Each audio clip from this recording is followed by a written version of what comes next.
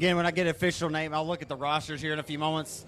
I do know that Baron Prince out of Haughton, Louisiana is the hired gun tonight of one of the 25s, and we do have 2 of them. If not, then that's Baron Prince, but I would assume that he's the hired gun for Stephen Burt Turnage tonight.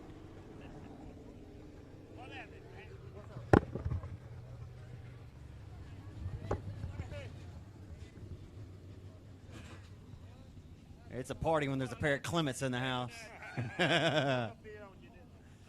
So again, Black Hat Chris Franks on the 148. The red 15 that just exited turn number 2, or entering turn number 3. He's 17 years old. The Lucas Oil Racing Products Advanced Powder Coating Black Diamond Chassis number 15. That's Clayton Stuckey tonight.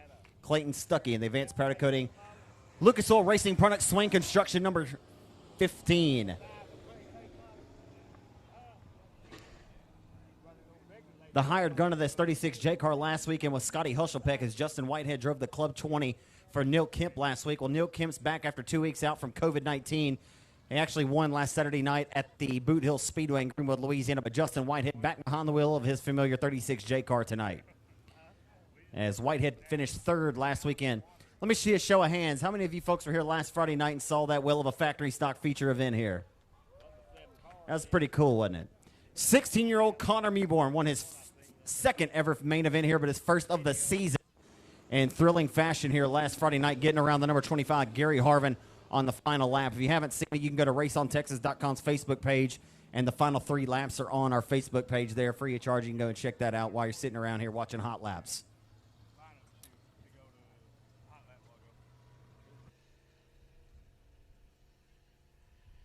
So unfortunately, Black Cat Chris Frank's going to need assistance by the push vehicle off the speedway. He's had a ton of bad luck.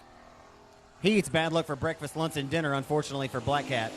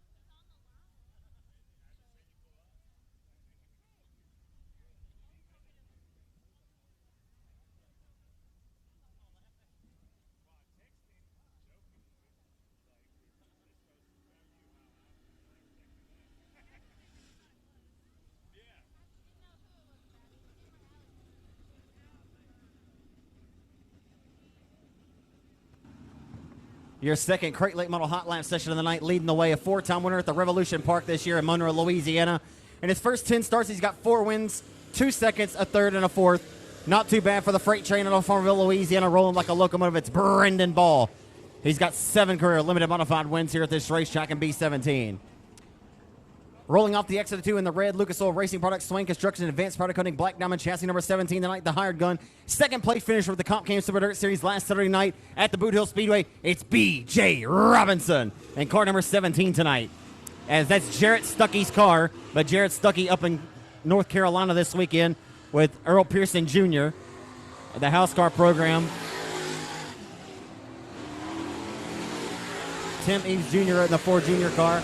The high side hustler, Jamie Burford at 19.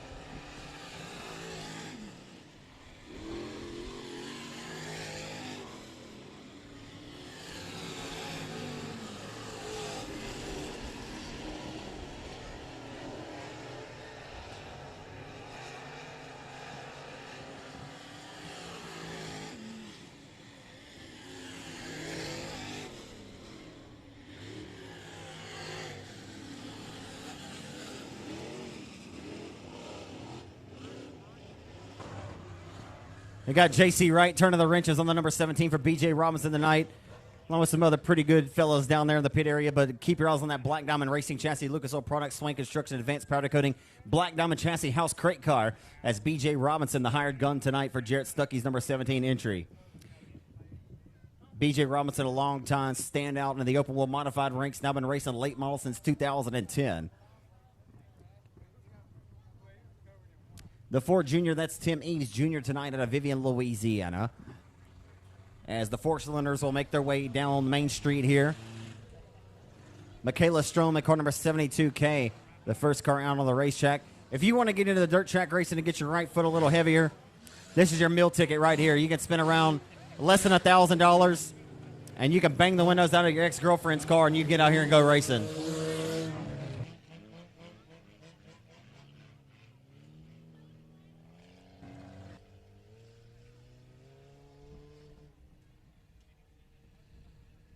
Cole Ogden, you're a law enforcement officer. It's probably not a good idea, is it? Probably not a good idea.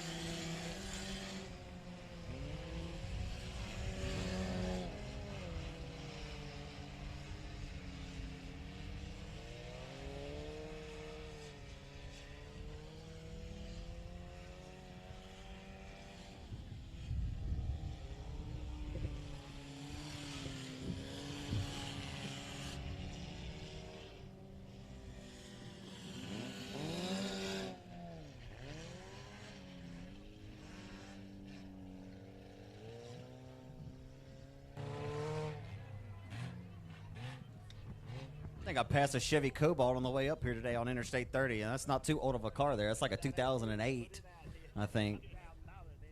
The old Cobalt. It's a safe car. And again, you can bang the windows of it, and you can go dirt track racing. In all seriousness, if you want to get that right foot a little bit heavier, you want to get out here and test the dirt track and see what it feels like to get out there on the speedway. Maybe you have goals or aspirations to move up and race one of these other divisions you saw already previously before the four cylinders. This is your meal ticket. You want to get out there and spend less than $1,000. Hard to say anything in racing is affordable, but this is going to be your most affordable class in dirt track racing, and particularly here in the Arklatex. Or if you have a youngster that wants to get out there, like 11-year-old Racing Roy in that red number 35. Texarkana Medical Associates, Texarkana Emergency Center sponsor number 35, Presto Magic Clean entry. 11 years old is Racing Roy, the son of Aaron Roy. Last Friday night Southern Sport Mod main event winner here. Aaron told me in Victor Lane making on him last Friday night. I think he's got plenty left. But Racing Roy trying to take over the Roy Racing reins one day. Winner in car number 4R enters turn number 1. That's Danny Rambo. Rambo was up on the wheel last week.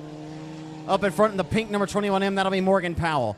The lady in the field, Morgan Powell in 21M, a FedEx employee. She delivers the goods right to your doorstep.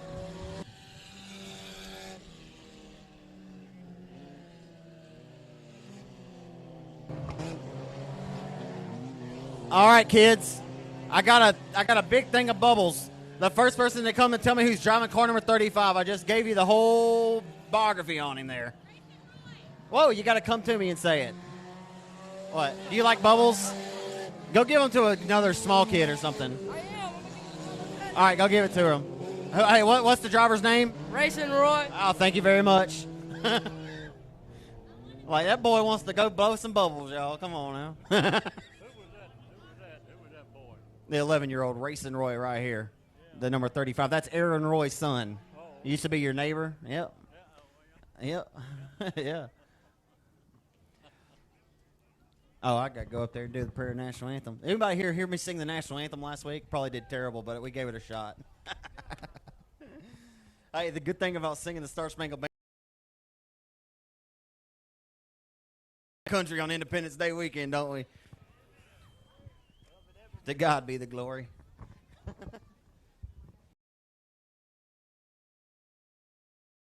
I'll say 1, 2, 3. Hello, Mr. Stevens. Thank you. That dude's a legend right there. He used to run around with Gary Wright and them. He knows this. He knows this racing stuff. He ain't been to the track. He came out here once in September of 2019, first time in about 20, 30 years, but he's back tonight, folks. He wanted some more of it.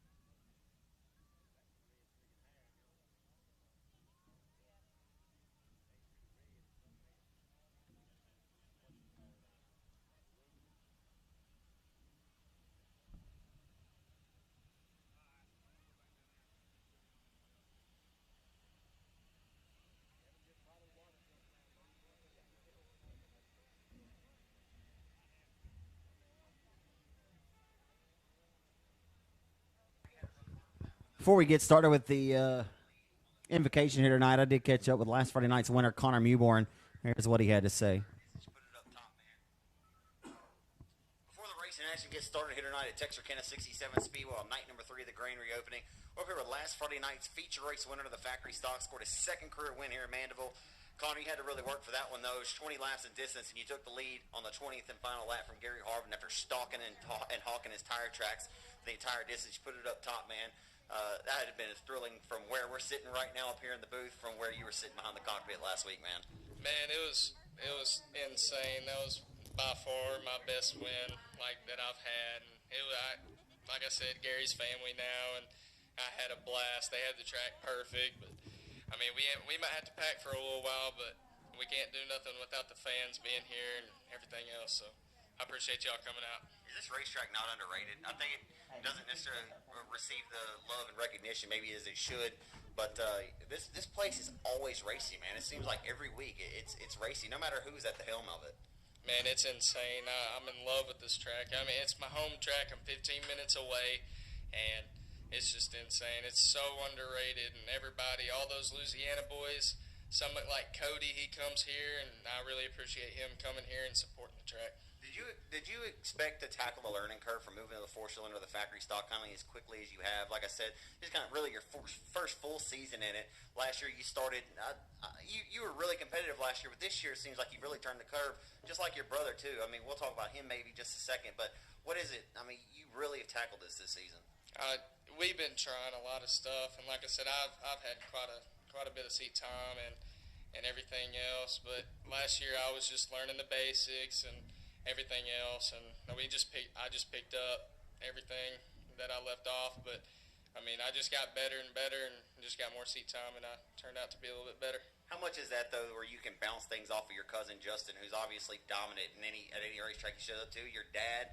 I mean, like I told the fans, you're a third-generation racer. This runs in your blood. But how much is that where you can kind of learn and bounce things off of those guys to learn and get better?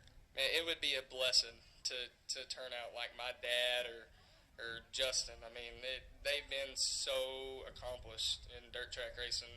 It'd be insane if I could turn out like one of them.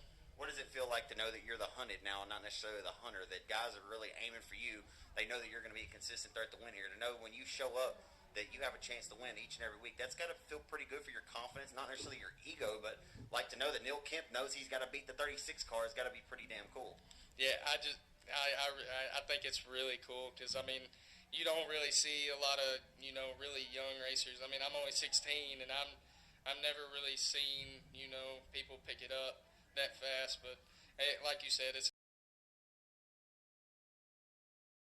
the reason you don't make it to Victory Lane this not tonight, man. Let's hear about all the great folks who helped you out in this 36 car. Man, I can't thank my dad, my mom, and Hadaway Towing and Collision, A&T Delivery, Harold's Transmission, just everybody that helps me out. Nickel and dime bodies for sure. Would you have felt satisfied had you not won last weekend? Because the Neil Kemp sunset down there. I'm just trying to get a win per year. It don't matter if I only get one for every year the rest of my life. It was eating me alive because I haven't got a win yet. But it won't bother me if I don't get another win. I mean, I just want to, because I mean that's what my dad done, so I want to continue that on.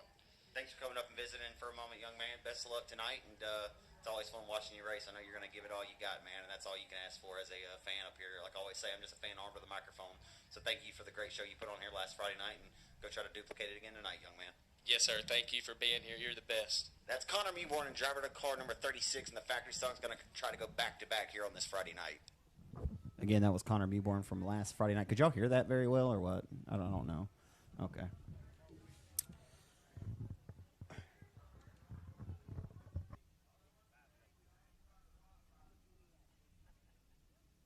Appreciate you guys' patience in advance. We had a few late signees that didn't register, so we have got the lineups pushed down there, so it's just taking a few extra moments here. We do appreciate your patience in advance, but it won't be long, and we'll get the first herd of cars on the Speedway for the first sets of heat races here tonight at the Mandeville Oval. Thank you, great race fans, for being here at Texarkana 67 Speedway tonight. This is a perfect time. Hey, y'all do me a favor. We got to get some more people in these stands tonight. We've had great crowds the first couple of weeks. I understand the sun has not yet set. Well, maybe take a picture of this great racetrack tonight and share it on social media, Facebook, Instagram, Twitter, or a TikTok. Hey, you make a TikTok, will you? I'm not with it, but one of you might be. But share it on social media, Facebook, Instagram, or Twitter, and let your folks know where you're enjoying your Friday night. Don't be ashamed of it. You're at the dirt track on a Friday night. It's going to be a great night. The drivers have done their part and packed the pit area. Now it's just up to us great race fans to pack these grandstands for these great racers that are about to display their talents in full force.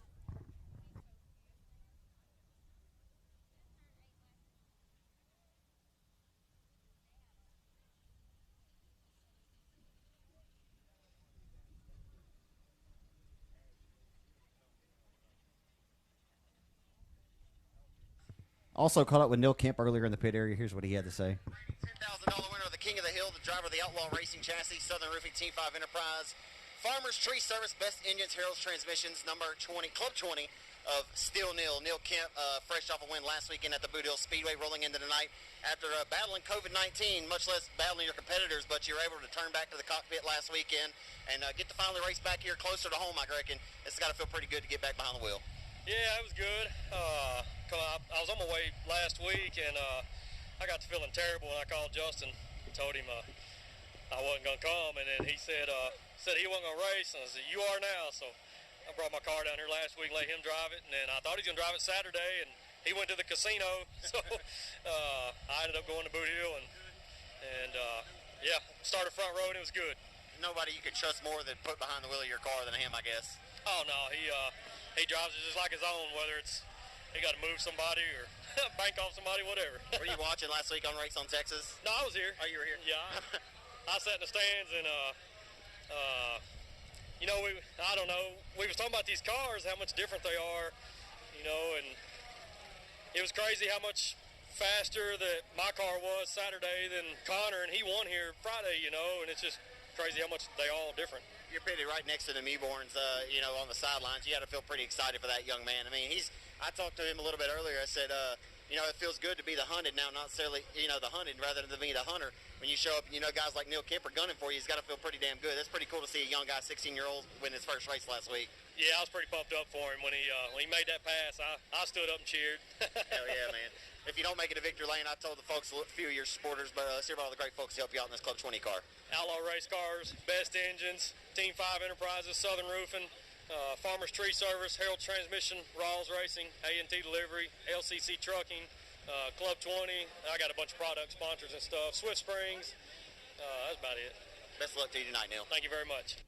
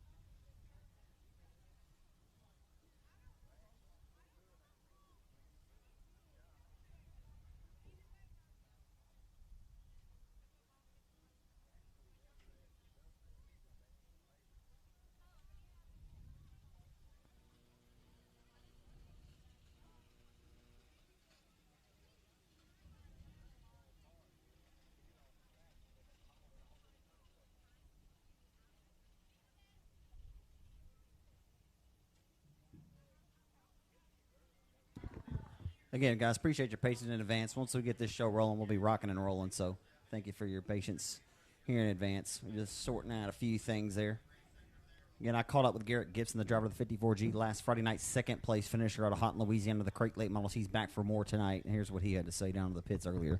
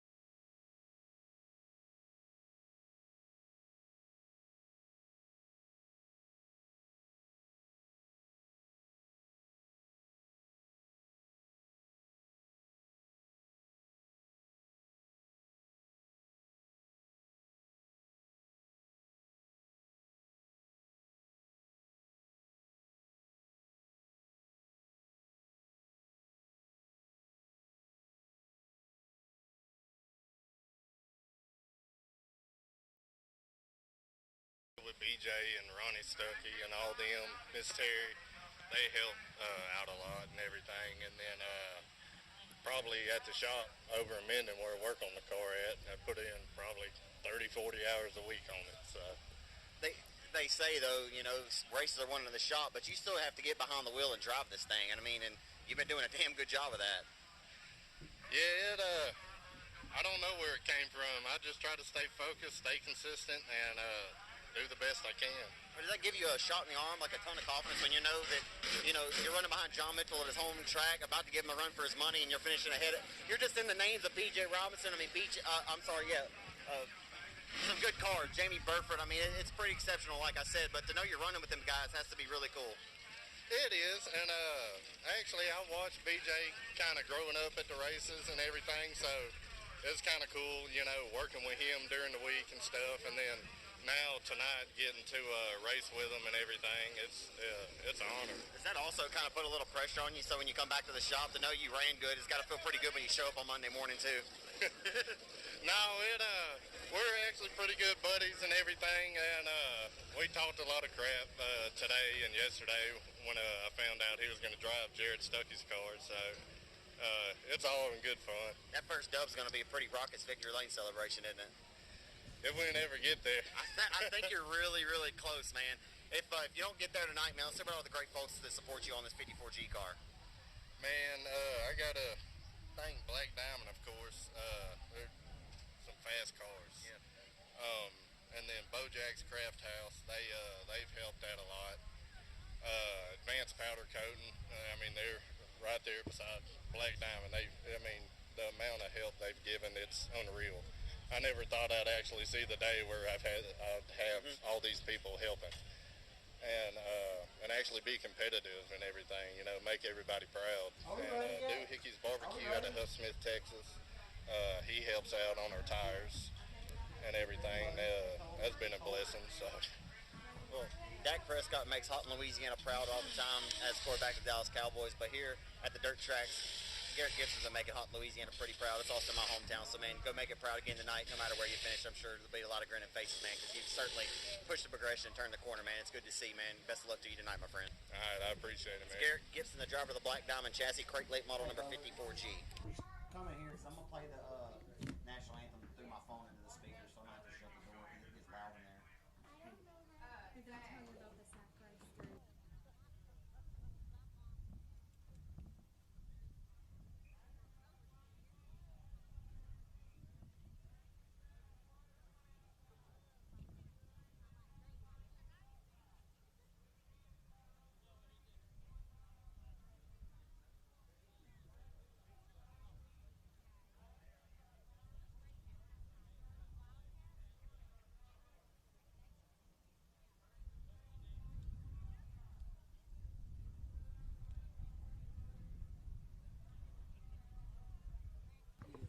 All righty, ladies and gentlemen, it's about that time. We appreciate you for coming out to Texarkana 67 Speedway tonight. On behalf of the Wiz and Ant family, we thank you for spending your hard-earned money with us to come out here to see some great dirt track racing action.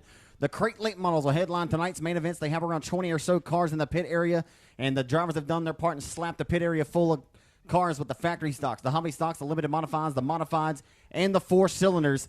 Like I've said all evening long, I'm going to beat the horse dead. Y'all do me a favor and get on the phone, text, or call some folks while it's not loud yet. See if we can't pack these grandstands out because, again, the drivers have done their part and they're ready to lay it on the line and put their talents on all full force for you great race fans here tonight. For those of you who are here, again, thank y'all so much on behalf of the Wiz and Ant family. Our judge, jury, and executioner up in the flag stand. He'll give you a wave as you wave to him, please, race fans. One of the best in the business, Mr. Joe Hone, your judge, jury, and executioner tonight up in the flag stand tonight. Here he is. I'm Zach Clark of the RaceOnTexas.com for all the folks that are watching from the comfort of their homes or on the go on their smartphones. Got Valerie Wells behind the lens, does a fantastic job. Your track photographer, RFS Photography, Chaz Brzeski, also shoots the action down at the Diamond Park Speedway in Nashville. Keep your eyes on him. He's done some fantastic work here at our first couple of events. As we're in our third event of the 2021 season. Thank y'all so much for showing up. It's going to be a good one here tonight. If we go ahead and ask you great race fans to go ahead and please rise so we can go to the Lord in prayer. With Mr. Bubba Green tonight, he'll bless this event. We appreciate you guys. Please remain standing for the playing of tonight's national anthem. Let us pray. Most Heavenly Gracious Father, Father, we just thank you for another day, and Father, we just thank you for your many blessings. And Father, we just ask that, Father, that you just watch over us tonight.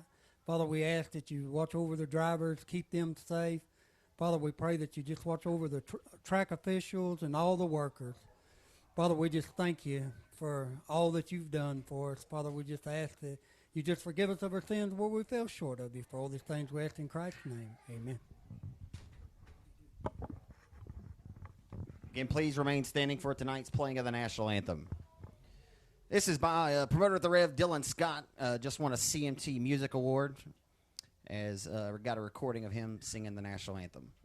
Oh, say, can you see by the dawn's early light what so proudly we hailed at the twilight's last gleaming, whose broad stripes and bright stars through the perilous fight o'er the ramparts we watched were so gallantly streaming, and the rocket's red glare, the bombs bursting in air, gave proof through the still there.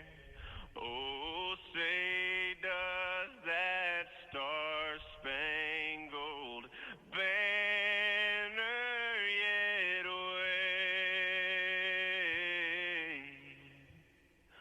o'er the land of the free and the home of the brave.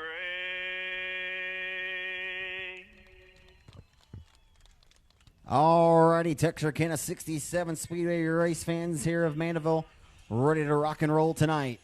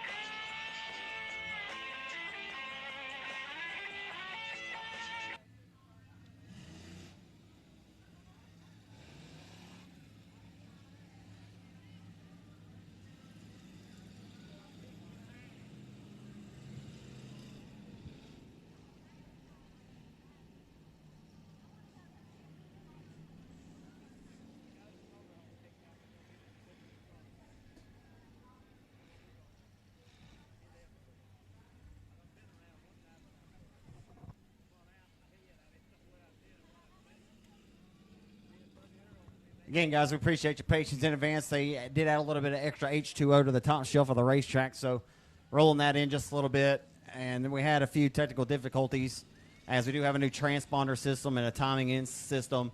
So, technology can be a pain to the rear end sometimes, so it bees like that sometimes. But again, like I always say, once we get this show rocking and rolling, we'll be rolling pretty swiftly here, as both of our events have been over before. First one was over at around 12:20. And last week we were done well before. I think we were done at like 11:08. So we're trying to get these things in at a timely manner.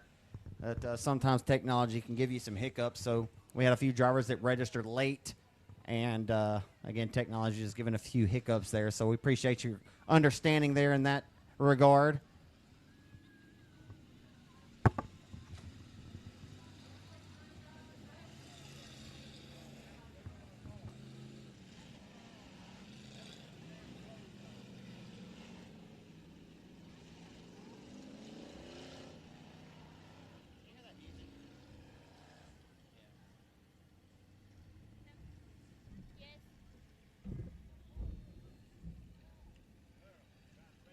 So racked and stacked here in Mandeville tonight at Texarkana 67 Speedway, the third event of the grand reopening on behalf of the Wizenant family here at Texarkana. Ready to rock and roll with the first heat race for the factory stocks tonight. And on the pole, earning the front row bid. You hate to have him draw a good number because he's one tough customer, whether he starts dead last or he starts pole or mid-pack. But it's the 8-time O'Reilly Auto Parts Cajun Classic winner, the all-time winningest driver here over the last 10 years. It's Justin Whitehead in 36J from Hooks. And the A&T Delivery Hadaway Towing Collision, raceontexas.com. Number 36J and WW Timber alongside, courtesy of Billy White. Outside from Amity, Arkansas is going to be the car number 35M of TJ McCarty. Inside of row number 2 and 39Z from Texarkana, Texas, it's Kelly Knighton. Outside of Knighton, it'll be Brendan Plumley out of Stamps, Arkansas in 13. Going to go around one more time. Inside of row number 3 in the 43J car to Mooring Sport, Louisiana. In the Barton Glass, Cook and Brody 43J, it's B.J. Cook. Outside of B.J. Cook in the 55M car to Bossier City, Louisiana, it's Cody Myers. Your opening night factory stock winner starts outside of row number 2. And the John Harvey Toyota Lexus Subaru sponsored Kiss Country 93.7 FM, 11:30 a.m. the Tiger 98.9 Highway Rock. It's Cody Myers, long hair, don't care, trying to get his second win here. Again, one on opening night in 55M. Inside of the fourth row from Houghton, Louisiana, the 71P car, that's going to be Dylan Parker. And outside of row number 4, starting in the number 15 machine out of Ashdown, Arkansas, it's Austin, first name, last name, Turner. 8 cars going 8 laps in distance. The lights are out, we're underway and hustling under the gun into turn number 1. The 8-lap grind begins as they hustle into one. Whitehead gets loose, and that's uncharacteristic. Whitehead, as it is very slippery up there, may need to roll in that moisture just a little bit more because that car hit a banana peel and out from underneath the steering wheel it went. And we got a Walmart and a Target parking lot down here in turn 1.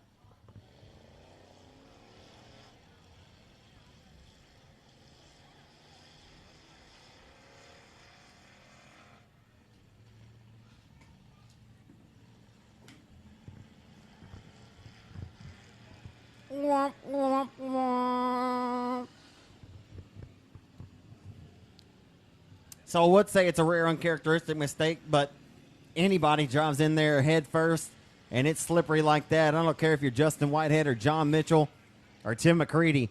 It's going to be slippery, and there was quite a few banana peels to be picked on over there. And Whitehead had the car just slip out from underneath him. We should go to an original restart, as it looks like all cars will be able to resume except for maybe that's Parker down there, Dylan Parker. It will be in a complete restart as Joe Holmes showing them, dicing up those 2 hands, letting them know to go back door to door. So give us some extra time to roll in that outside line of that momentum. I'm not momentum, sorry, that moisture. Yowza hooza.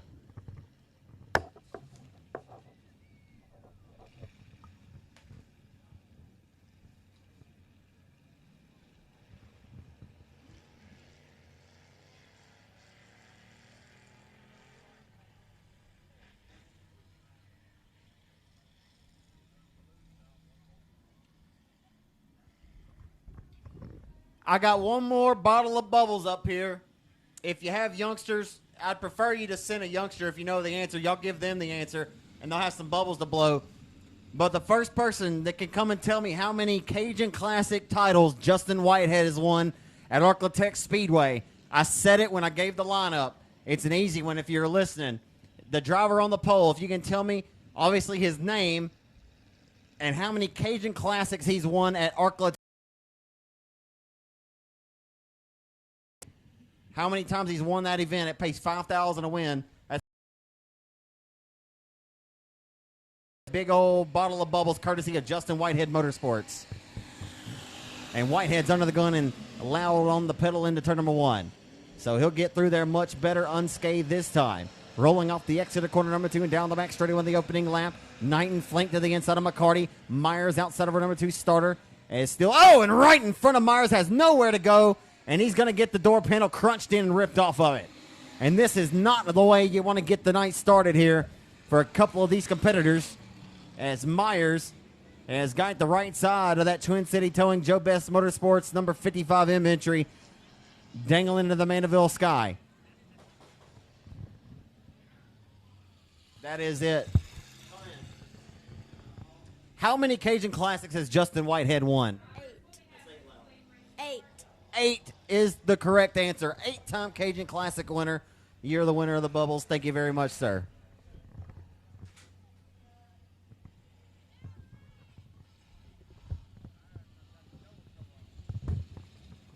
I kind of gave it away when I said $40,000 of money in the bank, and I said the race pays $5,000 a win. I just was trying to help y'all out a little bit. Well, this has been a tough go of it here, as the racetrack still got some slipperiness to it. What do you think of that, Dalton Vines? This boy wild out here. It's getting a little wild here, folks. Messier than an 80s food fight to start off the action tonight, as Whitehead makes a rare, uncharacteristic mistake. But like I said, I don't care if you're Justin Whitehead or Tim McCready or Scott Blomquist. You drive off in there head first. It's going to be pretty slippery right now. And, well, you don't need a door to go fast. He's got the roll bars in there to keep him safe. But Cody Myers about to go through the wind tunnel there. As this works out for him, he'll go right back.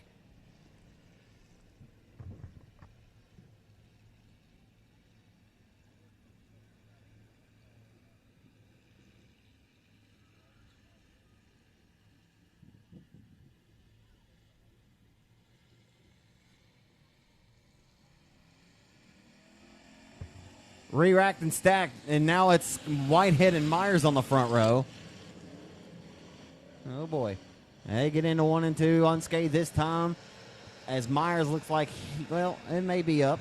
Looks like that left rear was deflated there for a moment, but he's smoking just a little bit there. You got to worry if maybe the rear end might be a victim of getting pushed out from underneath it there, because that was a hard lick over there. So your opening night factory stock winner, going to go toe-to-toe with a 3-time winner of the Boot Hill Speedway this year and the winningest driver here over the last 10 years plus. Justin Whitehead, the 8-time Cajun Classic winner and the 2-time $10,000 winner of the King of the Hill. He's Mr. Factory Stock. He hustles with the race lead.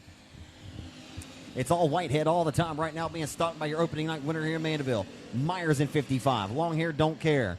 Right now, trying to saw on that wheel, and he cares to be up front and try to get this race lead from his good friend Whitehead. A pair of Outlaw Racing chassis, 1 and 2 right now. Here comes Myers around the hub of the racetrack. Both of them may be smoking just a little bit, as Myers knocking on the back door. Hello, Justin. Justin knows he's there. He's going to try to play a little defense here. On offense is 55 for the race lead down the back straightaway.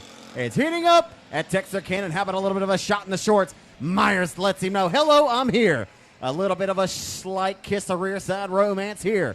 Down the front straightaway, 4 and 4 laps to go. Whitehead's got to hold him off for 4 more circuits.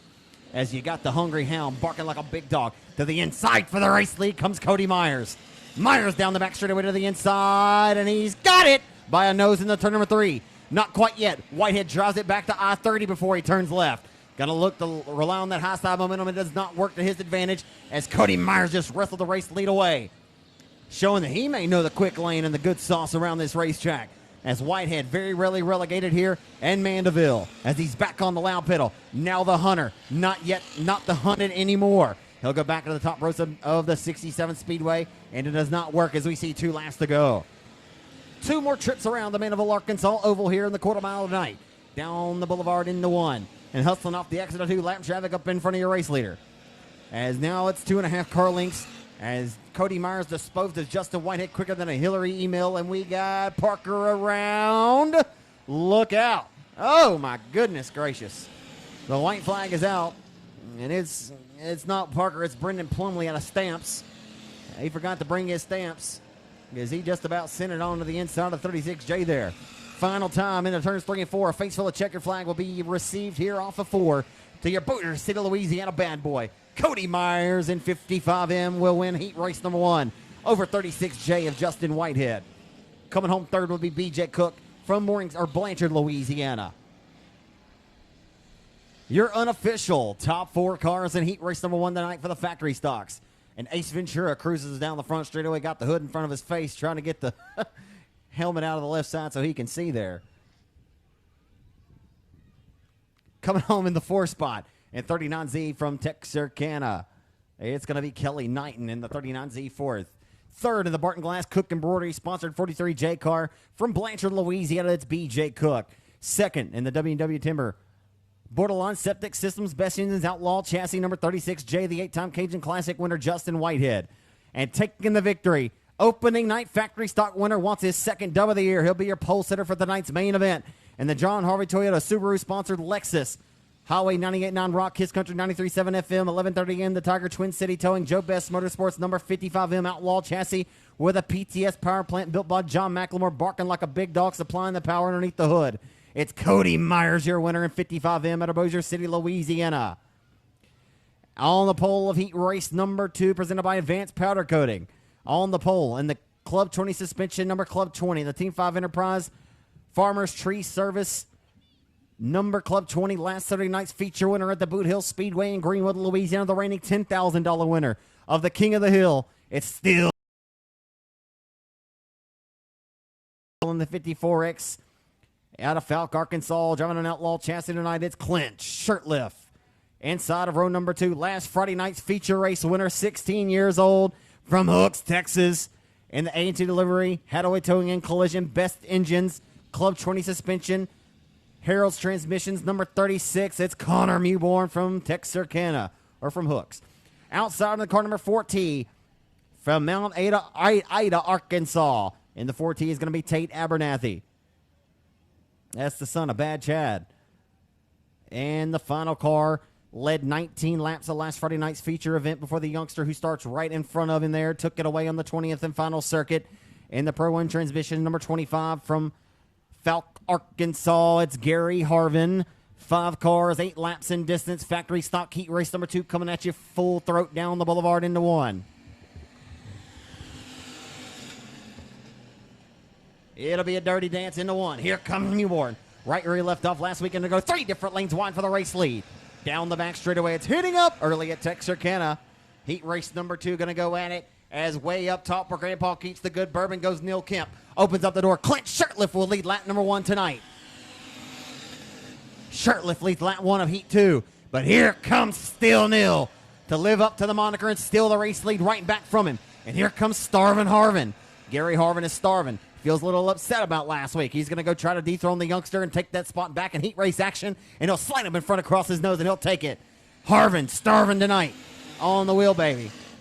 As Gary Harvin tries to throw his hat into the ring here officially. Here they come, 3 wide for the race lead. Off of 2 down the back straightaway. Gary Harvin's rolling around the hub of the racetrack. Couldn't go any lower than the Mudcat in the Red River, folks. Here he comes for the race lead off of turn number 4. And Gary Harvin has just relegated some heavyweights. Oh, baby. Gary Harvin is digging tonight. But around the outside goes Club 20 a Still Nil. They're door-to-door for the race lead. Off the exit of 2 and down the back straight with a 2x2x1.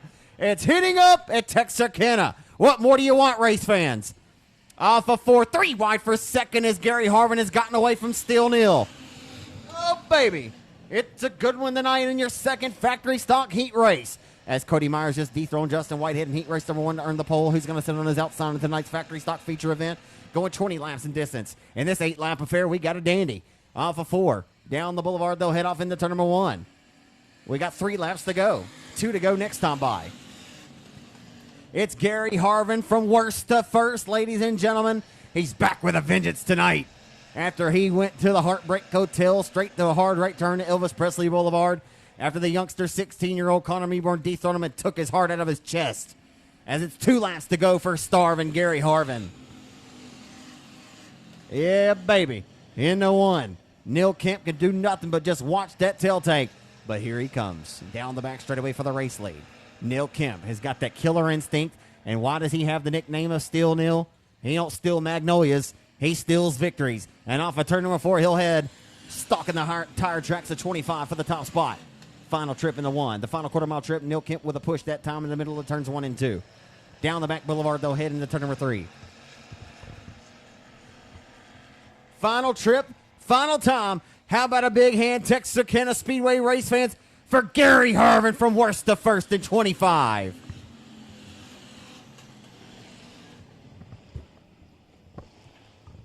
Oh, baby. If you don't like what you just saw, then you could turn to your neighbor like you're at church on Sunday morning and say, if you don't like what you just saw, then guess what? You don't like dirt shack racing too much, do you? How about that, ladies and gentlemen? From worst to first, the driver to the Pro 1 transmission, number 25. Folks, he got beat on the 20th and final lap after leading 19 laps of the feature last weekend. To not be denied tonight, he is back with a vengeance. And the driver of car number 25, how about a hand, Texarkana? I want to hear you for starving Gary Harvin in 25. Coming home second of Neil Kemp in Club 20. Kemp out of Kirby, Arkansas on the Outlaw Chassis Best Engines, Neely Service Center, Club 20. And third, last Friday night's feature race winner, the 16-year-old of the Best Engines, Hadaway Towing Collision, A&T Delivery, number 36, Outlaw Chassis of Connor Meeborn. That was good. Class in session, raise your hand if you think that was a good race. Are y'all awake out there tonight? I assume everybody who didn't raise their hand didn't think that was a good race. I ask you again, raise your hand if you thought that was a good race. It's all right to admit it. I mean, come on now.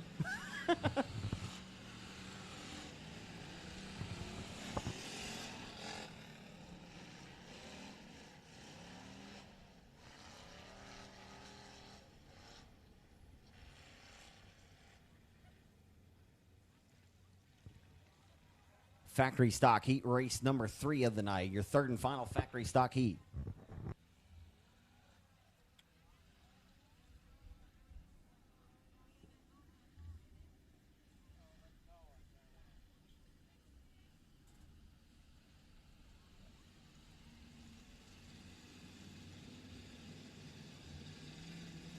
Can y'all hear that music out there or no?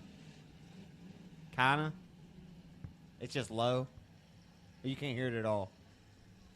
Okay.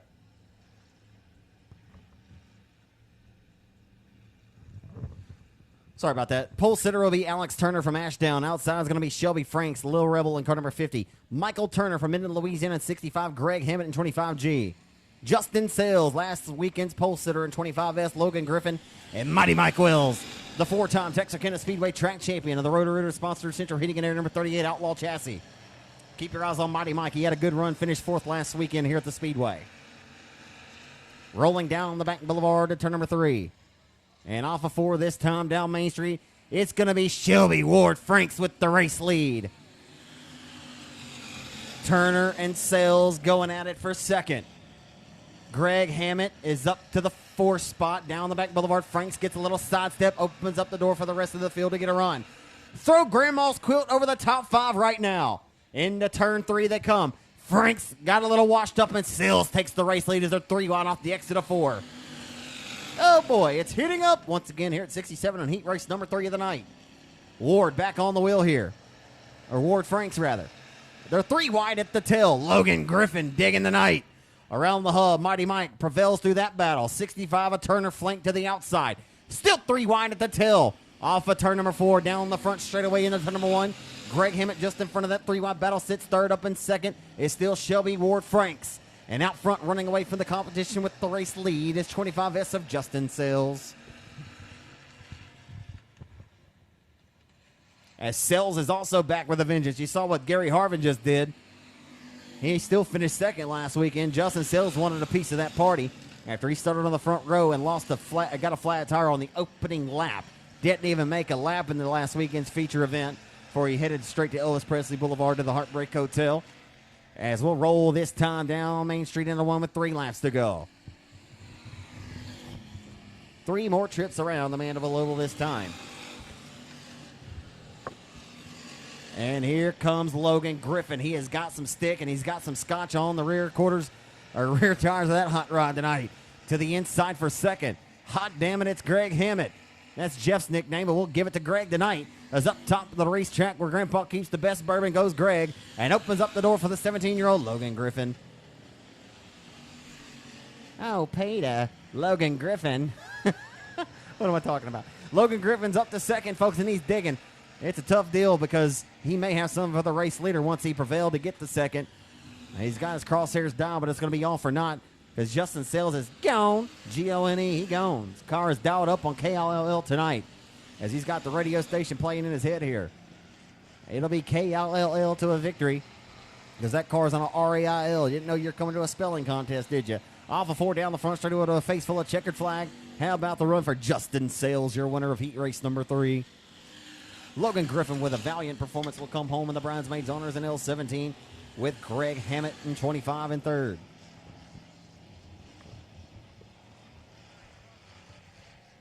Well, that was an impressive performance for the youngster Logan Griffin. Started 6th and made quick work of the competition and worked his way all the way up to the bridesmaids' honors and an AB Performance Bubba Green Towing Pro 1 transmission. Outlaw chassis number L17. The 17-year-old Logan Griffin put it on a display and drove to second. Just behind him and finishing in 3rd in the 25C, it'll be Greg Hammett. Greg Hammett with a great run there out of Edgewood, Texas in the 25G Patriot Racing entry. And taking the victory, how about a hand, Texarkana 67 Speedway race fans for your heat race number 3 factory stock winner tonight, Justin Sales in 25S.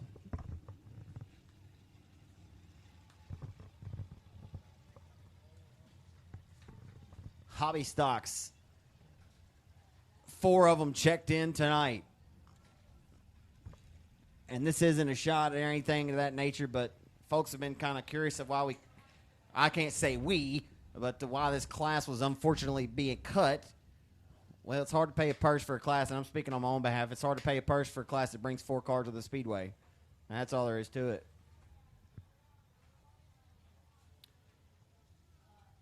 So that answers some questions. This class was really on a nice trajectory there. We added it in 2018 to the midpoint of the year, and it really had a nice trajectory. We ended up with getting around 20 or so cars weekly through about 2019, and I'm not sure we ever got over 16 cars in the 2020 season, and it just kind of has dwindled down, and we were really looking for this class to build and get better, but it just never really reached its peak like we were hoping. And we're having 2 stock car classes. It's kind of the same deal. People would say there's too many mod classes, some of the cars that look alike, but that's here nor there. I like the hobby stock class just fine. I'd like to see them build the car count and get it back up, and maybe in the future it could be a return. Jimmy V is going to be on the pole in car number 83 out of White Hawk, Arkansas. Randall Guthrie in 24G out of Texarkana. Dwight Weeks and Cole Ogden in the 5-0, baby. In the 5-0 from Mod Texas is Cole Ogden, the police chief of Mod Texas. He's got the race lead as he hustles down the back boulevard into turn number 3.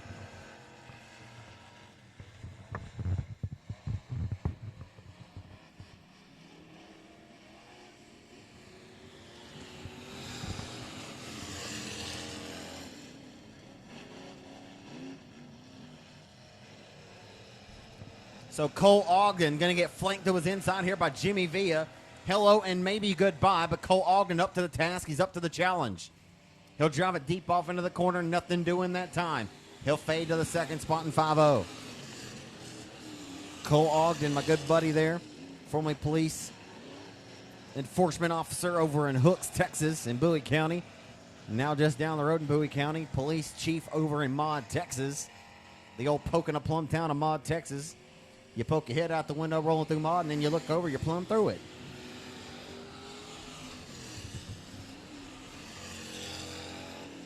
So off of 2 down the back straightaway, Jimmy Villa with the race lead.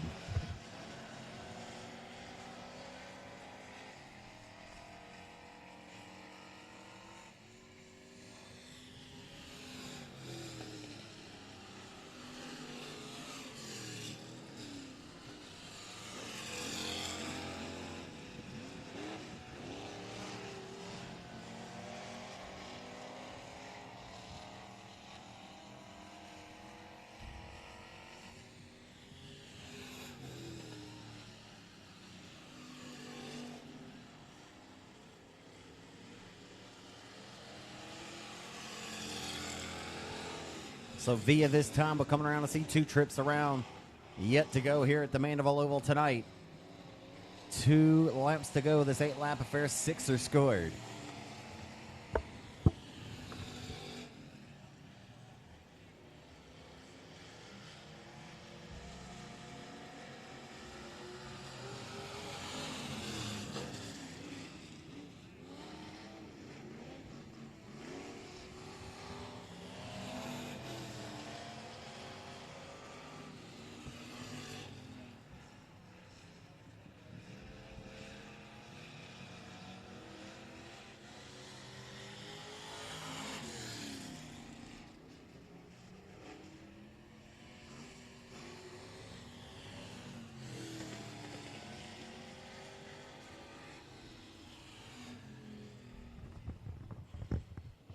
So that'll be all she wrote for your Homie Stock Heat race tonight. Taking the victory in car number 83 from White Hawk, Arkansas.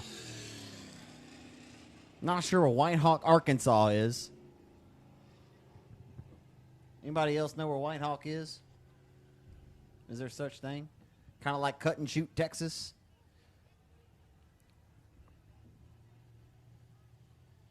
Taking the victory, car number 83, Jimmy Villa checks up and checks out on him. He brought his stamps and he sent it. The 5-0 of Cole Ogden will come home in the Bridesmaids honors in 5-0. On the pole, your first limited modified / Southern Sport Mod heat race of the evening here in Mandeville.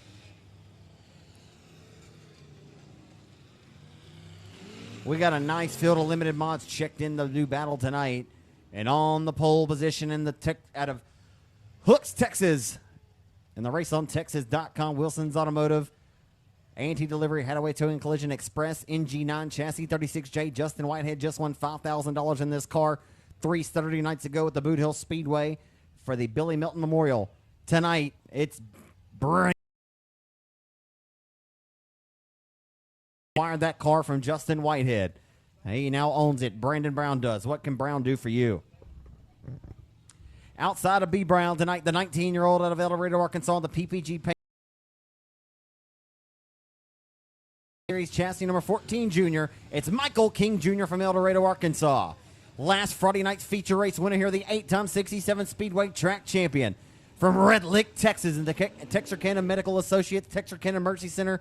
Presto Magic Clean DE Wraps number 35. It's Rapid Roy, the stock car boy. Rapid Roy out of Red Lick, Texas in 35. And outside it'll be Jamie Clayton out of Texarkana, Texas in J3. Awesome Andrew Rossum in 92. Colby Mewborn, this is a tough field. 15-year-old Baron Prince in 9R. Wow, this is a stellar field. This is some tough customers in this one. As Michael King Jr. going to get a nose up on the outside line, and he'll use that momentum to his advantage. They rock and roll down the back boulevard to the turn number 3 on the opening lap of heat race number 1 for the Southern Sport Mods tonight. Off of 4 for the race lead. Here comes Brandon Brown digging around the hub, but Michael King Jr. leads lap number 1 in 14 junior car. And the 1. Michael King's up on the wick, and he's dialed it up. Off of 2 down the back straightaway, he'll head with the race lead. Rapid Roy, Aaron Roy back behind the the J3 car, sitting in the 3rd spot as we continue to have a battle for the race lead. Here comes Brown to the inside. He'll lead lap 2. A good old game of Indian Giver for the race lead. Sliding him in front of the nose of the 14 junior. Michael King goes Brandon Brown. And look at this. They're 3 wide nearly for the 3rd, 4th, 5th, 6th spots down the back straightaway. Like I say, it's hitting up at Texarkana. Off of turn number 4, you gotta love this racetrack. Yeah, baby. Down the boulevard, Brandon Brown takes another stab to the inside of the race lead as Michael King Jr. leads lap number 3. I told you, it's a game of Indian giver. As King, a little bit of contact and a shot of the shorts goes Michael King. 4 different lanes wide for 3rd, 4th, and 5th down the back straightaway. Yeah, boy, it's a good one. Off of turn number 4 for the race lead, and Brandon Brown takes it back, and he'll lead. Leads lap 1, 36 leads lap 2, 14 Jr. leads lap 3, and 36 leads lap 4. Oh, boy, and now Michael King. J3 of Clayton will get by 3 wide back here. Contact with the left front of the 14 Jr. of Michael King. He's going to be a little hot underneath. Night. Hustling off the boulevard of 2 on the back straightaway to turn number 3, Andrew Rossum.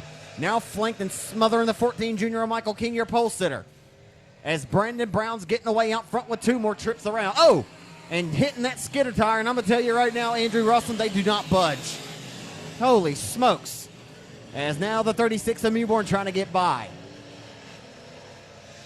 That was a wild ride for Rossum. He had the mullet flapping in the wind in that one. Off of turn number 4 to a face full of white and flat comes Brandon Brown. Down Main Street into 1. Unbelievably, last Friday night's first and second place finishers are at the tail, and Roy in 35. Sorry, Mewborn just got around the 92 as Baron Prince is relegated to the tail. As final time to a face full of checkerfed, Brendan Brown in 32, your winner in the WW Timber number 36. A great run there for your mini-time hobby stock winner here of Jamie Clayton. Folks, you needed to borrow a set of eyeballs from somebody. That was wild. And Michael King Jr. don't want to do it.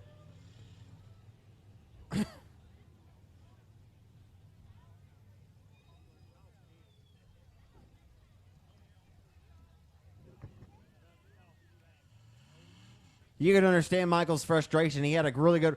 They were playing Indy Giver for the race lead. Michael King led lap 1. The 36 led lap 2. Michael King led lap 3. And then 36 led lap 4. And they were playing back and forth for the race lead in a great race there until Michael King got off the back straightaway over there and kind of had no real estate left up there. But that was a great race early on, as Brandon Brown's going to be your heat race number 1 limited modified winner tonight. Second in the Livingston Trucking, number J3 of Jimbo, Jamie Clayton. And coming home in the 3rd spot, it'll be Michael King Jr. And taking the 4th spot, the Hathaway Towing Collision A&T Delivery Best Engines Western Flyer number 36 of Colby Mewborn. That was a wild and a very exciting heat race. Heat race number 2 for the limited modifieds tonight we'll find on the pole from Hooks, Texas. And the Farmers Tree Service sponsored H&N Electrical Incorporated. Number 24B from Hooks, it's Bailey Turner. Outside of Bailey Turner from Falk, Arkansas, the Custom and Coating and Fabrication 00 IRP chassis, it's B.J. Moore. Inside of row number 2 from Falk, Arkansas on the 23 Junior WRA Enterprises, number 23 Junior, John Good Jr. Outside of row number 2 and car number 61 from Maud, Texas, it's Trent Kenward. And inside of row number 3, it'll be Stephen Hogan from Jefferson, Texas in 18. Tim Strickland from Maud, Texas in 213. The lights are going out, and we'll hustle down the boulevard into turn number 1 under the gun.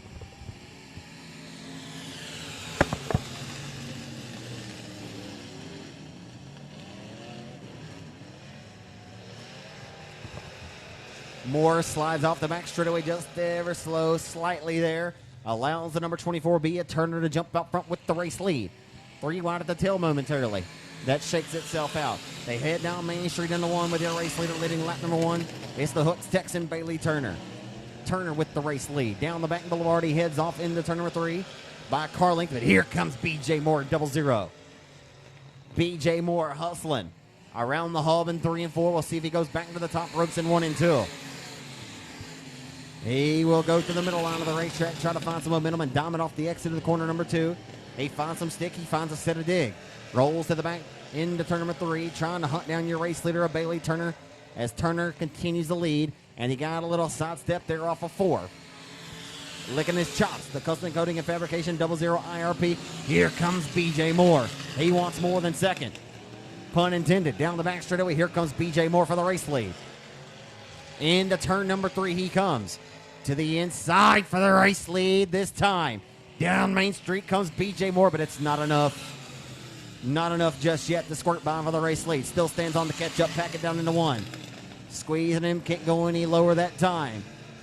I don't think he could have slid the Holy Spirit between his left front skidder tire, or that skidder tire and his left front. Speaking of both of them, as a matter of fact, as Turner's right around the hub of the racetrack.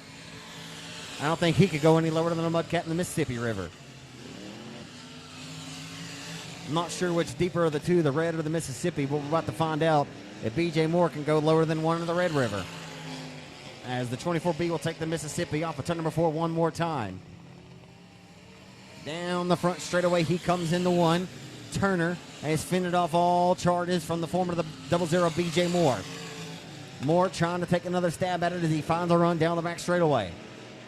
That's still the best battle on the speedway right now, as the 23 junior of John Good Jr. riding back in a comfortable third spot over your 4th and 5th place drivers as we hustle into 1 for the final time. Here comes B.J. Moore. Moore's found it. Here he comes. Down to the inside, had to check the throttle. Had to put it on the brake pads just a little bit there as well. He'll send it up into turn number 3. Try to find a little bit of dig here, and he won't be able to find it as your heat race number 2 winner, Bailey Turner in 24B.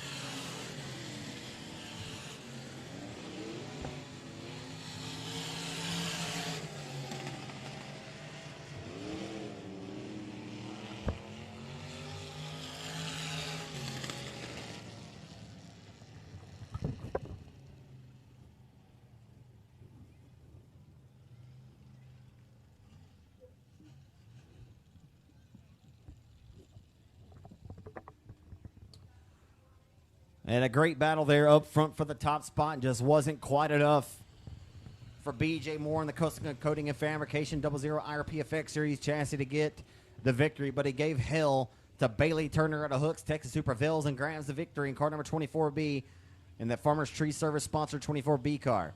As B.J. Moore once again grabs second. Third will be the W. Ray Enterprises 23 Junior, John Good Jr.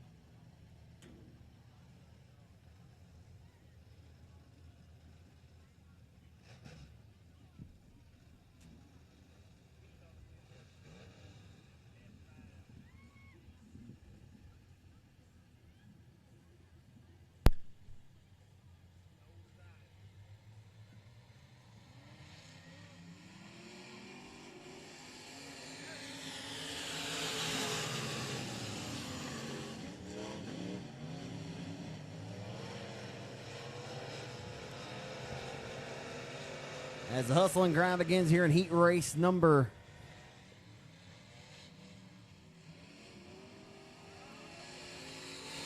and we'll get a caution here. And allow me to get a chance here to give you that lineup.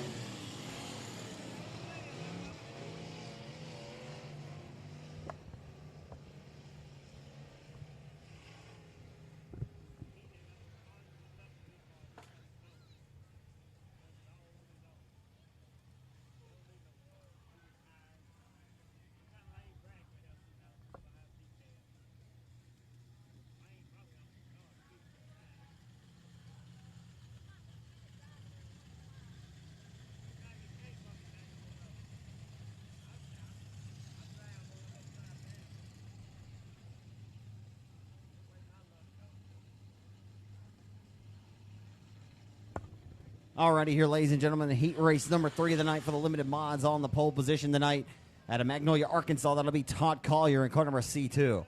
Outside of Todd Collier in the number F5, last Saturday night's feature race winner. Age ain't nothing but a number, baby. 64 years old, still getting the job done. Won over a strong, healthy field of limited mods last Saturday night at the Boot Hill Speedway in Greenwood, Louisiana. It's Skeet Amison, an F5 from New Boston, Texas. Inside of row number 2 from Texarkana, Texas, or Hooks, Texas, the 24D, it'll be Dustin Dump Taylor. Outside of Dustin Taylor, it'll be car number 7 out of Bradley, Arkansas, Chad Morgan. Damon Gardner from Stamps in car number 81, and Thomas Daniels from Mod, Texas in 78T.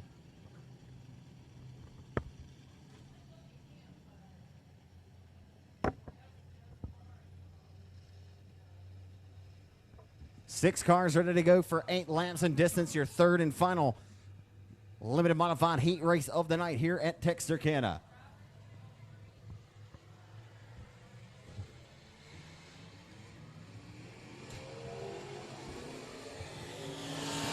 Down the front straightaway on the opening lap into turn number 1. The 64-year-old Wiley veteran Skeet Amison going to jump out front to the race lead.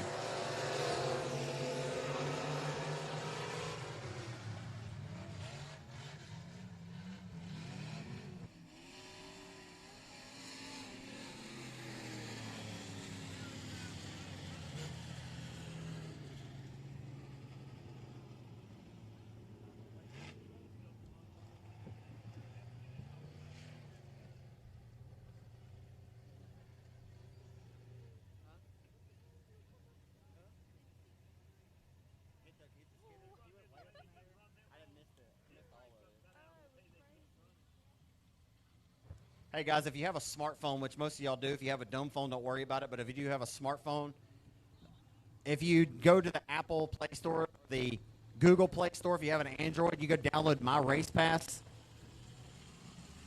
If you download My Race Pass, you can go scroll for the live events, and you can find Texarkana 67 Speedway, and you can get all the lineups right there in the palm of your hand for free of charge. I know it gets hard to hear me sometimes, but you can go get them. It's called My Race Pass. All one word, M-Y, if you can spell. This is my Louisiana education, but M-Y-R-A-C-E-P-A-S-C. I'm just kidding, P-A-S-S. My Race Pass. I was going to say the C was silent.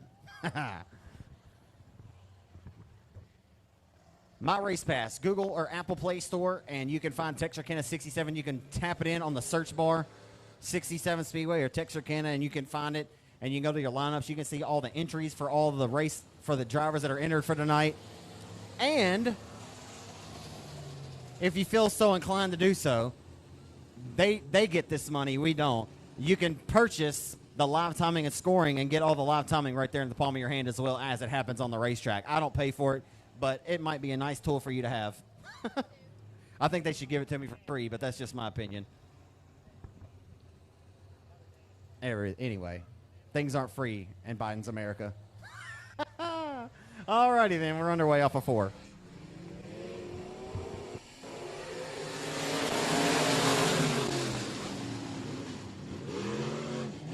The F5 of Amison going to jump out front to the race lead.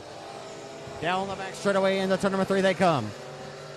Amison trying to pick up right where he left off after his win at Boot Hill last Saturday night.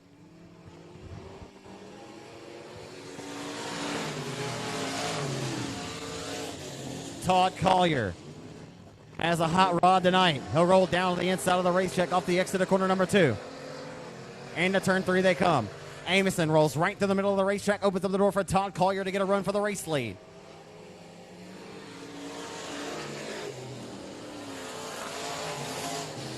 Todd Collier and an IRP chassis, a pair of Ingalls Racing Performance chassis out front right now, stomping around the 67th Speedway Oval tonight. In 1 and 2, off of 4. It still continues to be Skeet Amison with the race lead.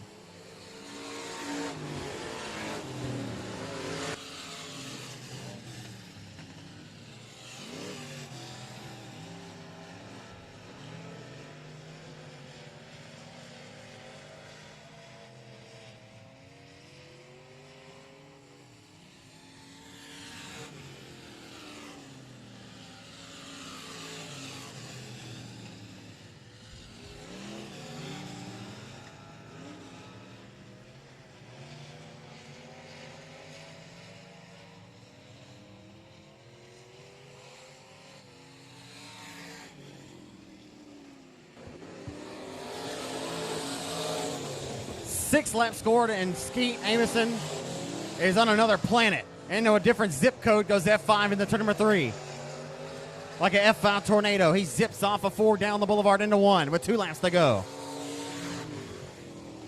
Amison proving once again, age ain't nothing but a number, baby.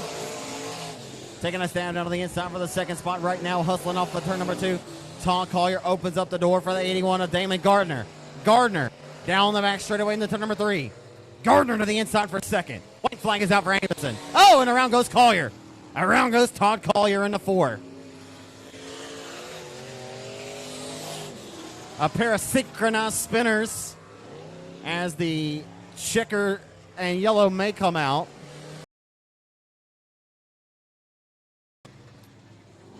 Not sure how that one will be scored. I thought we might get the yellow and checkers out.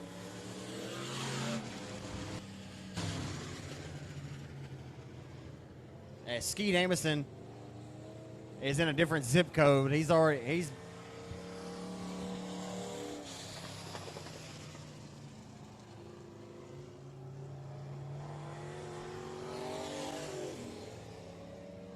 the F5 Amison's all the way to Pluto. These others are just about to Mars. As he's got his thing aligned right now, right where he wants it around the Mandeville, Arkansas Oval here tonight. Amison right off from where he picked up a win last Saturday night in Greenwood, Louisiana at the Boot Hill Speedway. You know, I say age ain't nothing but a number all the time. Connor Mewborn, 16 years old, proved that last weekend, and now you got 64-year-old Skeet Amison again proving age ain't nothing but a number. So the range of 64 to 16 years old, both of these guys scored a win last weekend here in the Arklatex. As Amison's good as he once was and as good as he ever was. As they'll come off a forward to a face full of green flag. We're back on the way for a green checkered restart.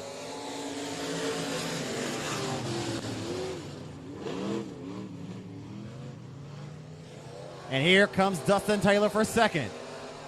Dump wants second. Taylor and Gardner going door to door for second. Off of turn number 4 to a white flag. He'll come at Skeet Amison with the race lead. Dustin Taylor trying to finesse the throttle and work down to the inside of Gardner for second. Hello, how you doing? Oh, baby, he'll get by. Gardner will get by, and the checkers will come out. Skeet Amison, your winner in F5.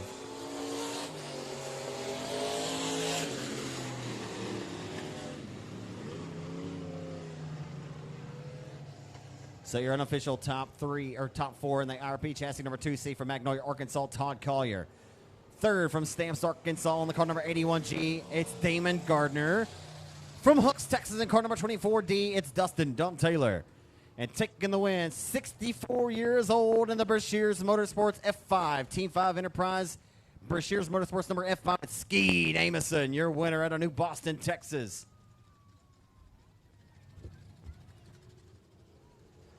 I don't know why I don't call Skeet Amison the Texas Tornado, because he is one bad, fast F5.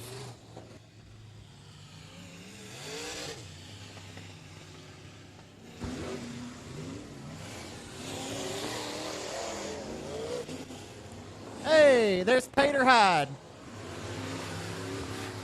Tater Hyde's got the old school number K9 on the side of it. He's going to be barking like a big dog tonight. For those of you who don't know, Tater Hyde, who's starting outside of row number 3, that's his original number, was K9. Back when he first started, back in like 2008. So on the pole of heat race number 1 for the IMCA mods, I think that's the first and only heat. And what I said about the hobby stocks,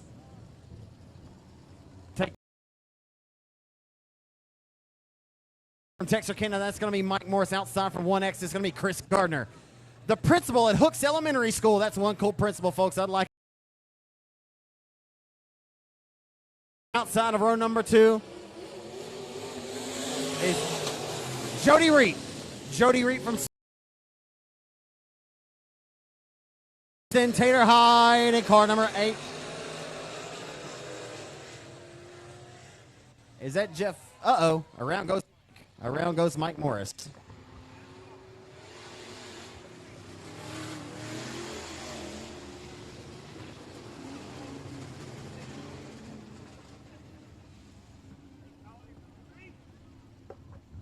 So Mike Morris, your pole sitter, I did not see exactly how that transpired. I looked over. May have had a little assistance, a little birdie tells me there. But no, he went around. I don't know. I can't see it all. Nonetheless, the 5M from Texarkana. He's been racing for quite some time as well. We'll see if they go in original here. But Mikey Morris.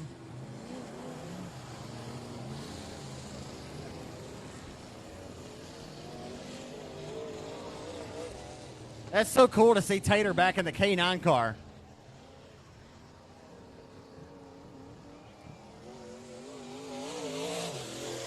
So once again, it'll be Mike Morris out of Texarkana and 5M, your pole sitter. The 1X from Stamps, Arkansas is Chris Gardner, a feature race winner down at Nashville at the Diamond Park Speedway this season. In the number 14, it's going to be Kenny Turner, again, Hooks Elementary principal. Outside is going to be from Smackover, Arkansas, and the number 8R, it's Jody Reap. And again, thoughts and prayers goes out to the Reap family as Jody Reap lost his father on Father's Day Sunday, just a couple of weeks back. My thoughts and prayers goes out to Jody. He's a good guy, and his dad was always at the racetrack with him. Always met me with a good, firm handshake, and he'll be missed sorely at the racetrack. That there is no doubt. In car number 50 is Steve Rebel Ward, and the Ward's four-wheel tire, number 50. In the K9 is Dustin Tater Hyde. Is that Jake Huckabee in 12? And the lights are out. We're underway.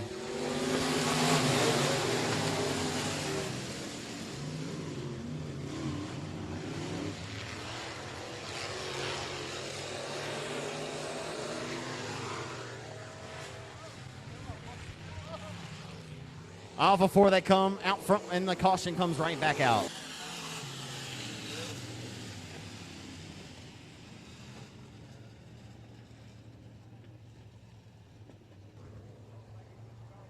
I didn't see that one.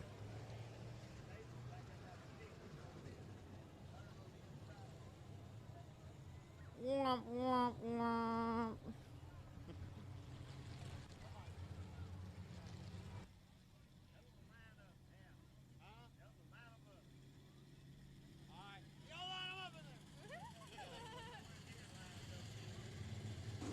How many of you folks got Tater Hyde to storm outside of row number 3 and take this victory here? And I ask you that because Tater Hyde was voted most popular driver at Texas Motor Speedway's dirt track. This is back in 2014, but Tater's loved by many. He's a pretty dadgum good shoe, too, making his debut at 67 on the season. We'll see what he's got outside of 3. He's in the K9. He'll be barking like a big dog tonight. Lights are out. We're underway off of 4.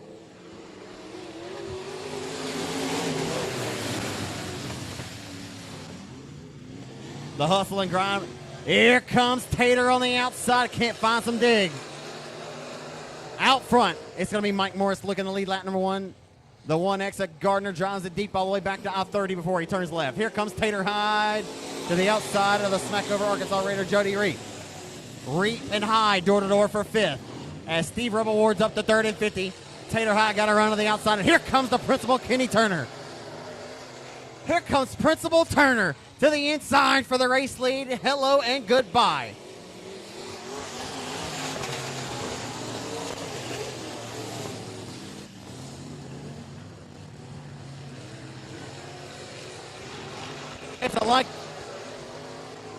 It's like the end of the year award ceremony. He sits all the kids down and have them take a seat tonight. He sits down Mike Morris and has him take a seat. So hustling into 1 is Turner. And Tater Hyde has got it digging around the middle of the racetrack. Barking like a big dog in the K9 tonight. Here comes Tater. He's a mashed tater right now, folks. Put some bacon and chives on it. Here he comes off of 4. Oh, boy. Trying to sauce him up with a little sour cream now. Here comes Tater, but he can't find it. Uh-oh. Roll to the back, deck to the number 50 award, and Tater Hyde drives it deep all the way back to Interstate 30. Off of turn number 4, they come down Main Street. Turner's getting away out front. Tater Hyde on the IRP chassis, number K9. Barking like a big dog to the outside of Steve Ward. Tater Hyde in the 50 award going at it. Mike Morris, hello. Diving underneath him, 3 wide down the front straightaway nearly at the midpoint. Morris fins off the 50 award. And Tater Hyde is going to find some stick and some dig. Here he comes. He's got his foot matted through the firewall. Got the nose knocked off of him. You got a good battle for second as the white flag comes out for Kenny Turner. Boy, Mike Morris making that car wider than a triple wide trailer. Hyde going to send it off deep into 1 and 2 once again. 3 wide, nearly for second as Ward holding on to that spot, making his car wide off the exit. Final time, here comes Tater on the outside. Off of 4, matted through the firewall, and Morris will grab it. And by half a cat's whisker for third, Tater Hyde got third.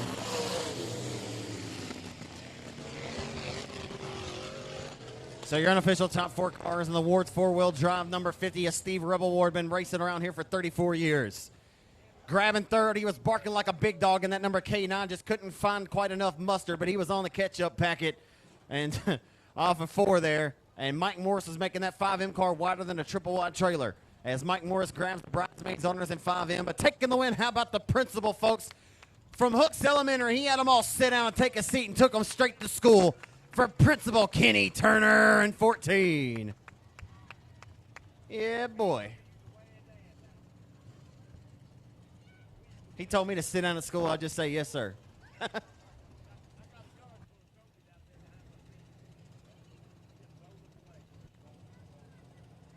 Who am I kidding? I was always respectful to any of the principals, but, you know, I think it'd be pretty cool if my principal raced cars on the weekend. I'd have my parents come. I'd have them telling them all about it, and if they didn't bring me, I'd find a way out here. I want to watch that cool dude race. He is cool as a fan, isn't he? He is a cool dude. Cool as a fan. It'd be pretty cool if he got his first win here tonight.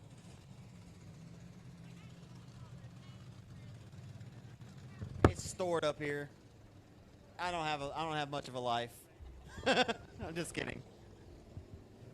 I love it. This is my expertise.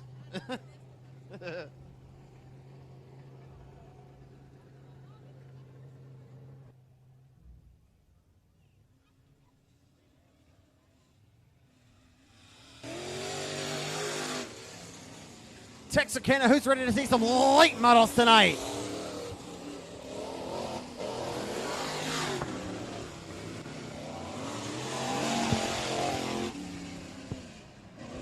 We got a nice, healthy field of crate lates headed to put on a show tonight for you great race fans. It ought to be good. And on the pole of heat race number 1 from Houghton, Louisiana, I call him Double G. He was an OG last weekend, finished second in the main event behind the Catman John Mitchell, but Double G, Garrett Gibson's going to be on the pole in the Bojack's Craft House. Black Diamond Chassis number 54G out of my hometown of Houghton, Louisiana, the Advanced Powder Coating Black Diamond Chassis. Outside, it's going to be Dane Caskey, Dane Caskey back in the saddle again. In car number 91, it's Dane Caskey. Inside of row number 2, it's going to be Tim Eves Jr. in the 2 Junior. And outside from Vivian, Louisiana, his father, Tim Eves. Inside of row number 3 in the 24 car. Who's in 24 tonight? I got to look. Oh, Garen Lindsay, my good friend out of Keyfield, Louisiana. And outside of Garen Lindsay tonight, it's Baron Prince. Baron Prince, the 15-year-old in car number 25 for Bubba Sampson Motorsports. Down the back straightaway, Tim Eves got a run down to the inside of the 91 for second of Dane Caskey. Garrett Gibson got a little sidestep with the race lead, but here he comes down the boulevard in the 1 slot.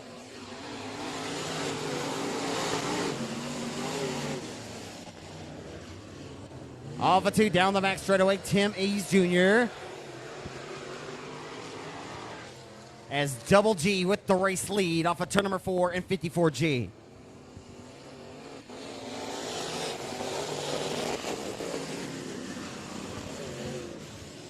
As Garen Lindsay, bringing the Lindsay family back in the battle for 4th. Down to the inside for 4th. Dane Caskey gets sidestepped, thrown into the hip pocket of Tim Eves in the 4JC car. Off of 2, down the back boulevard in the 3, hitting the skidder tire, goes Tim Eves and knocked the front off the left. Yeah, folded the nose under, and he will be DONE and done. Halfway in, 4 in and 4 laps to go.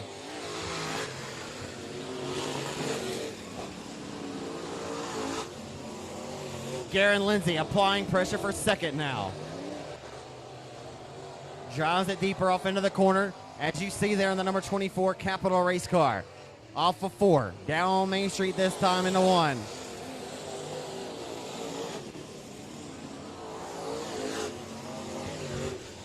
So Tim Eves Jr. has walked away from 24 Lindsay. As it's all Double G. Garrett Gibson looking for his first career victory here tonight. Second last Friday night. Second at the Rev a month ago.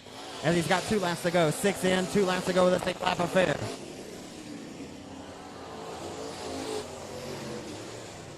The top 3 cars separated by about the same distance as Garrett Gibson has about a few car lengths over what the 4 Junior has over the 24 of Lindsay, rather. White flag is out for Double G.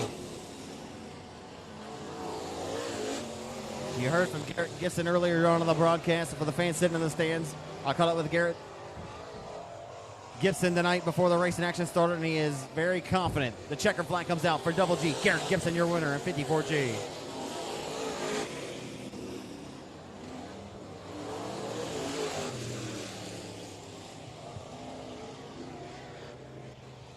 So your unofficial top 4 cars in car number 91, it'll be Dane Caskey out of Keithville, Louisiana. Third from Keithville, Louisiana.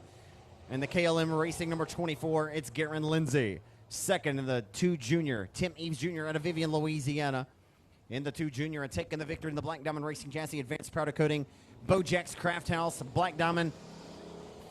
54G from Houghton, Louisiana. How about it for Double G? Garrett Gibson, your winner in 54G. Maybe tonight will be his night to visit Victory Lane for the first time of his racing career.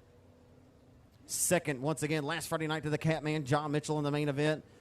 And it gets better and better every time he sits behind the cockpit. How about the pair of Swain Construction Lucas Oil Racing Product house cars for Black Diamond chassis on the front row of heat race number 2 for the crates?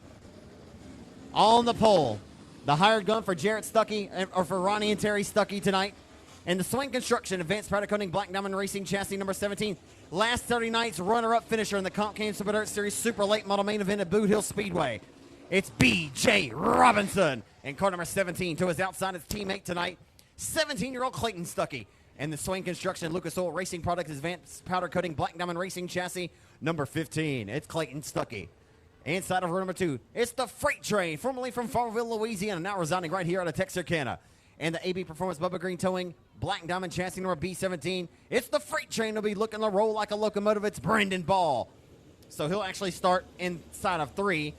Up in front of him are the Rawhide sponsored Tommy Down and Logging Black Diamond Chassis number 19 out of Keachai, Louisiana. I don't know not another from Keachai, Louisiana, but I do know one of them. He goes by the moniker of the High Side Hustler.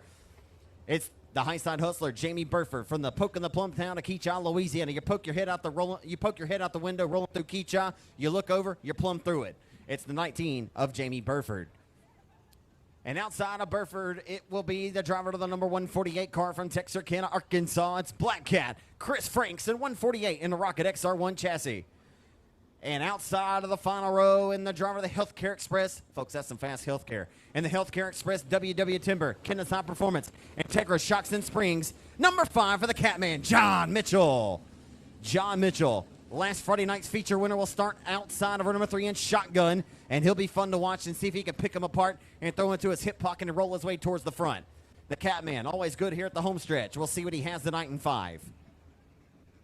How many of you folks think the Catman can roll from worst to first in this one? We're going to keep our eyes on him in 5.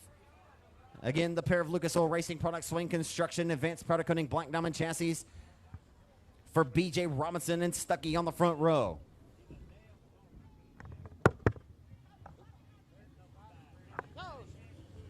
Hey, yeah, please notify me when there's spiders anywhere around. I don't play. You can say I'm a wimp all day long. I do not care. I don't deal spiders. I got up the other morning, took my dog outside, and I walked right around the kitchen to grab water out the fridge, and there wasn't a big old wolf spider in my kitchen right there. I walked around like, oh! I stomped on his head so quick. Good thing I put my shoes on, didn't it? Good grief. I don't do spiders for real. I don't like them. I'd rather a snake walk up on me. They can't walk, though. I'd rather it slither up on me anyway. I don't know a whole lot about nothing, but I know I don't like them. I don't like them.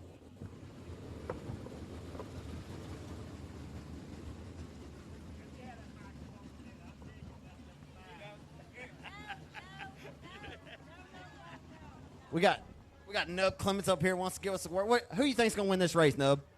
It ain't going to be number 5. Oh, he thinks it ain't gonna be the Catman tonight. You got Brandon Ball. Who you got? The B17, the 17. What number? Okay, then. The 19 of the high slot hustler, Jamie Burford. That's who he's got. He finished third here last Friday night. Burford was your feature winner. So last Friday night's winner, John Catman Mitchell, starts at the tail. And last Saturday night's winner at Boot Hill Speedway in the 19 of Burford starts inside of 2. So both of your pair of feature winners here around the Architects from last Friday and Saturday night. Brandon Ball starts inside of 3 alongside the 5 of the Catman, John Mitchell. And Ball's first 8 starts in this division. Of course, he moved over from the limited modified class last year. And his first 4 starts, 4 victories at the Revolution Park in Monroe, Louisiana, a second at Boot Hill, went back to the Rev, finished second to Tyler Stevens, went back to Boot Hill, finished third. And he's looking for his first win here this season, but not too shabby for the transplant from the limited modified class. Brandon Ball been racing since 2009. His first ever win was a $4,000 victory, had commas in it. $4,000 win of the 2009 Spooky 50 at Chatham Raceway in Chatham, Louisiana, and spent 12 years in the limited modified class before he moved up full-time here in 2021 to the crate late model class.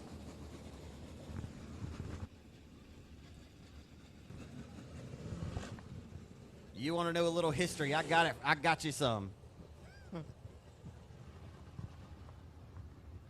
So the 17 car is the hired gun because 15-year-old Jarrett Stuckey's on the road with the Lucas Oil Racing Products Black Diamond Chassis House Car program in form of the Jacksonville, Florida race of the Hurricane, Earl Pearson Jr. Of course, Ronnie and Terry Stuckey filled all 3 of these cars. These 2 pair of crate cars. Been racing around the Architects with Clayton and Jarrett. Tonight, B.J. Robinson on the pole in 17. We're underway. Underway, hustle down into number 1 under the gun. Some tough competitors in this one as they work the wheel and work them well into turn number 3.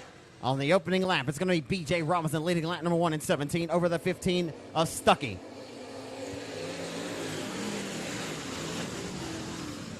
Right around the hub of the racetrack they go.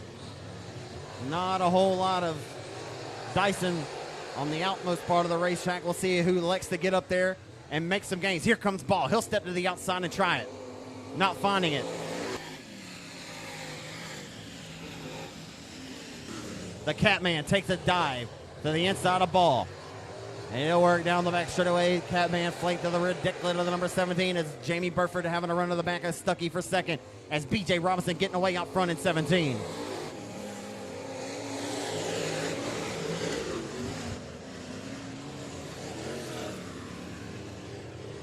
Brandon Ball puts her up top. He's going to drive it all the way back to I-30 before he turns left. The B-17 up top where Grandpa keeps the good bourbon off of turn number 4.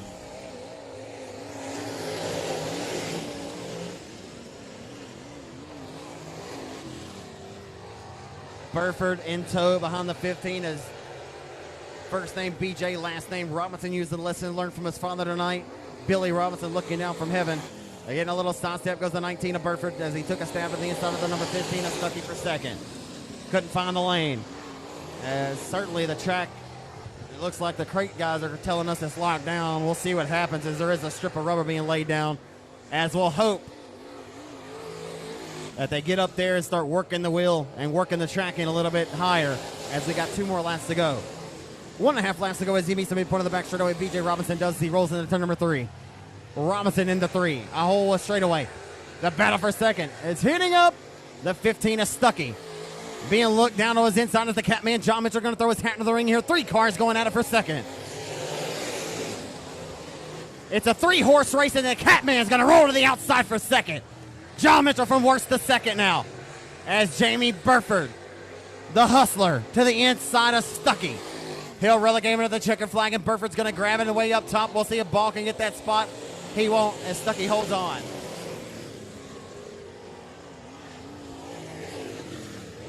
Throwing the keys on the counter.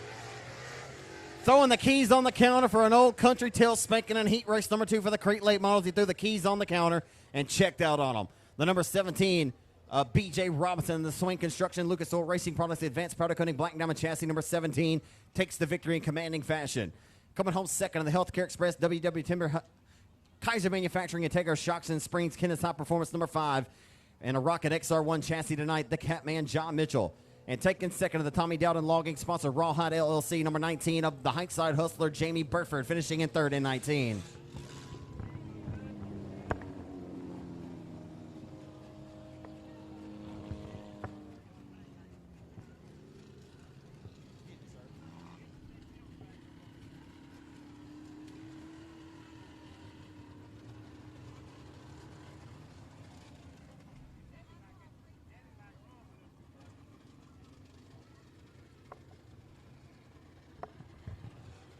Last Friday night's feature race winner going to start on the pole here right from where he left off last Friday night. He'll try to go back-to-back. If he can win heat race number 1, he'll be your pole sitter for tonight's main event in the 4R. It's Danny Rambo. Danny Rambo on the pole, brought the fan club with him tonight. Outside of Danny Rambo in car number 6C, that'll be Rusty Cook. Rusty Cook outside of road number 1.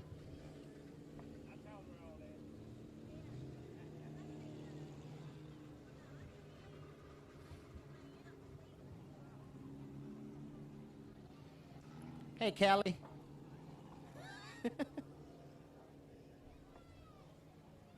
Inside of row number 2, last Saturday night's feature winner at the Boot Hill Speedway in Greenwood, Louisiana. It's Captain Universe, Justin Converse.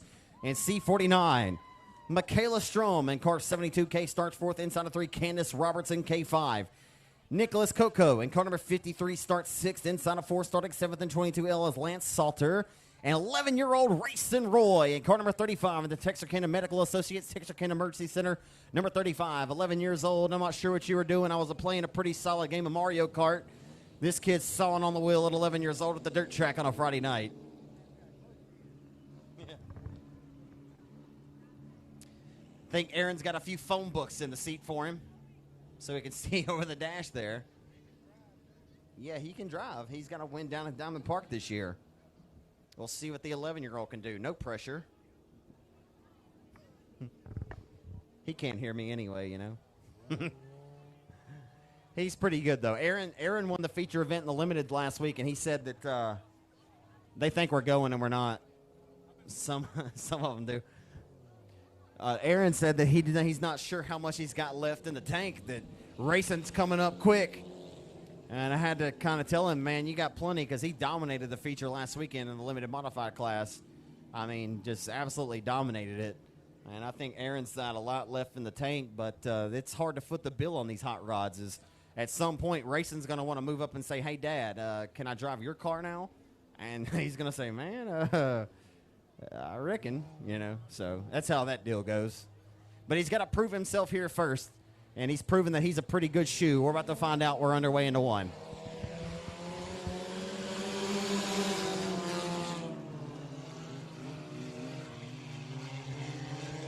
Rambo going to get a run down to the inside for the race leader, Rusty Cook, as they head down the back boulevard to turn number 3. Rusty Cook drives it deep, but here comes Captain Universe. Last Saturday night's winner at the Boot Hill Speedway. Oh, boy, that got almost ugly.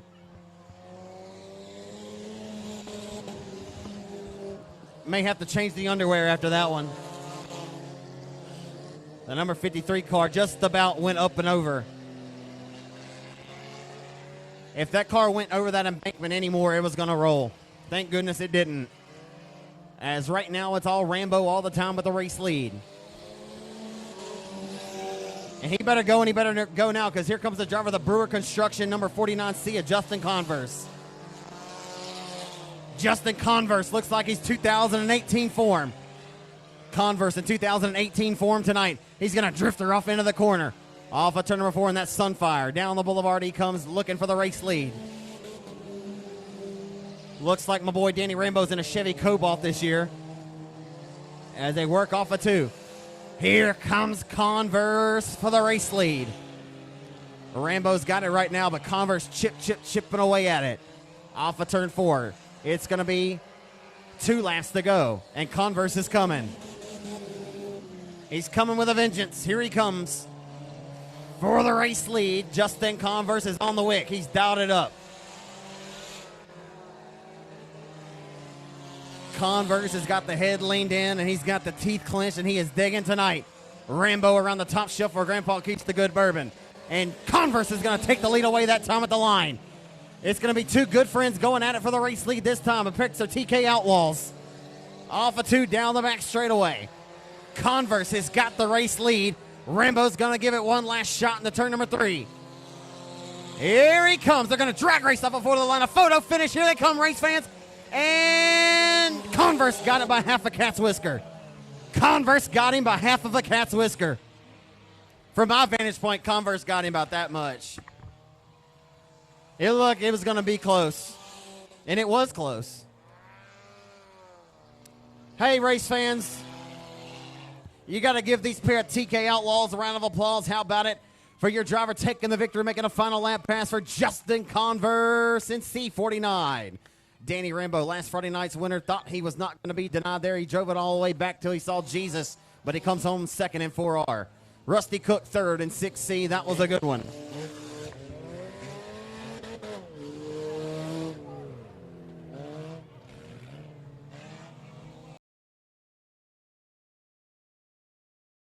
Danny Rambo drove it all the way back to the Red River over there.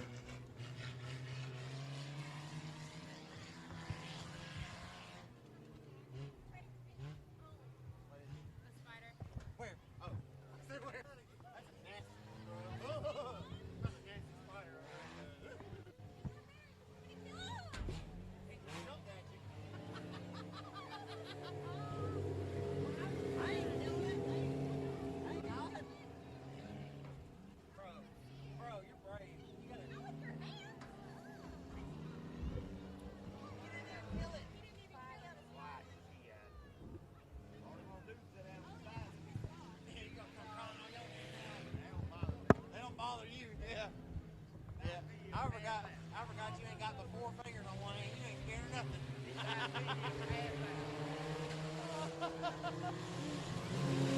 Uh-oh. Oh, my goodness. Oh, man, that was about to be ugly. If that thing continues on, that's one tough car. We got our former 4-cylinder graduate, Luke Weed, up here. Luke, I'll talk to you in a second. These dogs are barking tonight. They're trying to go 3 wide for second. That's one tough Cavalier. How about this 4-horse race for second right now? Oh, boy, all the way up top where Grandpa keeps the best bourbon. Oh, boy.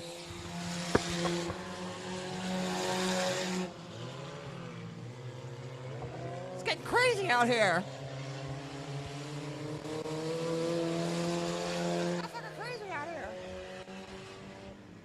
What a race for second. As Morgan Powell right now with the second spot, 3 laps to go.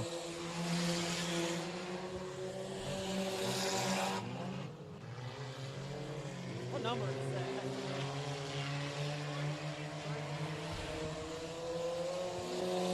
that? That 3 car looks like Jonathan Davenport on the high side of Eldora. Holy smokes.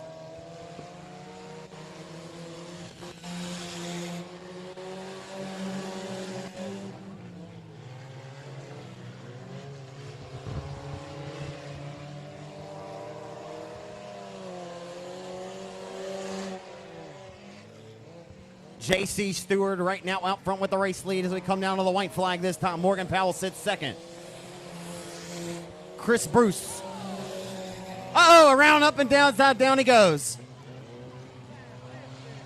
He's got the rev limiter pegged out. Look out! Oh, my goodness.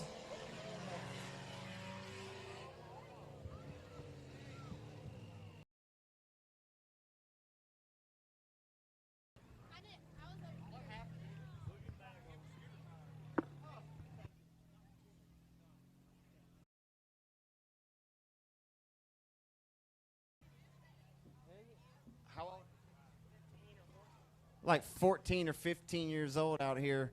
You just went upside down.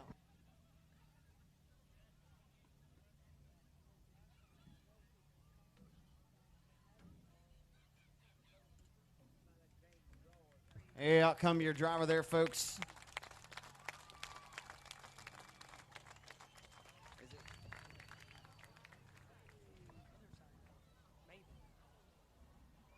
It's Grayson Wooten, I believe, there, folks. Yeah, races the Young Guns down in Nashville at Diamond Park. Thank goodness that young man's okay. It kind of freaks you out when it flips over. You can still hear the car wound up in there like it had knocked him silly or something. But good to know the good Lord's looking over him. You know, a lot of these cars, obviously they have 4-point roll cages in there. But, you know, a lot of these cars you'll pass going up and down the interstate. And they're a lot safer out here with the roll cage in them than if it flipped down I-20 going this fast. So thank the good Lord still. You never want to take safety for granted, and that's why we enforce it. So it's good to know this young man will get out and live to fight another day there.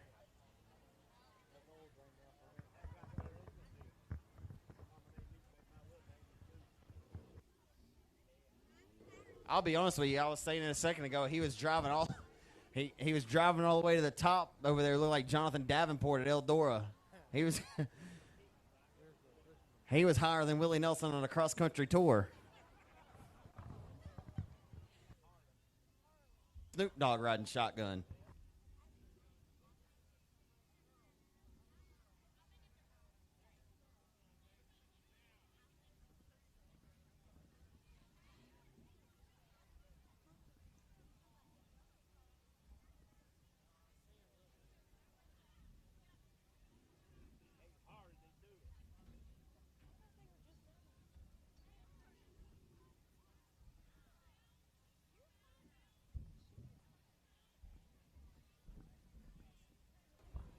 Race fans, y'all give the young man a round of applause, not because he's going off on the toe chain, because he's able to get out there on his own power. It's always good.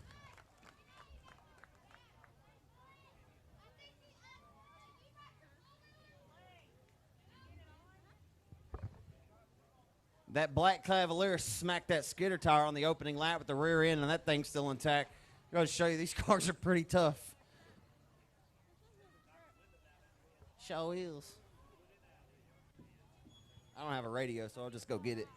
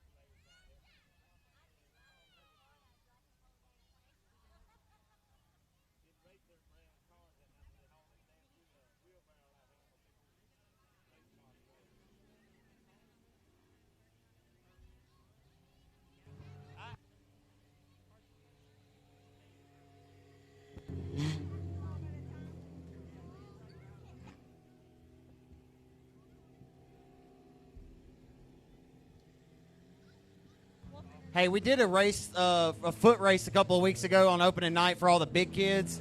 Tonight we're going to have a sack races for all the kids around 6 and under. So all the kids, youngsters like 6 and under, we're gonna give y'all a sack race tonight. You got to be 6 or under. We'll do something else for the bigger kids, but tonight we're gonna have a sack race. All right? He's only have 12 sacks, and so we'll run 12 of them, and then if we have more, then we'll run 12 more.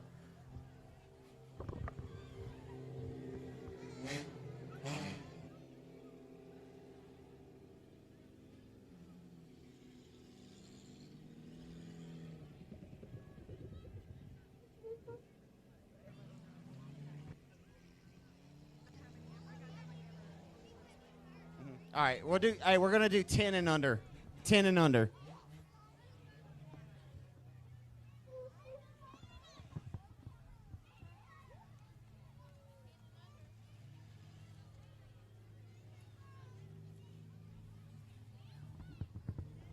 So all the kids that are 10 and under, y'all come down here to the front gate because we're going to try to roll through that as quickly as possible.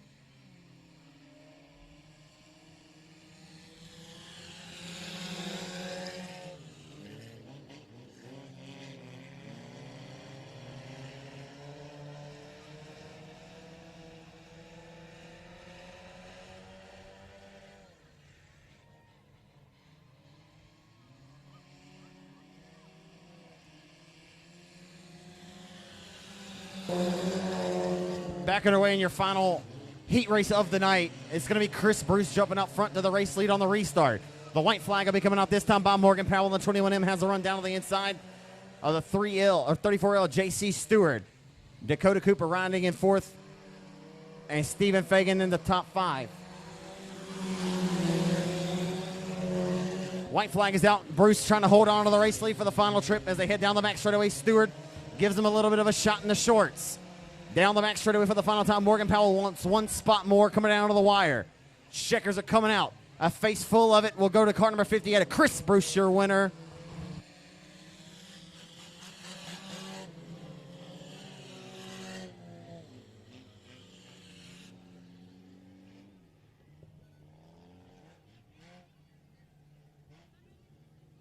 Ages 10 and under.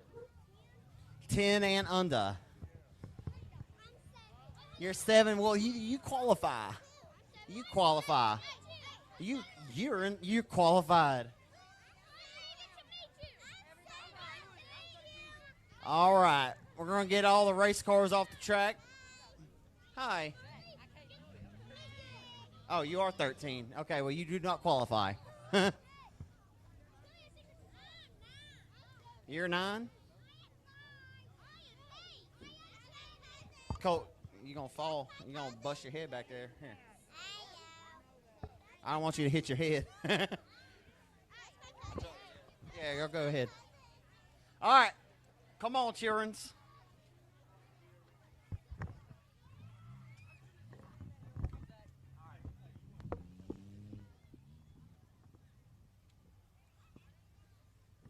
How far are we going to hop? Yeah, go. We're going to have a sack race around the whole track. 3 hours later.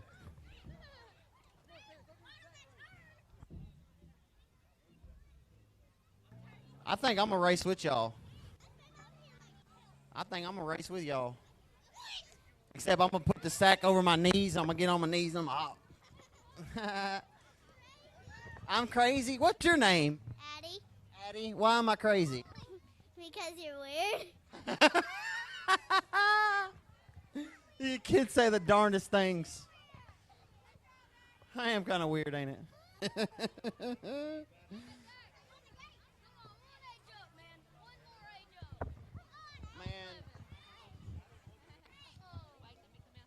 There's going to be a bunch of them. That's why. Ladies and gentlemen, we appreciate your patience in advance. All right, we're going to do an all-girls race. We're doing to do a girls race. Oh, listen. How many children out here do I have of 5 and under? Do I have any 5 and under young ladies? Any of y'all young ladies 5 and under? You're 7 years old? You're 7? All right, well, we're going to throw all you ladies out there together then. All right, Katie, this is how we're going to do it. We're only going to do 12 at a time because we only have 12 sacks. If I'd have known, I'd have stopped by the sack getting store on the way. Yeah, hey, all you boys, ladies are first. Hey, ladies. All boys go to the infield for right now, all right? Y'all go hang out in there and have a good time, all right? Y'all play Duck, Duck, Goose or something for the time being. Look at these. They're so cute. Hey, ladies, I need one lady over here, or the ladies over here. This is your brother? All right, hey, go over here, hang out for a minute. All the girls are going to be on the track right now, okay? Hey, I'll make sure you don't get lost. We'll be back, all right? Hey, I like your shirt. You give me a fist pump there? Yeah, cool, dude. All right. All right, young lady, you come over here now. All righty. So cute. All right. Hey, we're putting all the girls out for a race first. Ladies first. Yes, the girls. We're going to do as many as we can. How many girls do we have out here? 1, 2, 3, 4, 5, 6, 7, 8, 9, 10. Oh, look, we got 12. That's amazing. We have 12 girls. Okay. Got 1, 2, 3, 4, 5, 6, 7, 8, 9, 10, 11, 12. Unbelievable.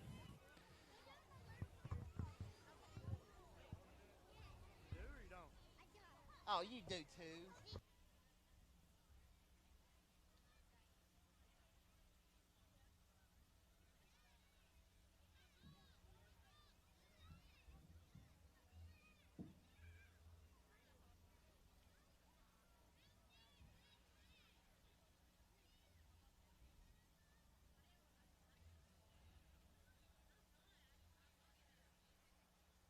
She says she wants to go a little farther. What do you think? Let me get a demonstration of what you're gonna hop like. Give me a little. You want to go around the whole track, girl? Y'all are silly. Come on now.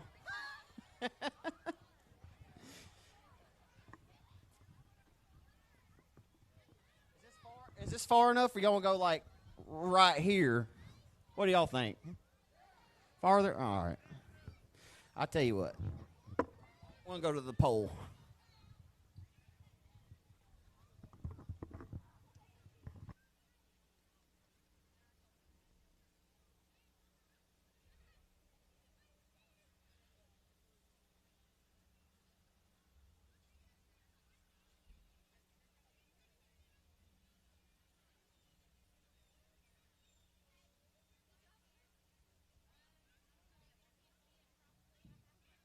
Y'all got to stay in your lane now. Alrighty. All right, race fans, y'all got to help me in unison. So when I count down from 3 to y'all got to say go at the same time, okay? Y'all help me out. Y'all make it a little exciting for them out here. Are y'all ready, young ladies? Yeah? All righty. So it's going to be on the count of, we're going to go 3, 2, 1, go. Just a second, okay? 3, 2, 1, go. Uh-oh. And this is your winner right here, ladies and gentlemen. It wasn't no but a hopscotch, skip, and a jump. Look how cute. All righty, young. What's your name? Holly, And she's who? my best friend. Your best friend. And your name's Addie, right? Yeah. Addie and Holly. Holly, congratulations. I believe Miss Katie has you an award right over here. Y'all give them all a round of applause, ladies and gentlemen. Did you have fun? Yes. Awesome.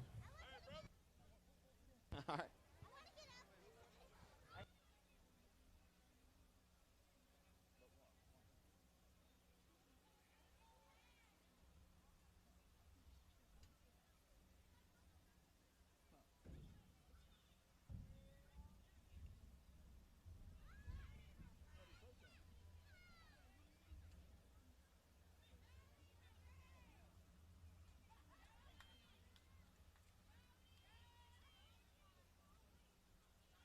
Courtesy of Mr. Hank Hacker and H&H Farrier Service.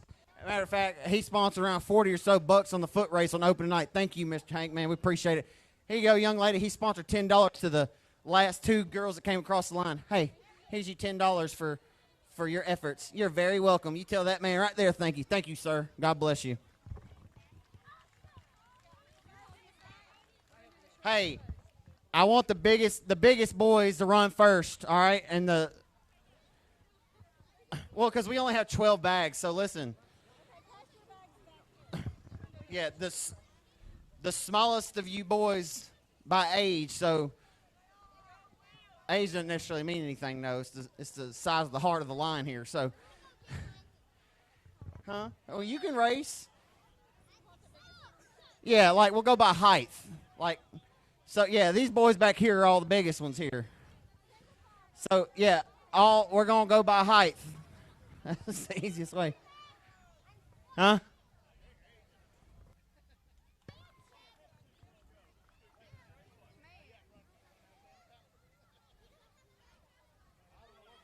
I'm going by size.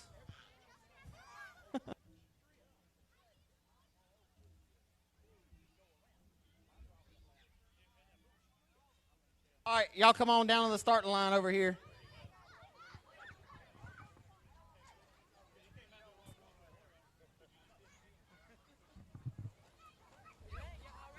Well, we got a good preview here. We might not have any. Oh, I thought he had already had his feet through him. That'll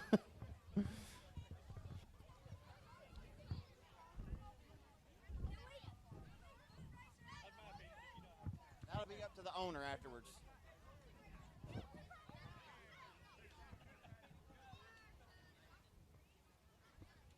Y'all want to run all the way? Y'all gonna hop all the way down here?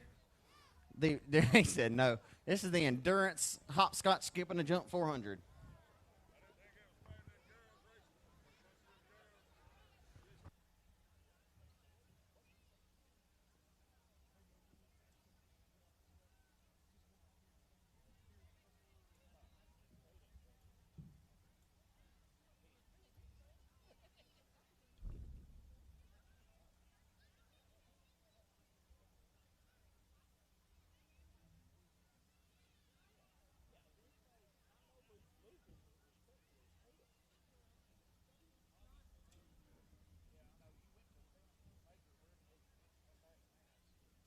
Real quick, folks, before we get started with this race, on the count of three, I want y'all to say happy birthday, all right? 1, 2, 3. Happy birthday to Miss Angel Terry. Happy 18th birthday to you, Angel.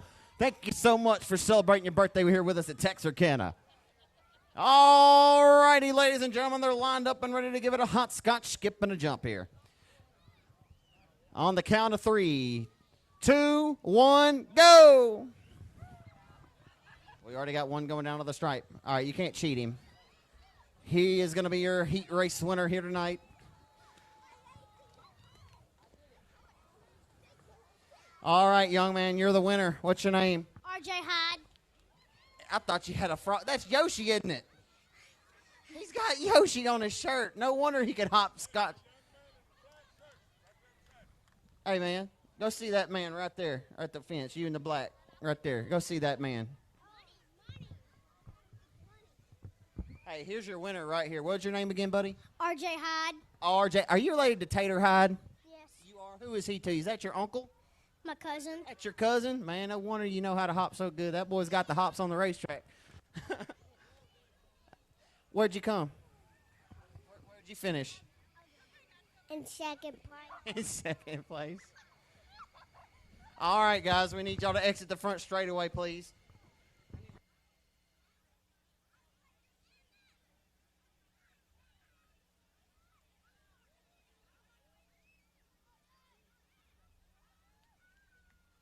Y'all give a hand to RJ, ladies and gentlemen. RJ Hyde. All right, now, big fellas.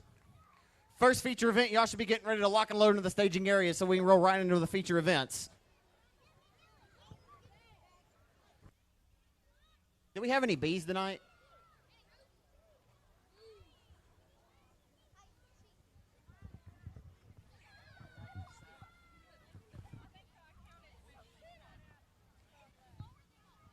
Y'all spread out just a little bit. I mean, you're good. Just spread out a little bit more so y'all have some space. All right. Hey, you can come up by the wall just a little bit more so you can have some more space down here because they're down there in the rumbly stumblies.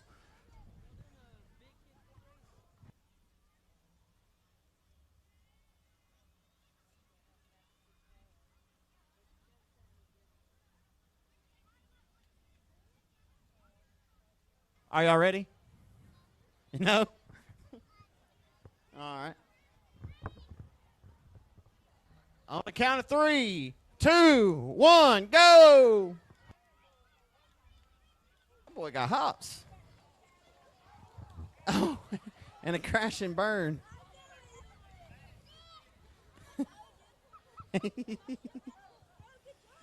Well, young man, you won the race, but you're down for the count. How did it feel? Good. It felt good, folks. What's your name, man? Which one? Gray shirt.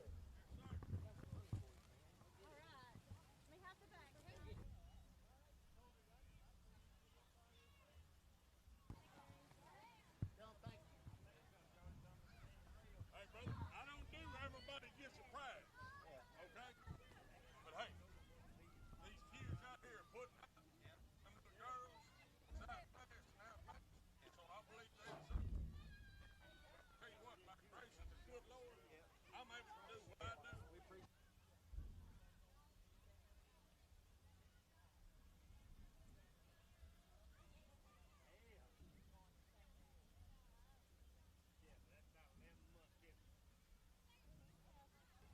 Thank you. Hey, H&H Ferry Service sponsored about 40, 50 bucks of these sack races as well. Thank you, sir. Y'all give this man a hand there. That's class right there, folks.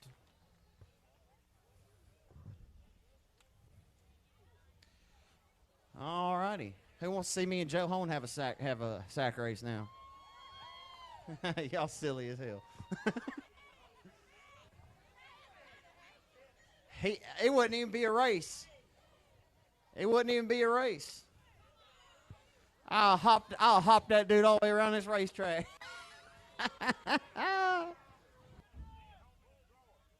Cole Ogden, you out here trying to have a sack race with me or something? I'm too fat for that. He's too man. Who you talking to? Cuz I done gained plenty of them. Oh no, I don't need to be doing that. I done pulled a muscle in my back this week. You can ask my beautiful girlfriend. I've been in pain all week. Waggity, waggity, waggity. No, don't ask her. She'll tell me to do it.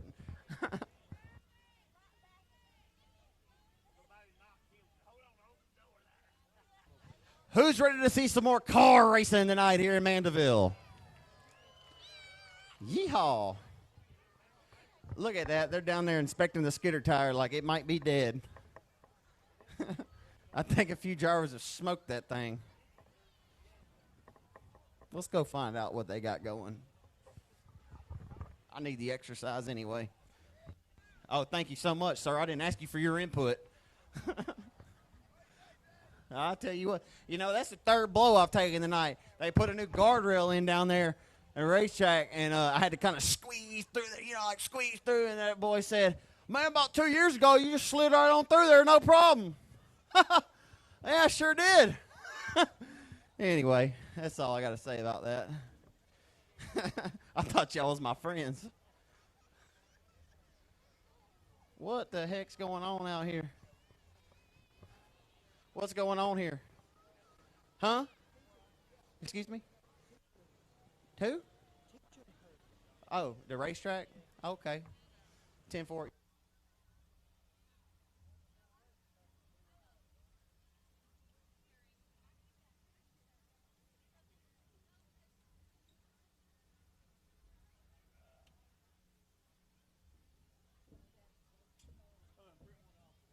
Now, y'all give me a car to race somebody, it'd be a different story. They don't want none. I got it. I can wheel a car now. Ask somebody. I just prefer to talk about it.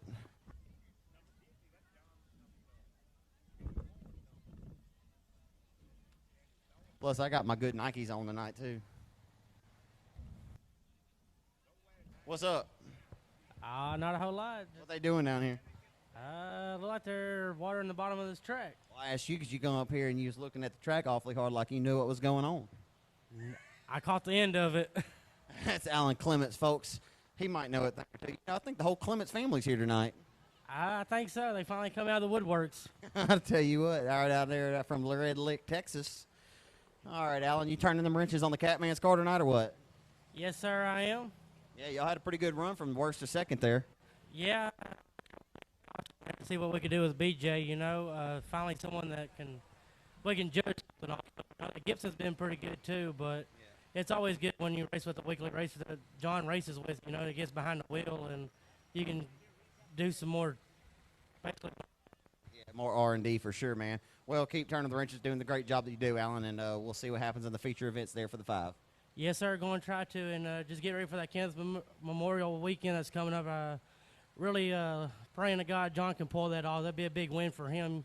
And I know there's going to be some good cars here, and we'll just try and get it dialed in one lap at a time. Next weekend? 2 weeks.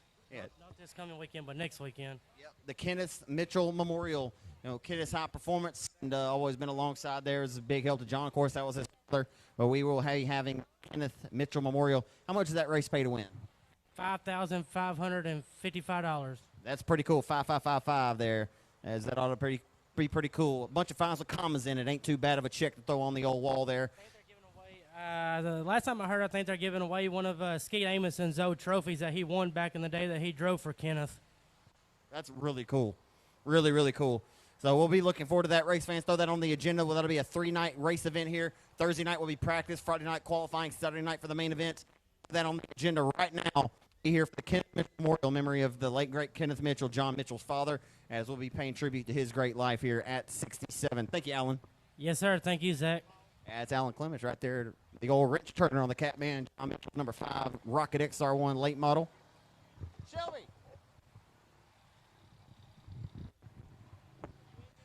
While she was walking away, I snatched Shelby Ward Franks up. Shelby, I tell you what, I interviewed your dad earlier before the races, and we were talking about how good of a year it's been for you starting off. Won a heat race at open tonight. Unfortunately, caught some lead to your helmet there. Knocked you a little silly off the exit of 2. You're running top 5. You've had a really good car this year. Earlier, you had a really good car in the heat race. I think you came home 4th, if I'm not mistaken. But just looking for some things to go your way. You kind of run into some bad luck, but you've been really, really strong this year. Yeah, I've done pretty good in the heat races, but when it comes to features, I can't seem to get it done. But hopefully we can get some good luck in the features instead of the heat races and get moving forward. Are you looking forward to your dad joining you out there pretty soon? As I think he's got a factory stock in the works. It's one of those things, we've never raced against each other, so we'll see how it goes. But, you know, I do know that it's kind of hard to race against people that you care about and you love, but we'll figure it out. Yeah, he's pretty excited. We were talking. I hate that, he'll have to find something else other than the mod. That's his true pride and joy. He loves the mods. He's been racing them for 20-plus years here around the Arklatex. Actually brought modifiers to this area with Gene Border and Billy Robinson back in the day. So a lot of history there. But, yeah, just want to catch up with you, Shelby. You've been off to a really good start this year. It's been fun watching you race and push the progression. Best of luck tonight in the feature events. Thank you. Shelby Ward Franks, ladies and gentlemen, there, driver car number 50 in the factory stocks. There he is. There's Steve Ward.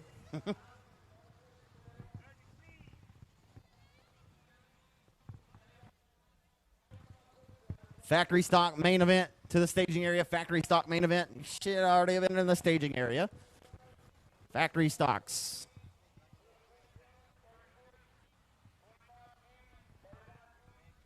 Thank y'all for your patience, folks, in advance here. We're getting them lined up.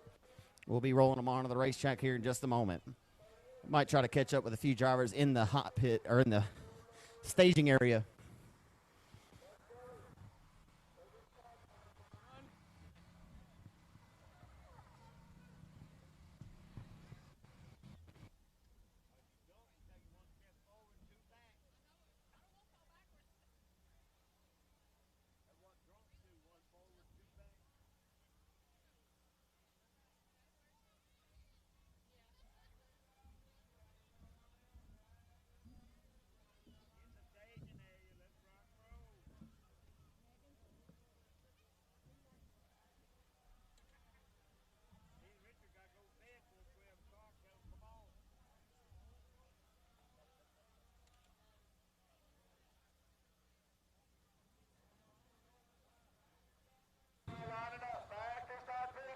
Factory stocks to the staging area. Factory stocks to the staging area.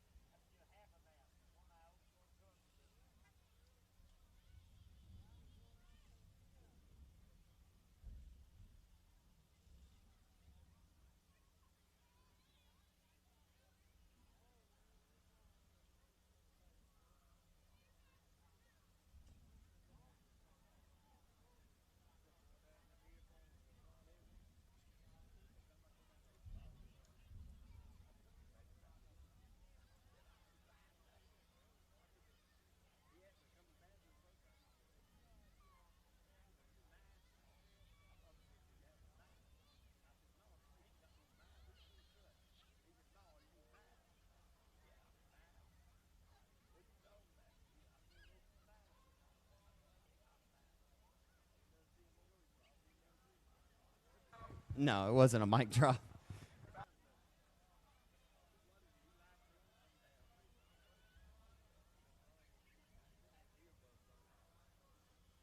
I'll pass.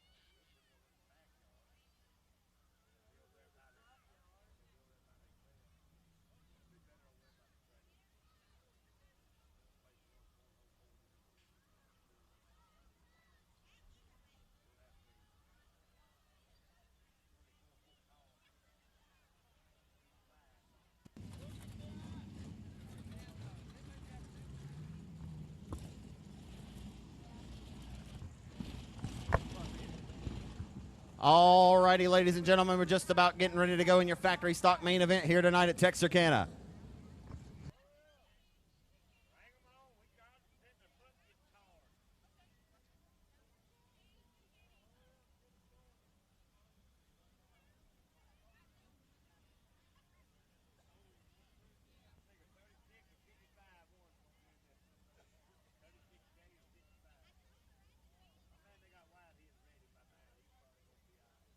The factory stock main event is getting lined up down here on the staging area. We're about ready to rock and roll.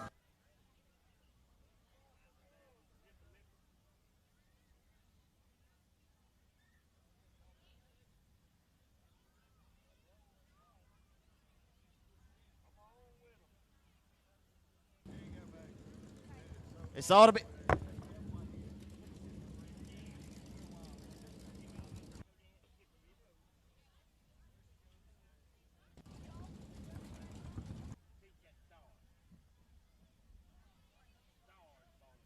So Cody Myers won heat race number 1. He won night number 1 here, trying to pick up a second win in 3 starts this season. Gary Harvin was starving for a victory last week. Got dethroned on the white flag lap from Connor Mewborn as Connor Mewborn going to try to go back-to-back. But a stellar performance last weekend for Harvin, but couldn't lead the 20th and final one that mattered the most.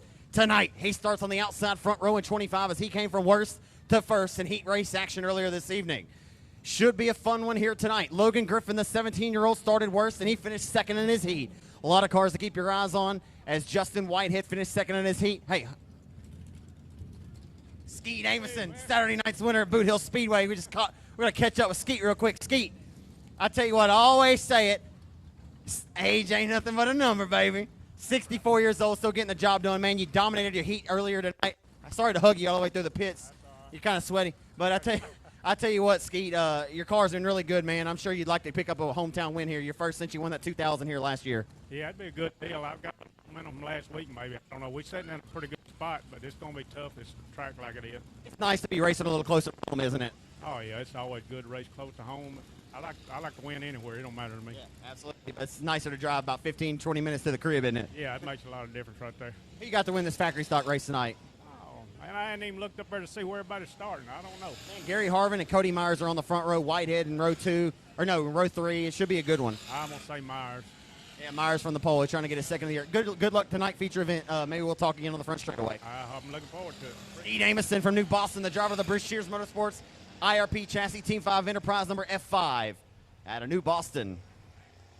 And we'll make our way back up the home stretch here. All righty, ladies and gentlemen, y'all know what to do here in just a few moments. As once the field gets assembled and racked and stacked nose to tail, if you're healthy and able and willing to do so, to give the factory stocks a big Texarkana Speedway send-off tonight.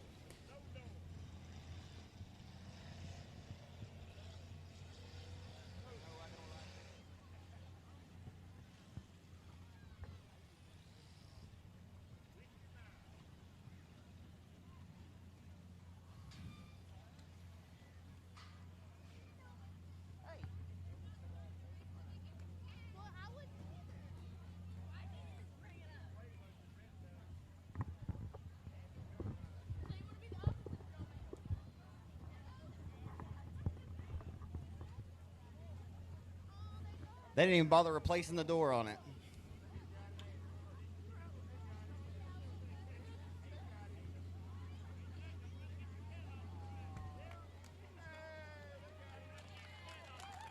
There's a cat on the track? Huh. Poor little Kiki. I ever told y'all the story about the time I was growing up? I grew up at Webster Speedway over in Minden, Louisiana. Oh, man, that thing ain't playing. Yeah. Oh, my goodness, that's a feral cat. That cat ain't having it. It's about to run right back on the track. Hey, don't go messing with that cat, kid. It's pissed. I'm telling you right now. Don't go playing with that cat. That thing ain't playing. Play with mean cats, you get stupid prizes. The only kind of cat that we're looking for tonight in Victor Lane would be the cat man, John Mitchell, who's got some cat scratch fever. All righty, ladies and gentlemen. But the story, I grew up at Webster Speedway. It eventually became known as Champion Park off of Interstate 20 over in Minden and Webster Parish. I kid you not, ladies and gentlemen, back in 1997, my dad was racing cars there at the time. And strike me down right now if I'm lying. About 7 laps into a mini stock feature over that thing. Wow! 2 down the back straightaway, and if a big old deer, 8-point, walked up on the back straightaway like, huh? Just looking around. You know, there ain't headlights on the race cars. So, you know, he was lost like a goose in a snowstorm. But, man, I sat there, and I thought that deer was finna get plowed. I mean, he walked all the way up and had his front legs on the back lip of the back straightaway, and they threw a caution. And that deer came that close from getting – he said, oh, you don't like that scene too much. He turned around and went right back there in the woods. But, yeah, I ain't never seen anything like that at the racetrack. You need my microphone? Folks, he says he needs the mic. We're going to hand it over. Go, Dumbo! Whoa, come back. Tell me again, who you going for? Go, Jimbo! Jimbo! Go Jimbo Clayton. Hey, come back after the next race. After the next one, the hobbies are next. Jimbo's in the limited race. I want you to come back and give it another nice go Jimbo for us. That was cool. Oh yeah, well who wants next? What you got, young lady? Cindo Toto! Tell me again. Cindo Toto! 10-4. 10-4 to that. You're sweet. What's your name, young lady? My Haley. Haley? My Haley. My Haley? Yes. Awesome. Are you from here in Texarkana? No. She's not, folks. Where are you? I don't know what to say. She's the cutest, though. Hey, thank you for coming to the racetrack. Are you having fun? Yes. Awesome. Who's going to win this race? What number? You got 36. Who won last Friday? He's only 16 years old. Can you believe that? He's like 5 times your age. Or about 4 times, I'd say. How old are you? 3 or 4 years old? 5. She's 5 years old. So the 55, he's missing his door, so there's no way you can give us his number. 55 starts on the pole. You got 25, 36, 28, 25S, 20. Who you got? I think him is going to win. 36 is going to... 16-year-old Connor Mewburn's going to go back-to-back tonight. That's what Haley says here tonight. Who you got? 25. Who? 25. 25 of Justin Sales. Or, no, Gary Harvin. He's got Gary Harvin. Oh, she wants one more time. Cindo Tada. I don't know exactly what she's saying, but it's the... Does anyone know exactly, like, does y'all know what she's saying? It's still cute. Like, I can't deny it. Who? Say it again. What? Are you saying... Are you saying something from Wizard of Oz? You are? Sin Toto. I don't know. I'm not laughing at you, sweetheart. You're the cutest, and that's so funny. I'm so glad you came. Hey, yeah, can I help you? All right, I'll give you a hug. All right. She's got one more request. All right. Cindo Tada.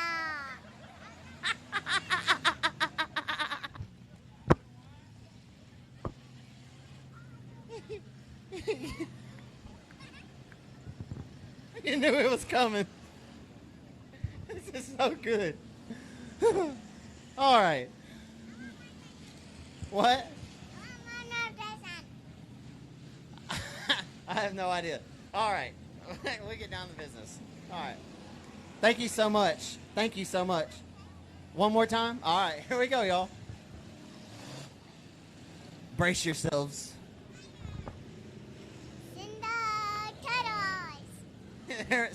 She's saying send all turtles? Send all turtles. All right. This is... I can't wait. Ninja Turtles? I got a Ninja Turtle tattoo. Not really. I almost got one.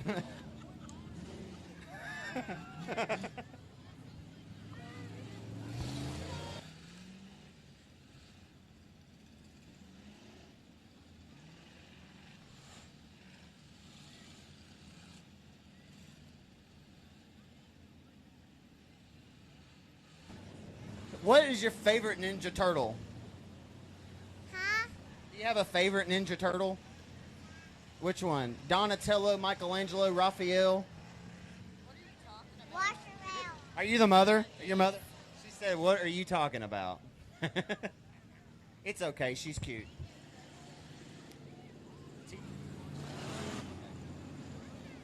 Alrighty, folks, we're about ready to go for 20 laps in distance in your factory stock main event. As I've said several times tonight, thank you for your patience in advance as they added a little bit extra H2O to the bottom side of the racing surface, so they're taking a few extra laps to get that rolled and compacted in, so we can hopefully provide you guys with a multi-lane racetrack here tonight to provide some multi-lane racing, in turn to provide a great race here in your factory stock main event, again going 20 laps in distance. As your pole sitter tonight, won on night number 1 here just 3 weeks ago. He has a win at the Boot Hill Speedway in Greenwood, Louisiana this season. He's the driver of the Subaru-sponsored Lexus John Horry Toyota. Twin City Towing, Kiss Country 93.7 FM, 11:30 a.m. The Tiger. He's got a PTS power plant underneath the hood, built by John McLemore with an outlaw chassis built by Justin Whitehead and 55M. It's Cody Myers, the Bossier City bad boy out of Bossier City, Louisiana, trying to get his second win in 3 weeks here in Mandeville. Outside, led 19 of the 20-lap main event last Friday night and got his heart straight yanked out of his chest by the 16-year-old Connor Mewborn.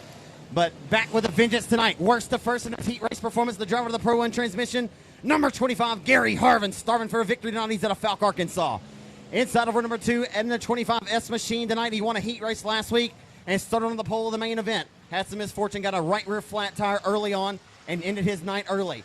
Everybody, if you're healthy and able, willing to do so, if you get up on your feet and give the factory stocks a big round at Texarkana 67 tonight, show them how much you appreciate them. Here in Mandeville, 20 laps in distance for the factory stocks.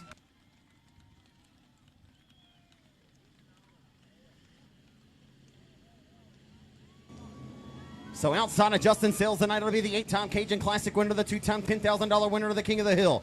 In the WW Timber, A&T Delivery, Hadaway Towing Collision, Best Engines, Outlaw Chassis number 36J, Club 20 Suspension. It's Justin Whitehead from Hooks, Texas in 36J, the winningest driver here over the last 10 years, bar none. Inside of 3, last Saturday night's winner at Boot Hill Speedway in Greenwood, Louisiana, the Neely Service Center, Best Engines, Club 20 Suspension, number Club 20, Farmer's Tree Service entry. He's in an Outlaw Chassis with a Best Engine underneath the hood. It's still Neil Kemp in Club 20.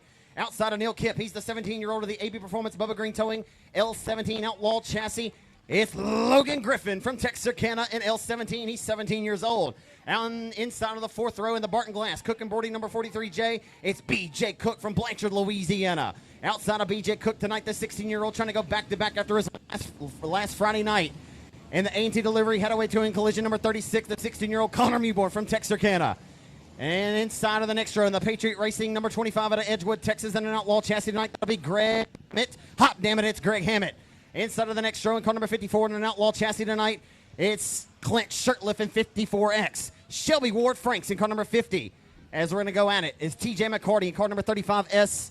As we're going to go at it for 20 laps in distance, Cody Myers and Gary Harvin on the front row. We're underway off of 4. The hustle and grind begins. The 5th century grind. Off of turn number 2, down the back straightaway for the race lead. Cody Myers has it on the entry to 3 on the opening circuit. Whitehead flanked to the outside of the number 25 of Sales as they roll off of 4. Oh boy, look out. Getting straightened out, the 43J of Cook, and we got him rolling around off of 4. Collecting Clint Shirtliff in the 36 of Mewborn. We may get an original restart.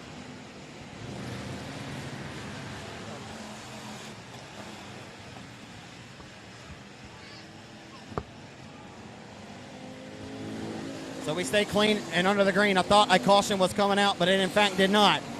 So Whitehead working out on the inside of the number 25 of Gary Harvin for the second spot as they work off of 2 down the back straightaway.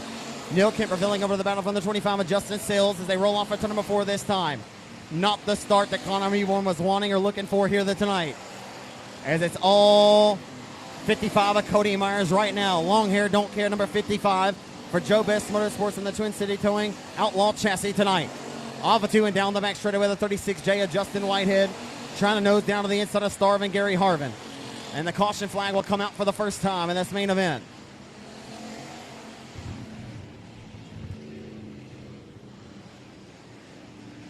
So I thought we were going to get a caution flag just a couple of laps ago when Mewborn and B.J. Cook and the 43J cars came together over there off the exit of corner number 4. But we did not. As it's all Cody Myers right now all the time in 55M, again trying to get his second win of the season here in his first 3 starts. And he did not come here or show up last Friday, so we'll be batting 1,000% on his entries here to 67. As Gary Harvin, a second last week, wants to get 1 spot better. Justin Whitehead, the 8-time Cajun Classic winner, will be 3rd on the restart. And row 3 on the restart will be the Club 20 suspension. Last Saturday night's winner at Boot Hill, still Neil Kemp. A lot of laps to go yet to solve this mystery who's going to go to victory lane tonight. And we'll find out who's going to steal the thunder. And one of the most competitive stock car classes in the country, the Arklatex factory stocks at any racetrack around the Arklatex. And this is our bread and butter, and why we pay $10,000 to win for them at Boot Hill every August. Well, there's always big money on the line.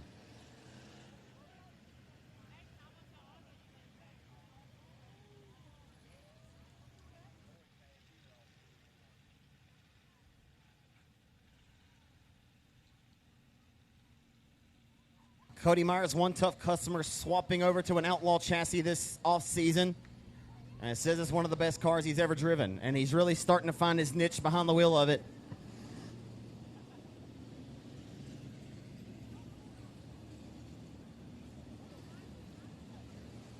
Lots of good race cars in this field tonight.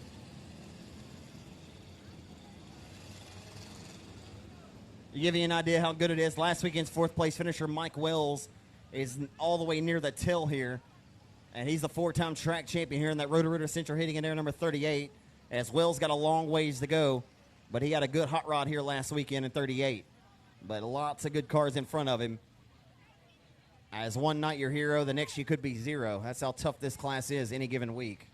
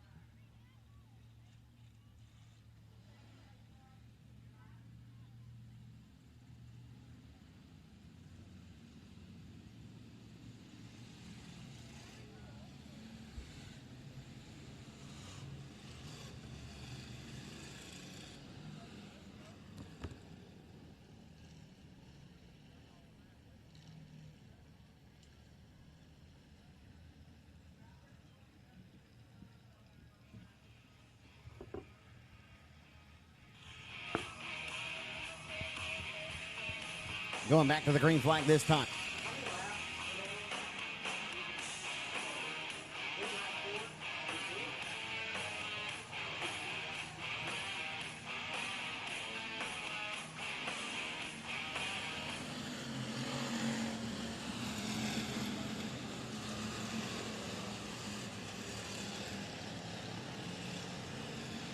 Okay, so we are going back to the green flag. The green is out. And Cody Myers with the race lead right now, exiting corner number 4. And the caution flag now comes out as we got a couple of them there at the exit of corner number 2. And we'll go back to sorting them out.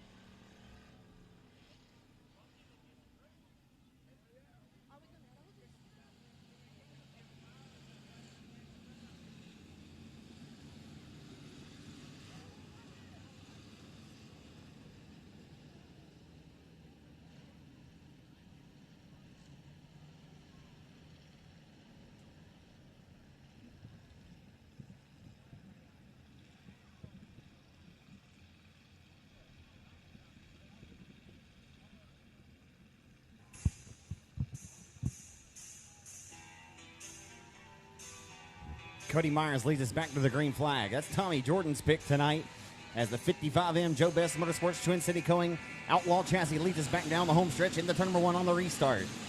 He'll roll right there around the hub of the racetrack. Now Whitehead's up to second and 36J. The all-time winningest driver here at Texarkana for the last 10 years, bar none, of the 8-time Cajun Classic winner, 2-time $10,000 King of the Hill winner. As Gary Harvin's been shuffled. Here comes Whitehead taking a stab. Oh, boy, and a shot in the shorts of the 55M for the race lead. Got in there, pushed with the front end. Whitehead's got all kinds of damage. I ain't seen that car that beat up in quite some time. Maybe since the last time Scotty Hilschbeck drove it. Just kidding, Scotty. Down the back straightaway to turn number 3. Kemp reversed the roles last weekend. Club 20 car being driven by Whitehead. Finished third here at the Speedway. Now back in his saddle of the 36J. Scotty Hilschbeck drove that car last Friday night. Whitehead back in the saddle again of his familiar 36J car, and he's got to run down to the inside of 55M for the race lead. Down the back straightaway to turn number 3. 55M right now fending off all charges from 36J. But here comes still Neil. Neil drives a deep off it in the corner as Gary Harvin relegated from second back to the 4th spot here on this restart with just about 6, I believe we're 6 laps into the history books with 14 laps to go. Alpha 2 down the back straightaway. And Myers with a big push that time off the exit of corner number 2. Whitehead smelling blood in the water. He'll be the shark here in the turn number 3 as Kemp drives it very deep off into the corner as well. Alpha 4 down the home stretch into turn number 1. Track looking like it's trying to lock down a little bit. I can't tell you the last time I've seen this place locked down. And always racy from start to finish here as Whitehead knocking the tail tank off that number 55. As working around lap traffic, look out Myers, lap traffic not playing any favors, going to open up the door for Whitehead. Nowhere to go for Myers. He'll carve like a hot knife through butter. Down to the inside, and Whitehead going to starve to the outside. Here comes Justin Aubrey Whitehead in 36J. Alpha 2 down the back straightaway, and Whitehead takes the race lead through lap traffic. As Myers going to be kicking himself, but nothing he could do there. He worked the wheel and worked it well to the best that he could, and that lap car is all kinds of a problem right now for the top 3, and now continues to be a problem for Gary Harvin. Goodness gracious, into 1, and the caution flag comes out.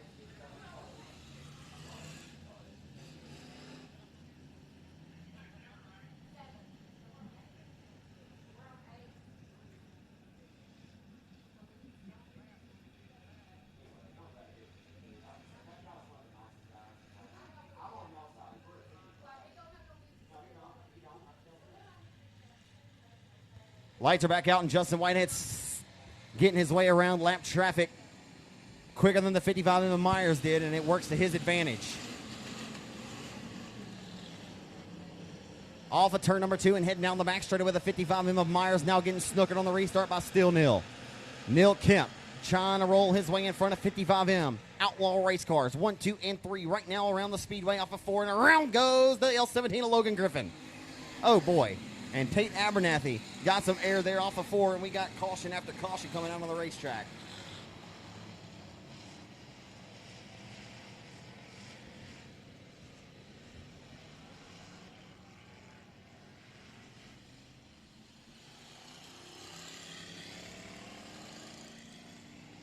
So kind of having a tough go of it with 8 laps in the history books here of 20. So 12 laps to go yet. And all kinds of damage on the front and rear quarters of the 36J. Whitehead, your race leader, who used lap traffic as a pick to carve his way around the 55M of Myers. And on the restart, Myers not quite up to task, allowing the Club 20 and Neil Kemp to snooker him a spot.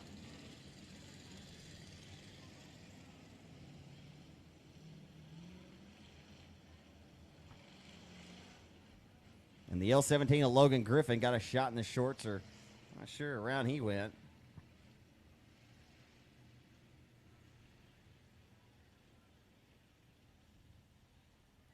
And the L17 charged with the caution. You don't get your spot back when you're the only car stopped when the caution comes out. That's the old rule of thumb in dirt track racing, no matter what the reason may have been. It's unfortunate for Griffin, but he will have to go to the tail as he was the lone car stopped when the caution came out. And I hate that for him. He had such a good run going here tonight. The young man has really turned the corner of his racing career, and he may be driving a little hot underneath the collar back to the front. You can read his body language behind the wheel of that race car.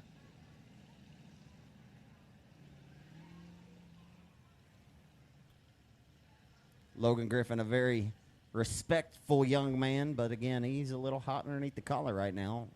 Serves some misfortune, but unfortunately, that's how the cookie crumbles sometimes on a Friday night at the dirt track.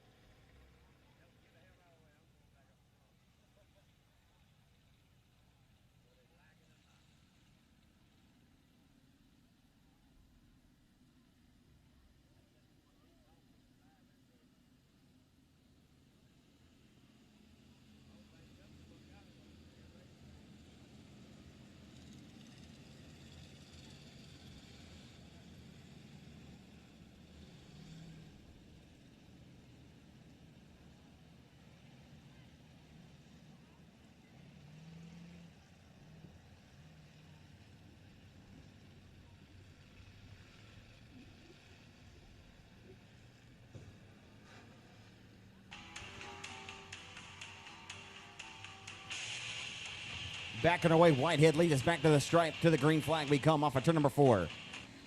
Down the main street into 1. Neil Kemp and 55M flank door to door as they hustle into 1 behind Whitehead, your race leader. The exit corner number 2, 1 by 2 by 2 all the way to the tail. Down the back boulevard into turn number 3. Club 20 gets a nose up from his outside flank there by the 55M of Myers. Myers drives it deep off into the corner and not going to work to his expectations as they roll off of 4. Neil Kemp now has second and sole command as they roll into 1. Oh my goodness, and the caution's back out.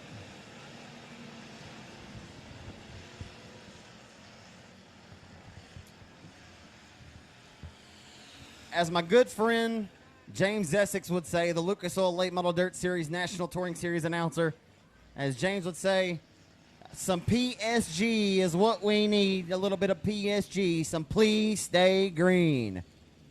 We'll be printing PSG shirts following tonight's action. Please stay green. Please stay green.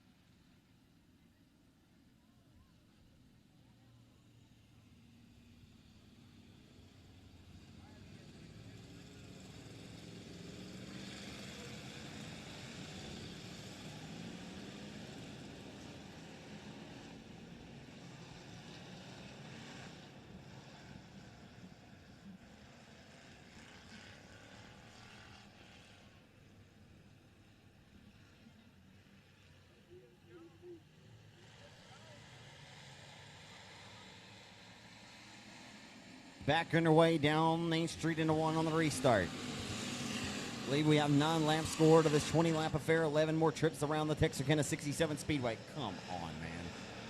This is getting out of hand.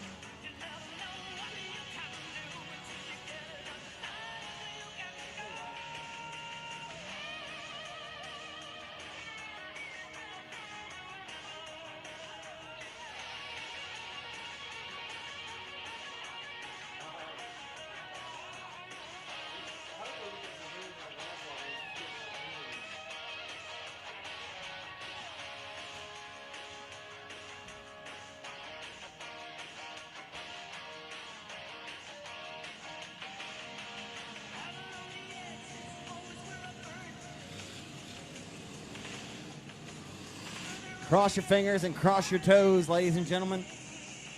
If you can cross them, we can get some green flag laps logged into the history books here, as Kenny Logan says. We've been all the way to the highway. We've been on the highway, and we've been to the danger zone, trying to get out of it and get some smooth sailing and some green flag laps logged in to our history books here tonight in Mandeville. We're back underway with Justin Whitehead, your race leader.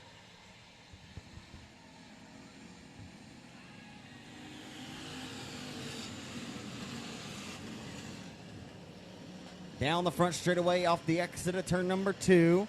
Whitehead, your race leader. Now Cody Myers going to snook into the Club 20 and Neil Kemp, and he'll ride into second now. Club 20 gives a little bit of a shot in the shorts there to that back bumper dangling into the wind here in Mandeville tonight, as Myers opening up the door for Club 20 to get a run down to his inside. Myers continues to hold on for the time being on that top shelf. He'll use that momentum to his advantage to rocket his way to the outside of Club 20 for second. Now Myers can set his sights and his crosshairs back to the tail tank of 36J for the race lead. Kemp washes up at the front end that time around the hub of the racetrack, as we finally have some green flag laps logged in, as we have 9 laps scored now finally and 11 laps to go. As they come off the exit of corner number 2 down the back straightaway to turn number 3, Whitehead trying to sail smoothly to victory lane after using lap traffic as a pick. We're 10 in now, 10 laps to go. This 20-lap affair here in Mandeville tonight. We'll see if Myers can pick up his second win. This lap traffic is continuing to, we're about to see if it becomes more of an issue. He's way off the pace. As they work off of turn number 4, nose dangling there. The 71 of Dylan Parker around the bottom side of the racetrack. Parker not yet a problem here for your race leaders to sneak around. as Club 20 will sneak his way around. Next car will be Gary Harvin.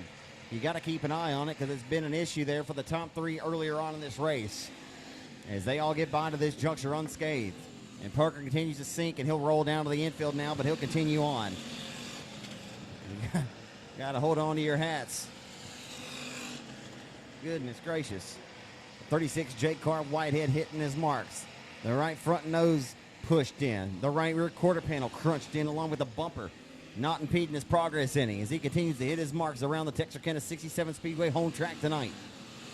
Top three cars separated by the same distance around the Mandeville Oval at this juncture as we work lap number 12 of 20 this time with 8 laps to go. Not a whole lot of business going on right now around the Speedway. And we'll see if business happens to pick up. You hate to see another caution come out because we've been plagued with them early and throughout the duration of this race, of this juncture. But I think Myers will need a caution as he's quick right now. He's separated himself from Club 20. But all the top 4 or 5 cars rolling around the same lane of the racetrack right now, following one another's tire tracks. As Logan Griffin's gotten up on the wheel and he's worked his way back up to 6th from the tail in L17. He's on a mission and a march to the front.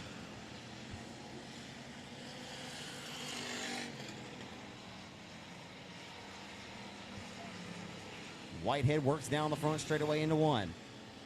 That's 71 car Parker.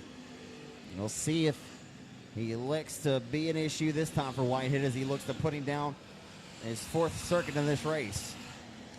Whitehead will have to take the top ropes, having zero idea how far of an advantage he has out front right now. Running scared out front. Parker in the racing line. Flagman Joe Hone throws his fingers out to show him to get down on the racetrack. Out of the racing groove and allow the leaders to work their way around. Working down to it. It'll be 2 laps to go. This time by as Whitehead works down the home stretch into turn number 1. 2 to go for Justin Whitehead.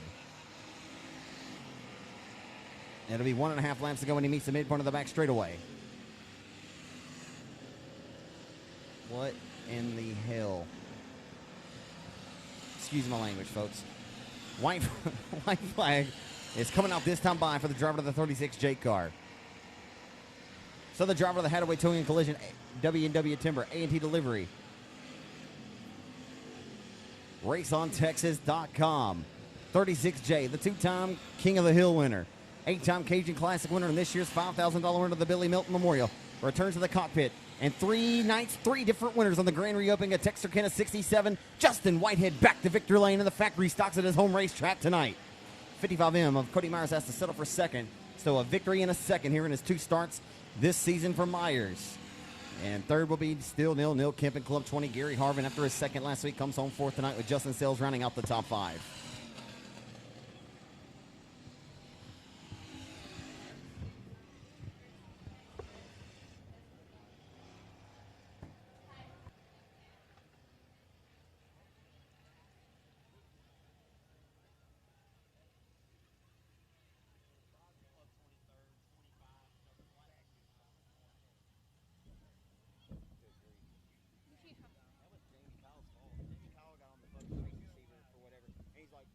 Don't go, and it confused them, so they said don't go, and then they were like they were going. That wasn't Joe. We just got on Jamie's ass. What the fuck's he doing on a goddamn race? There's not any, there's no reason why he would ever be on a race team.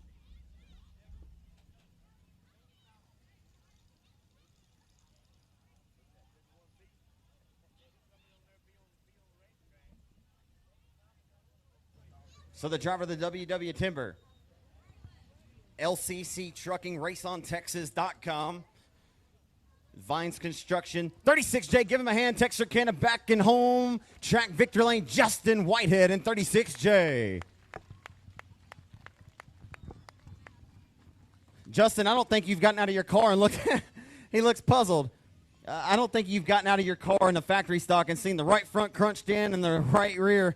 That was a race of attrition there, my friend, working through lap traffic. You used lap traffic as a pick. Got around Cody, but that was wild early in this race. Man, I smoked Cody coming out of 4, I believe. I didn't mean to. I got into that mud, and I thought I had him cleared, but I got him good. But you don't want to pass cars that way, but honestly, I was just trying to get by him as fast as I could. And we had a pretty good car tonight. We changed a few things in the intermission, and it helped a bunch. I think if the roles reversed, Cody would say the same thing down here, man. It was just who could get around lap traffic quicker tonight. Yeah, I honestly thought about not even doing it, but I really didn't think the top was that good. But when he gave me the chance, I took it, and I actually had a really, really good car towards the end, so it was pretty good. You won on opening night here in the Express Limited Modified. Brandon, of course, acquired that car from you here this past week, and he starts on the front row tonight, the Limited.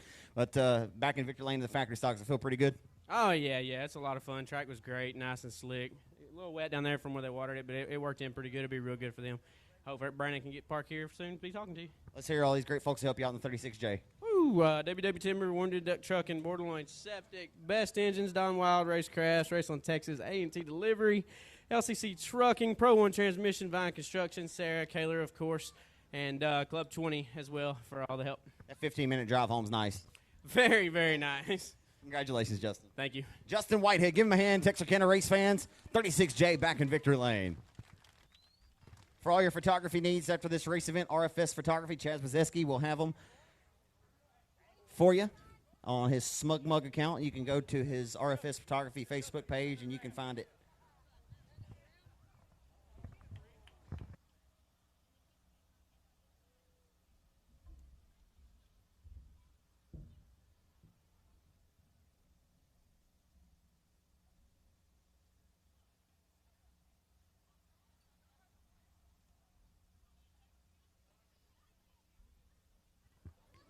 Give him a hand one more time, race fan, so he can soak it all in and he can hear you. Give him an uproar one more time. Justin Whitehead, your factory stock winner tonight.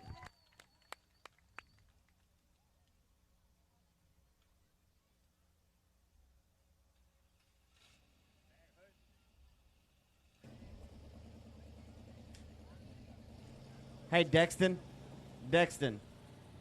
Make sure you shut that gate when you come through, okay? Thank you.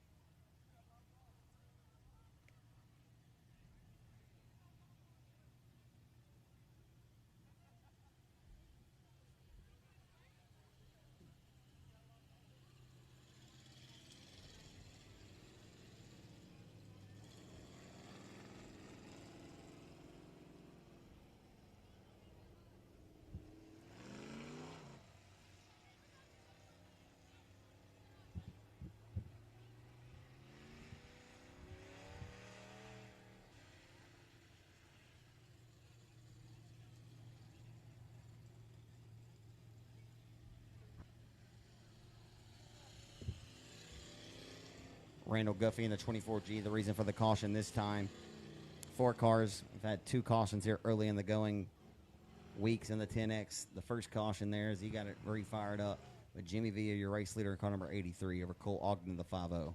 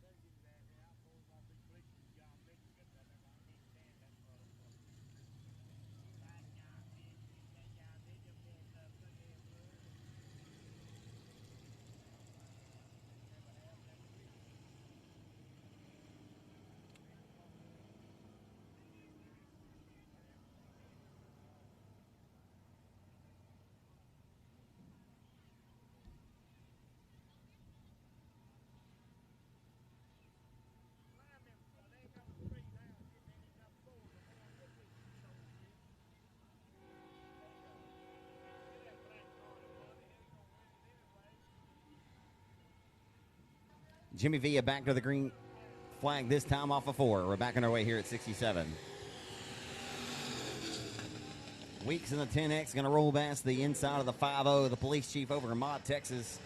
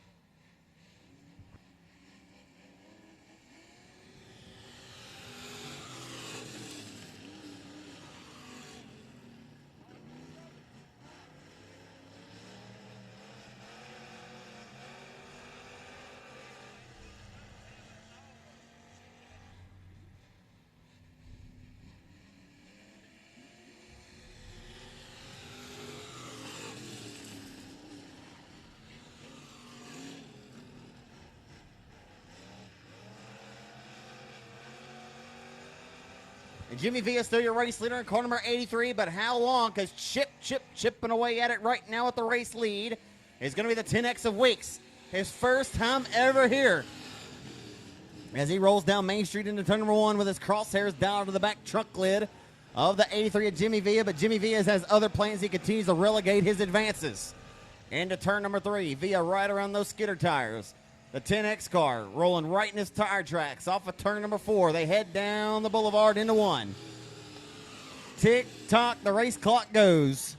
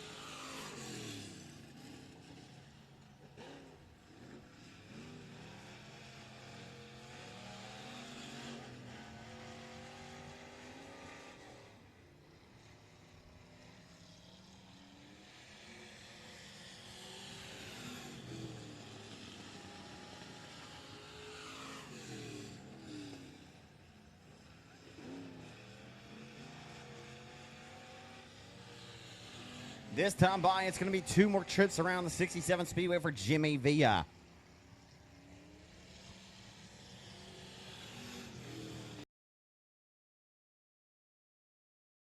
To the back straightaway as he rolls off the exit of corner number 2 this time.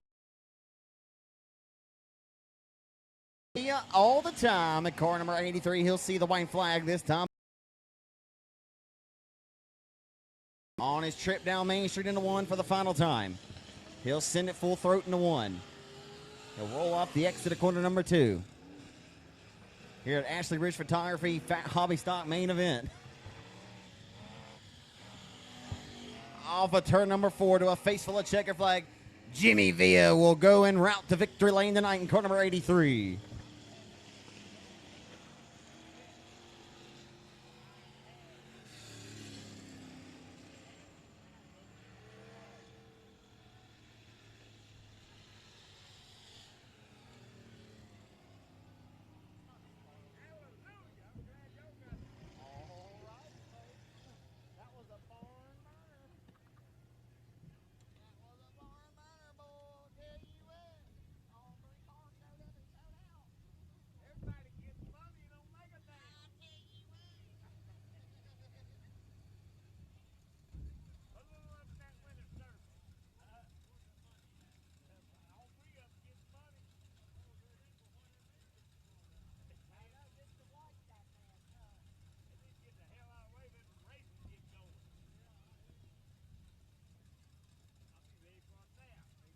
Hey, folks, it ain't his fault. Only 3 other cars showed up. So, y'all, let's put some respect on his name here tonight as he makes it to victory lane. Car number 83 makes it to victory lane.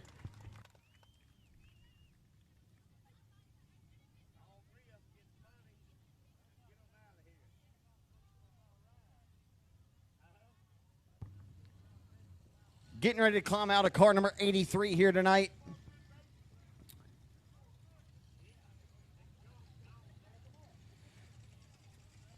That old steering wheel don't want to come off. There it comes. climbing out in Texarkana 67 Speedway Victory Lane. You got the head and neck restraint off now. Led all 20 circuits. Like I said, race fans, it's not his fault. Only 3 other cars showed up, but he went en route to Victory Lane. No matter who showed up, he may have still had the best hot rod of the bunch.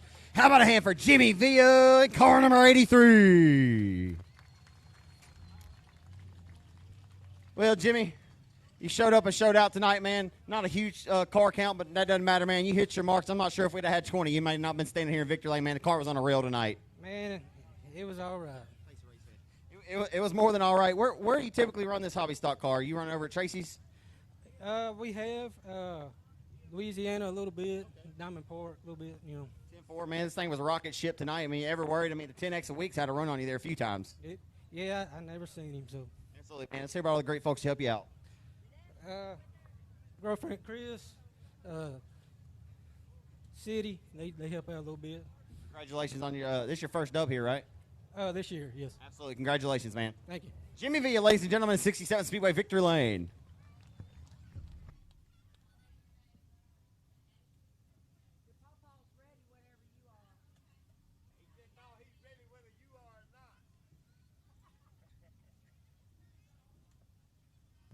Y'all ready for some limited modified racing tonight?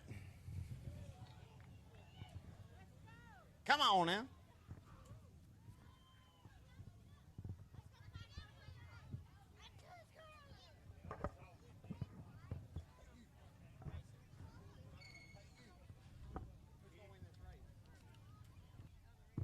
Whose shirt are you wearing? 89. 86, the silent assassin Kyle Beard. He won last Saturday night's Comp Cam Super Dirt Series main event at Boot Hill Speedway and won $4,000 for his efforts over at the hill. One more time, race fans, so we can soak it up. Give it a hand for car number 83, Jimmy Villa, your hobby stock winner tonight.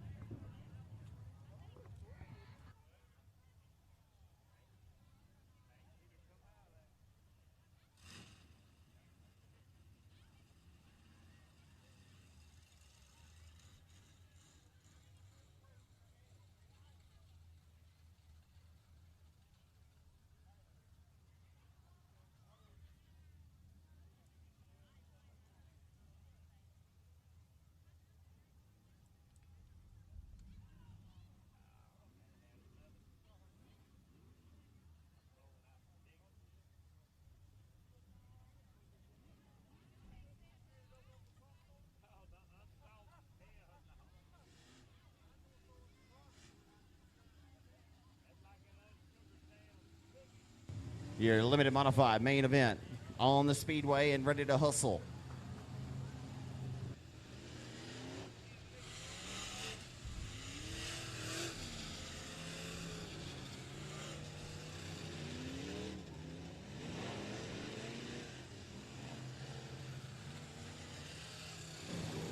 This is a full field of tough customers.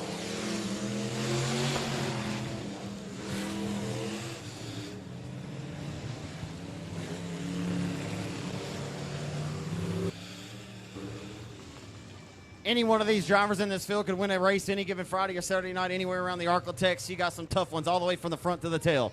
And on the pole tonight, this car won on opening night with Justin Whitehead behind the wheel tonight. It's going to be Brendan Brown, the 2018 Factory Stock Track Champion. And the best engine powered Express NG9 chassis WW Timber aim to delivery headaway to collision number 36J. Outside of the front row from Hooks, Texas, it's Bailey Turner in 24B. Inside of row number 2. Last Saturday night's main event winner at the Boot Hill Speedway at the fresh age of 64 years old. Age ain't nothing but a number, baby, in the Brashears Motorsports IRP FX Series chassis number F5. It's Skeet Amison out of New Boston in F5.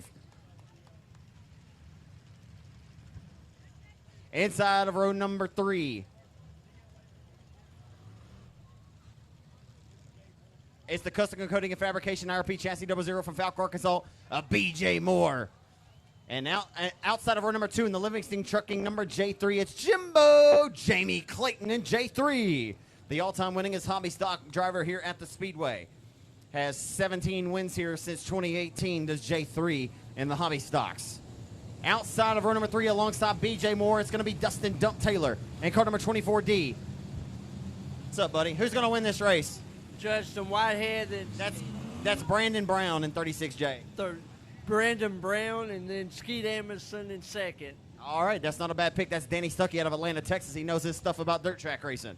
And sign over number 4 in the PPG paints. Get rid of it. Sponsor Shot King 14 Jr. out of El Dorado, Arkansas, the 19-year-old Michael King Jr. Last Friday night's main event winner in 35. It's Rapid Roy, Aaron Roy. He's way back there. Sorry. As 23 Jr., John Good Jr., the lights are out. We're going at it for 20 laps, and distance we're underway for 67. The 5th century grind begins. They hustle off for turn number 2, 2 by 1, down the back straightaway. Into turn number 3 they head. It's going to be Brandon Brown hugging the hub and hugging it well into turn number 3. Off of 4. Who leads lap number 1? It's going to be Brandon Brown. Turner hung out up top as they hustle into 1. Everybody gets through the first circuit unscathed as they roll off the exit of corner number 2 and head down the back straightaway. Skeet Emerson trying to roll back-to-back after his win at the Boot Hill Speedway last Saturday night. Look at Jimbo Jamie Clayton rolling the outside in J3, trying to pick them apart. 2 for the price of 1. Can't get the job done and pick up one of them, but he rolls down on Main Street into 1. All over the tail, taking a that 5 of Amerson for 3rd as they rock and roll their way, this time off the exit of corner number 2. Clayton rolling that outside line, and he'll try to use that momentum to his advantage as the 00 BJ Moore flanked down to the bottom of the racetrack, and 00 doing door-to-door for 5th. Off of 4. This time, down the straightaway they come into 1.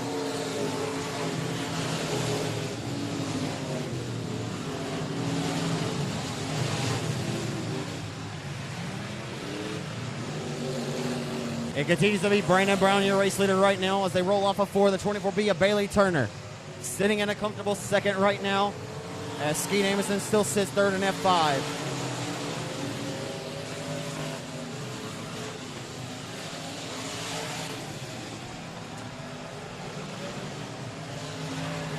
Here comes Bailey Turner for the race lead.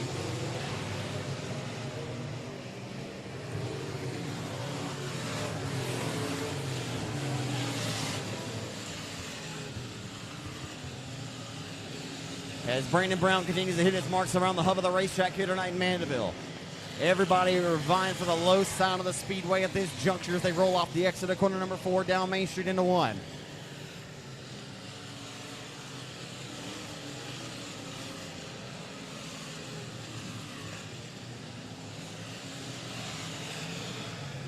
As Whitehead parked the factory stock 2 races to go on the slab in victory lane. And he was hoping that Justin was hoping that Brandon could park that Express NG9 in victory lane. That car set on the slab here on opening night 2 weeks ago. As Turner working the wheel, working it well, but the 64-year-old wily veteran racer Skeet Emerson has a run to his back door. Will he walk through it? Leaving that at the bottom side a little bit open for the taking is Turner, who still rounds at a comfortable 2nd. Cousins right now run 1 and 2 around the speedway. As Turner leaving it open off the exit of corner number 2 and down the back straightaway. Amerson, we'll see if he uses the lap traffic of the 7 car as a pick here. Rolling into 3. Lap traffic up on the top shelf of the racetrack may not impede their progress. It does not. They both get around this time unscathed. Now 1 car in between the back of the 3rd place driver, Amerson, and your 4th place driver and the custom coating and fabrication 00 BJ Moore. Michael King Jr. just rolled up to 5th and got around the 36 of Colby Newborn. A good run tonight for the 19-year-old Michael King Jr. As on kill tonight, the 36J with 10 and 10 laps to go. It's all B Brown. It's all Brown all the time. Turner getting awfully loose down here around the hub of the racetrack, allowing the F5 of Amerson to smell it. Trying to pick him apart. Has yet to find the lane to dispose of the number 24B of Bailey Turner for the 2nd spot. We very well may go caution free here, as we're working lap number 12 the next time by with 8 laps to go. Your race leader rolling into turn number 3, just crossed over to the midpoint of the back straightaway. Now working around lap traffic, the 18 of Stephen Hogan out of Jefferson, Texas. As Hogan back in the saddle again after a long hiatus from dirt track racing. Won many a Saturday nights at Gene Boulders Arclitect Speedway. Off the exit of 2. Brown has no idea, but he continues to forge the issue and walk through them right down to the inside of the lap traffic. He splits them now 2 cars in between the front nose of the 24B of Turner. A nice, bold move by Brown. That's a winning race move if I've seen one. And a nice move as the F5 of Amison as they roll in the middle of 1 and 2 this time. Amison continues to give hell to Bailey Turner. He'll now forge his way by on the inside. Door for second at the midpoint of the back straightaway. Amison now has second. And he does. He'll roll and executed move by the veteran racer, 64-year-old Skeet Amison. Amison into 1. He will now need a caution if he wants to have anything to do with 36J, who is long gone out front by his lonesome. Brandon Brown hitting his marks. He is set up on KLL tonight. 5 laps to go this time by. 15 are scored of this 20-lap affair. Caution free is what we're looking to be here. But we may get one yellow, maybe, late in the going. But it appears everybody right now hugging the hub and hugging it well. Tick-tock, the race clock goes. Brandon Brown working down Main Street this time. He did hit the skidder tire with that right or something. I don't know. He has damage on the right rear that I did not see the previous several circuits. We'll see if that continues to be a problem, or if that develops into a problem. We'll keep our eyes on it as they roll off the exit of 4 this time. Or he rolls off the exit of 4. And the caution is out. Skeet Amison has broke off the exit of 2. I did not see what happened to Skeeter, but he is done off the exit of 2. And, well, in one hand, maybe you wanted to see a caution to see what the F5 of Amison may have had for the 36. I believe he may have been the only car, from what I've seen on the racetrack to this juncture, that would have had anything perhaps for the 36J of Brandon Brown. But that driver just went up in the proverbial smoke here off the exit of 2. And may have moved the skidder tire out a little bit there. I didn't see what happened to Skeet. But that is the caution flag that you maybe wanted to desire if you were rooting for Skeet Amison. A double-edged sword, not what you wanted. As that'll put Bailey Turner back in the bridesmaids' honors in car number 24B. And that's the caution flag that we did not want, because apparently could be some impending weather here.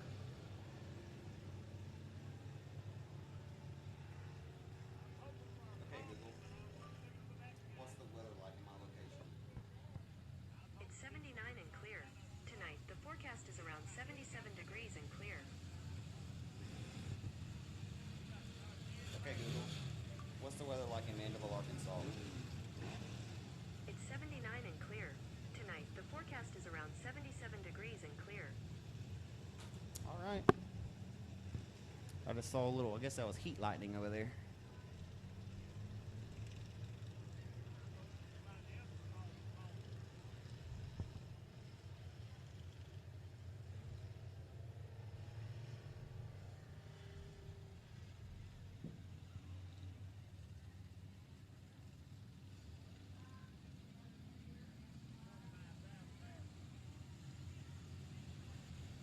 Tough break for Skeet Amison. He'll have to go to the tail here.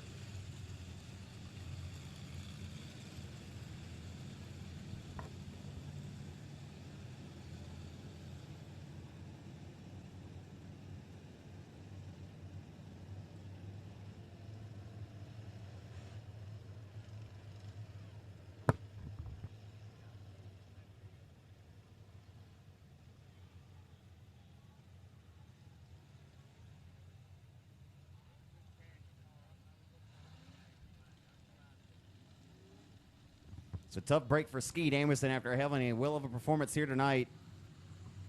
I did not see what happened to him over there off the exit of 2, but after he won at Boot Hill Speedway for the first time in quite some time last Saturday night in Greenwood, Louisiana, rolled into the night with his head held high and felt confident about going to Victor Lane.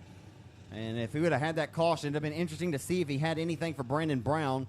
Now it will be up to B.J. Moore and the 24B of Bailey Turner. I talked to B.J. Moore earlier this evening before we kicked off the race in action, and he said he found something on the car that was in a bind, and he felt pretty confident about tonight's action. We'll see if he can pick them apart. The lights are out. We're back underway here at 67 Speedway.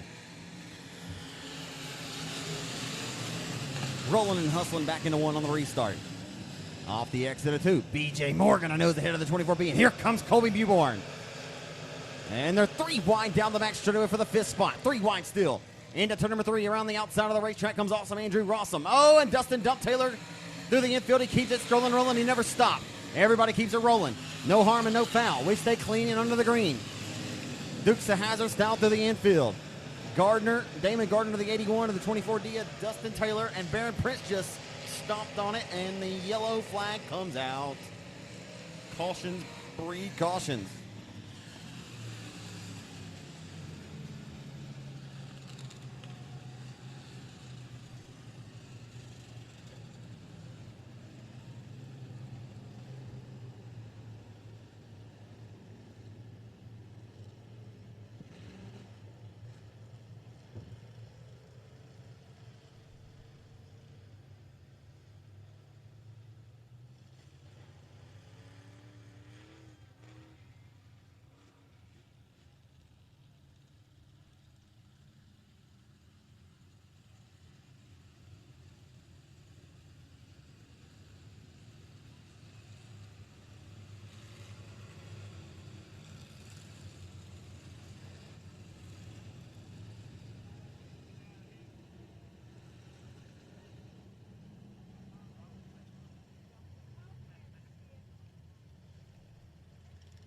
So that restart got hairier than Carey there, as the 24D of Dustin Dump Taylor and the 81 of Damon Gardner went through the infield. Dukes of Hazzard style faded to the tail, but nonetheless we stayed clean and under the green flag.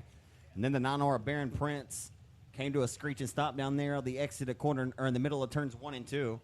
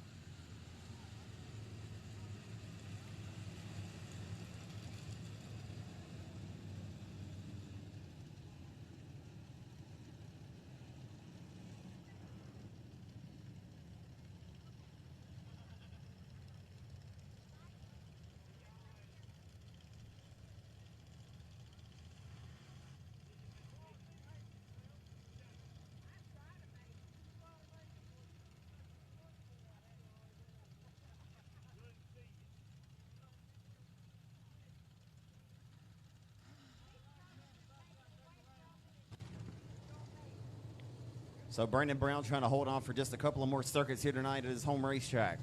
2018 factory stock track champion here. Just acquired this Express NG9 chassis from Justin Whitehead. Again, Whitehead won it on opening night. Still have a few races to go yet. They got the modified main event, the crate late models, and the 4-cylinder main event. It will now be up to Brandon Brown to put his foot through the firewall and get this party restarted. As Brown trying to hold on for the final few that matter the most.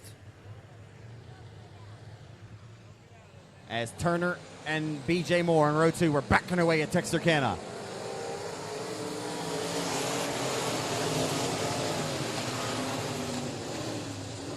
The grind, 3 wide for third off the exit of 2. Andrew Russell on the outside. Colby Mewburn and Bailey Turner. 3 wide still in the turn number 3. Still 3 wide in the turn number 3. What's going to give? Oh, a little bit of contact, some right side romance. Down the front straightaway in the turn number 1. Colby Mewburn prevails out of that battle. Oh, and around goes Colby Mewburn in front of the field. It collects them. Oh, no.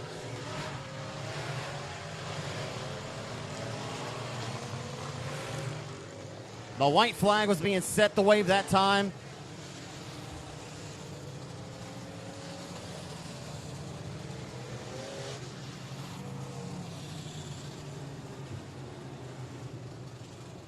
And the old saying in dirt track racing or any racing says cautions breed more cautions. I thought there for a little while we might go caution free tonight. We went 16 laps without a caution flag. And then they even bam, bam, bam. Thank you, ma'am, after that. So 9 Baron Prince, the lone car, stopped here at the bottom of turn number 1. As on that restart, the 36 of Colby Mewborn, the 24B of Turner, and the 92 of Andrew Rossum were 3 wide for an entire circuit. And then Mewborn prevailed over that battle as he entered turn number 1 and got in a little hot and heavy. And Boughton got into the left rear quarter of the 00 BJ Moore, and it stacked them up when he got on the binders. And it was on from there. And it shuffled the field up from about 4th on back. So we quickly get them re-racked and stacked and ready to go back to the green flag this time. And Andrew Rossum wants back in here in front of Roy.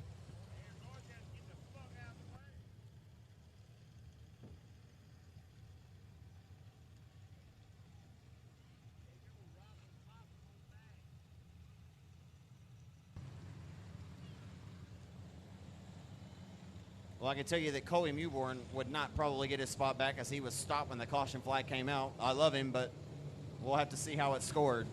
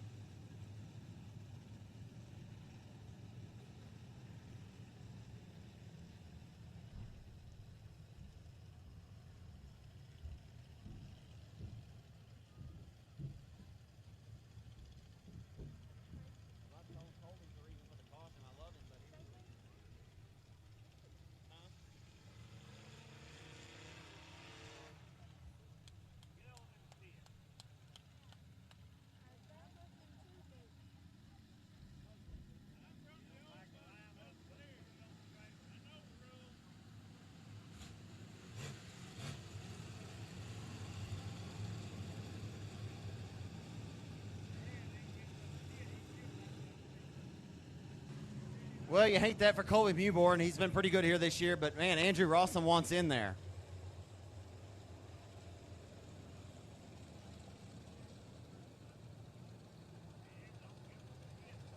Rossum was also involved in that caution for a moment. I'm not sure if he ever came to a complete stop. That's the deal. You can be involved in the caution, but if you never came to a complete stop, if you kept rolling, then the caution gets charged to the car that was stopped, and that was the 36 car of Colby Mewborn, unfortunately for him. And that's why he was going to be sent to the tail. He elected to go off the racetrack.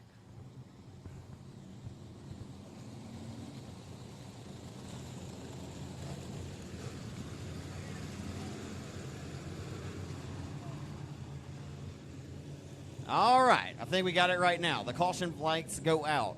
We'll go back to the green flag this time into turns 3 and 4. Brandon Brown, still your race leader, just holding on, telling himself, is this thing ever going to end? As it looked like it was going to be clear sailing early on for 16 laps, caution free. We'll see what happens when we go back to the green flag this time. Brandon Brown, your race leader. Uh-oh, not good, not good.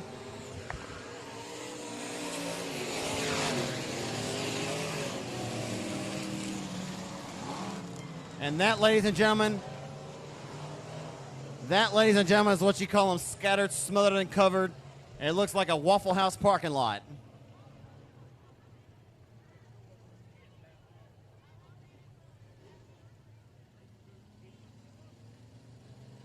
It looks like the Denny's just reopened after COVID-19. Goodness gracious. I can't take it anymore. So if y'all saw what I saw, I don't think I need to narrate it any, but the 24B at Turner, I don't know how that happened, but the car got sidestepped out from underneath him there on the restart. And yeah. I don't need to give a play-by-play. Y'all all saw it.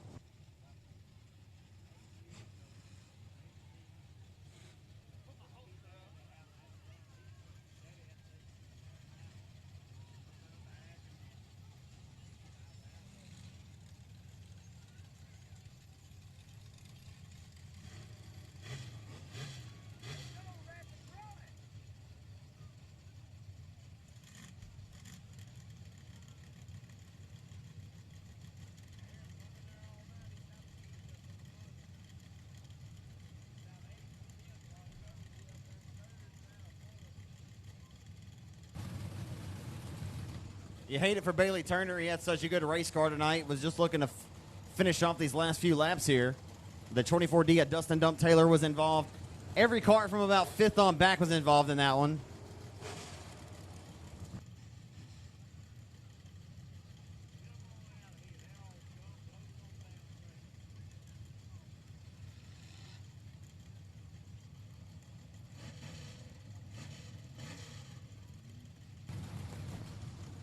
So Bailey Turner will make the hard left on the Elvis Presley Boulevard and head his way to the Heartbreak Hotel.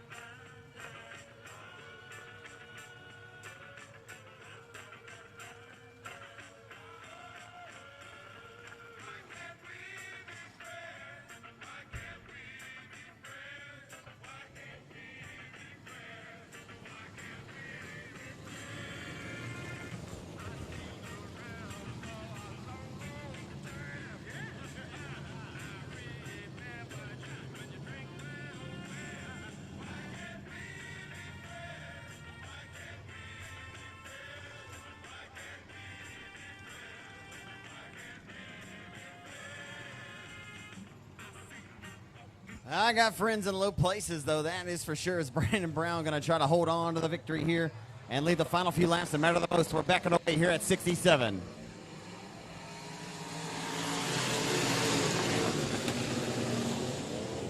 The hustle and grind resumes off the exit of corner number 2. Aaron Roy way up top where Grandpa keeps the good bourbon as they hustle and motivate down the back straightaway to turn number 3. As they roll off of 4, Brandon Brown sees the white flag this time by down Main Street into turn number 1.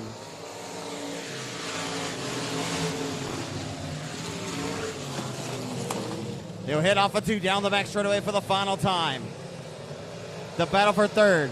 They're going to be good coming down on the wire as BJ Moore has second in the bank. Aaron Roy sends it off deep into 3 and 4 to the outside of Rossum. And the 36 day of Brandon Brown back to 67 Speedway victory lane.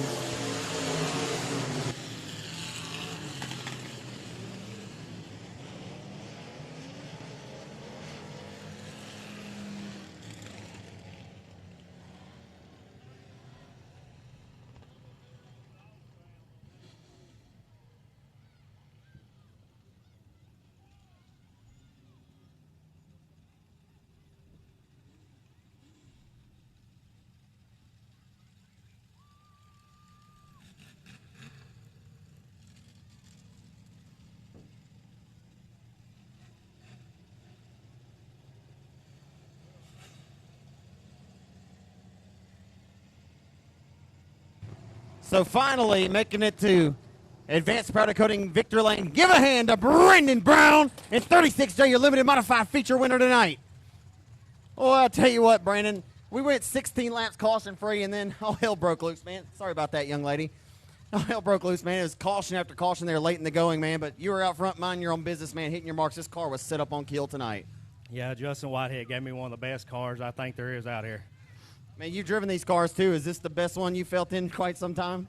Yeah, in the dry slick for sure. Absolutely. Ever feel any pressure? I mean, you just worried about hitting your marks and minding your own business? I just hit my marks and stayed on the bottom.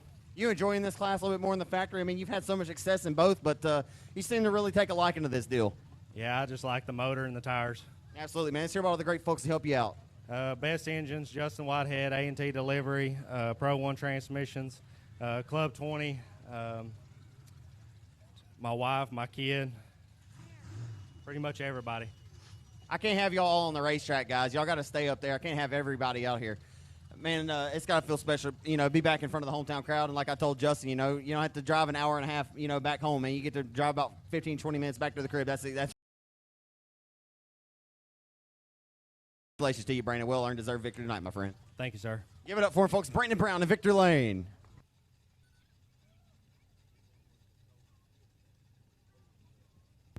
All right, I wasn't trying to be rude or mean to you. We can't have all y'all piling onto the racetrack. It's not safe, and we got to get these things in and out as quick as possible.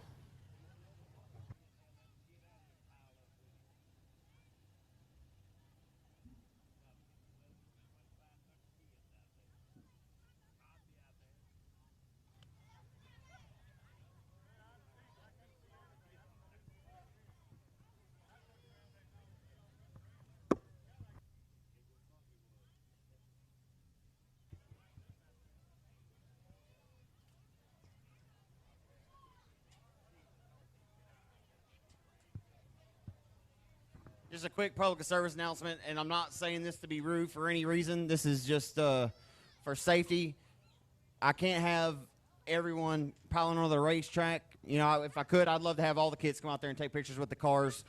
But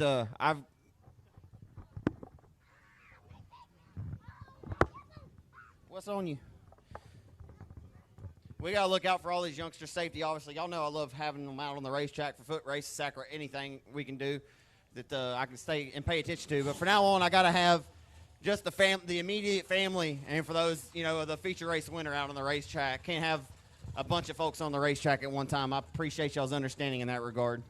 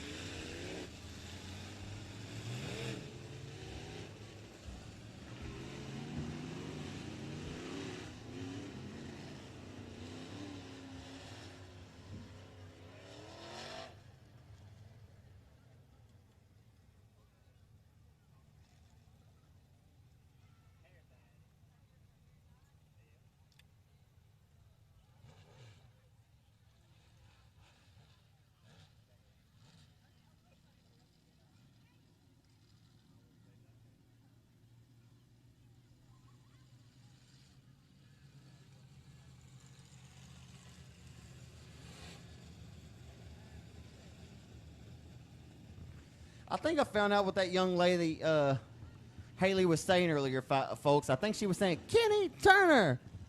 I think that's what she was saying. I hope so. It wasn't Ninja Turtles. It wasn't anything like that. I think she was saying, Kenny Turner. Kenny Turner starts on the pole tonight, the principal of Hooks Elementary. 114. Can he get his first dub here tonight in Mandeville? Outside of the front row is going to be Mike Morrison, 5M. Dustin Taterhide and K9 will be barking like a big dog. Oh, my goodness. And the 50 is Steve Ward did not get up and go. I'm not sure exactly what happened there, but that will halt the field here, and we'll go back to an original restart.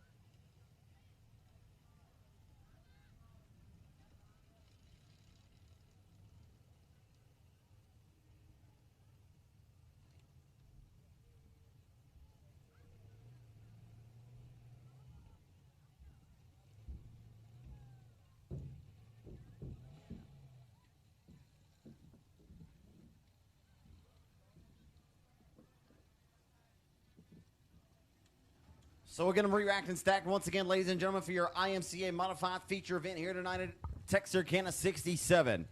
On the pole, and the Eubanks Auto Electric IRP chassis number 14, the principal at Hooks Elementary. Once again, it's Kenny Turner in 14. Outside of the front row out of Texarkana, the Wiley veteran racer, the 5M is Mike Morris.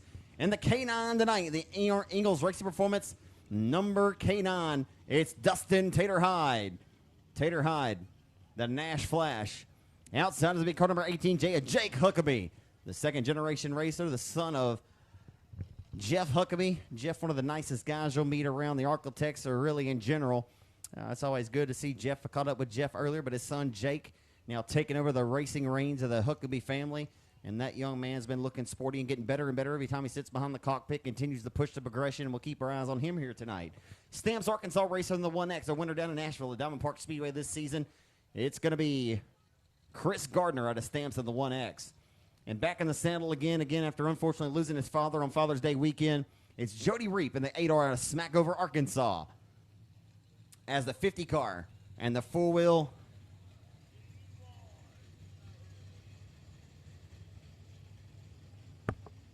The number 50 is Steve Rebel Ward, longtime veteran modified racer out of the area. Unfortunately for Steve, I didn't see exactly what happened to him. It didn't look like the car just got up and went there, and he unfortunately came to a screeching stop up top of turn number 4 and was the lone reason for this caution without getting one lap scored as he headed down Main Street into 1. So we'll get in a re-rack and stack restart going 20 laps in distance here for the IMCA tonight.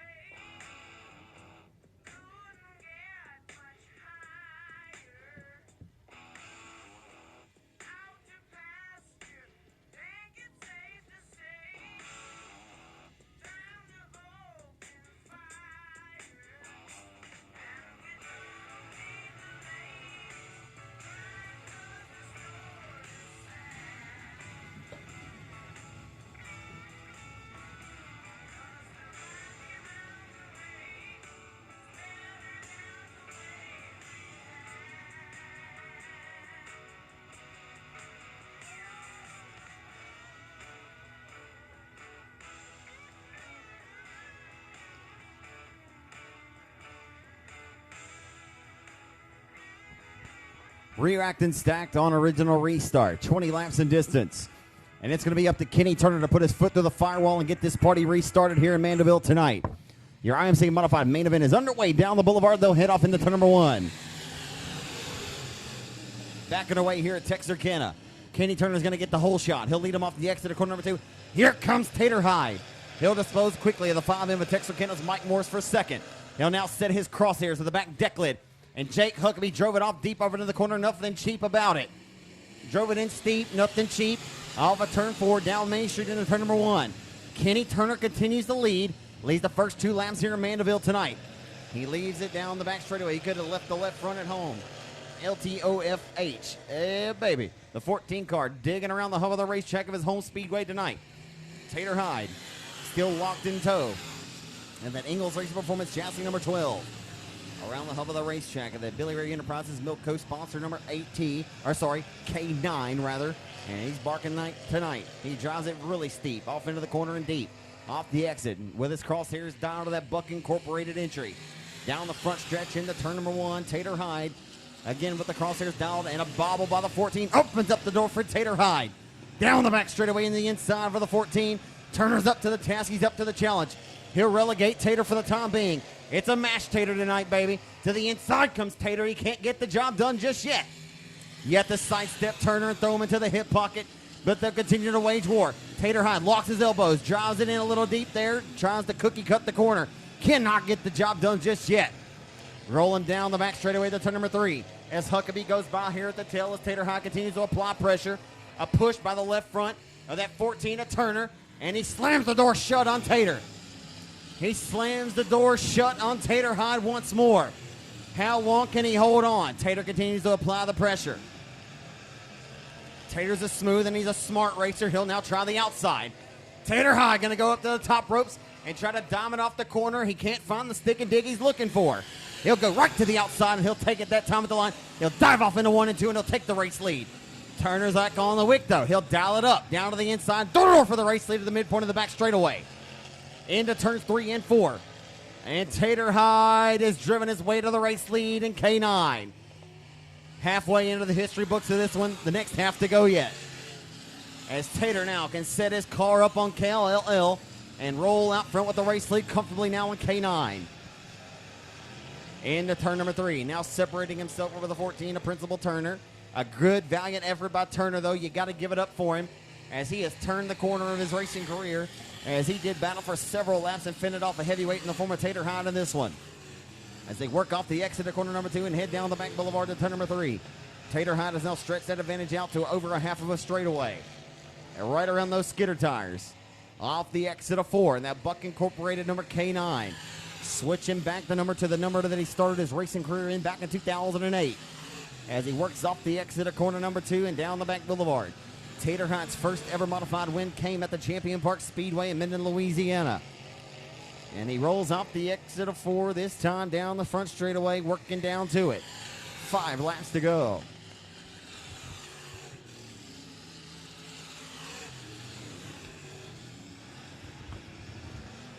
It'll be 4 laps to go this time by for Tater. As he works down the front straightaway this time. Not a whole lot of business taking place around the Mandeville Oval right now at this juncture. As we work down to it. As Turner sitting in third, second. Third's going to be Mike Morris. Fourth is Jake Huckabee having a good run tonight. Stamps Arkansas racer Chris Gardner back in the 5th spot. As Tater this time, it'll be 3 laps to go. 2 to go this next time by for Tater. Your Crate Lake Model main event's waiting in the wings right now. It should be a good one. Will we get a new time or a new face in Victory Lane? Double G Garrett Gibson been licking his chops. Will it be tonight that he scores his first ever Crate Lake Model victory? 2 laps to go for Tater Hyde.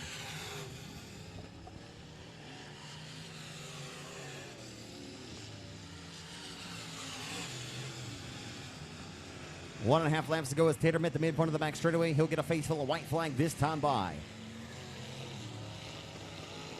Final trip down Main Street into 1. He'll work off the entry to 1 and 2 and set his sights down the back straightaway full throat and put his foot to the firewall. Into turn number 3. Back for the first time in Mandeville for the first time in 2021.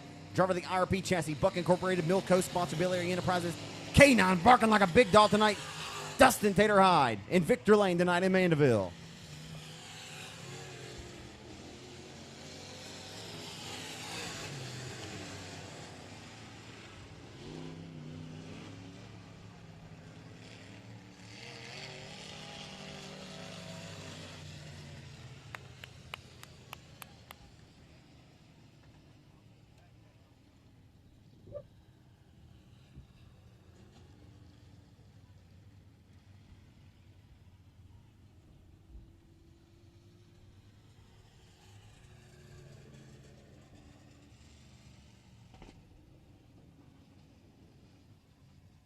Your Crate Late Model feature events waiting in the wings in the staging area as Dustin Hyde will roll his way to victory lane tonight here at Texarkana.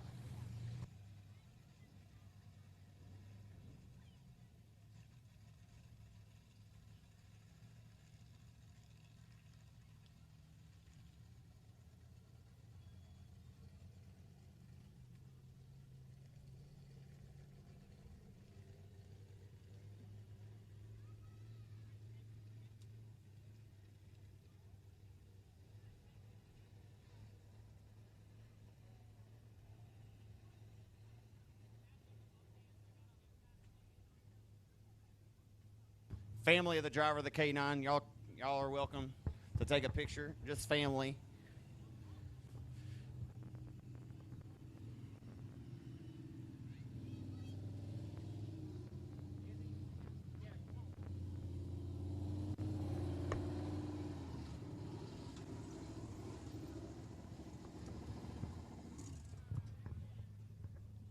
The driver of the Wackle Warren Jordan Surveying and Mapping, Team 5 Enterprise, IRP OS1 Chassis, Outlaw Lawn Care, Panel Truss, KR Promotions, W&W Timber, Custom Graphics number K9. It's a sharp-looking hot rod Chris Green put together here. And getting ready to climb out of this IRP OS1, his first trip to Texarkana this season, and results in a victory after a good battle there with Kenny Turner.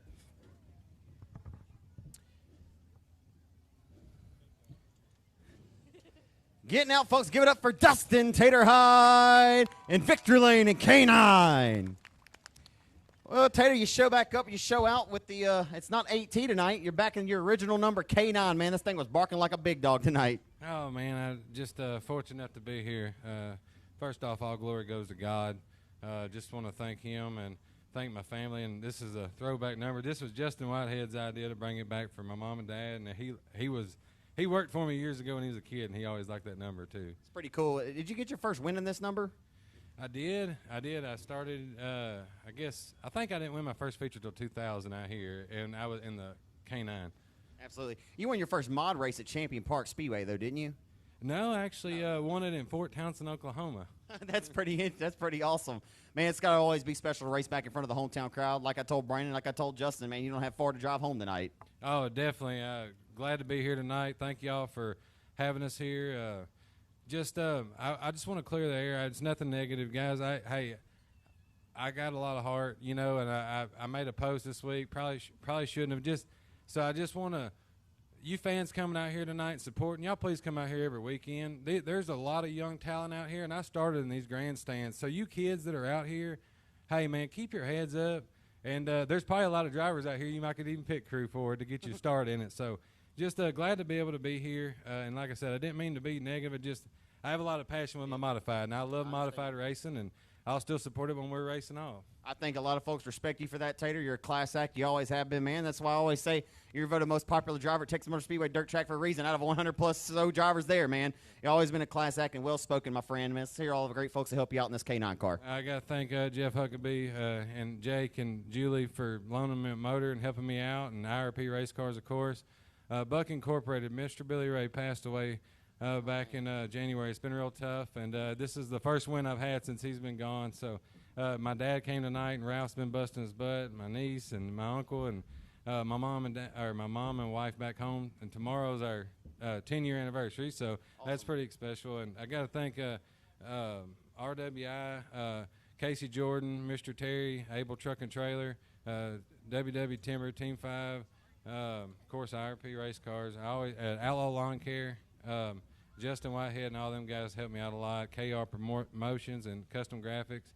All my family. Every fan out here, thank y'all. Hey, man, I didn't know about Mr. Billy Ray, and I'm sorry to hear that, Taylor. Tater, I know you said it's been since January, but I know he was a huge asset to your racing team and always has been and always will be going forward, man. So I know he's looking out proud on you tonight. Final thing, how about that race there with Kenny Turner, man? Kenny gave you hell. Yeah, Kenny was awesome tonight. They're like family to me, and he was tough. So I was very fortunate enough to get out in clean air finally there, and I feel like I could kind of run my own race. So if I missed anybody, I'm very sorry. Thank y'all for coming out. Class act, Tater. Congratulations. Thank you, Zach. Give it up for him, folks. Dustin Tater Hyde in Texarkana 67 Speedway Victory Lane.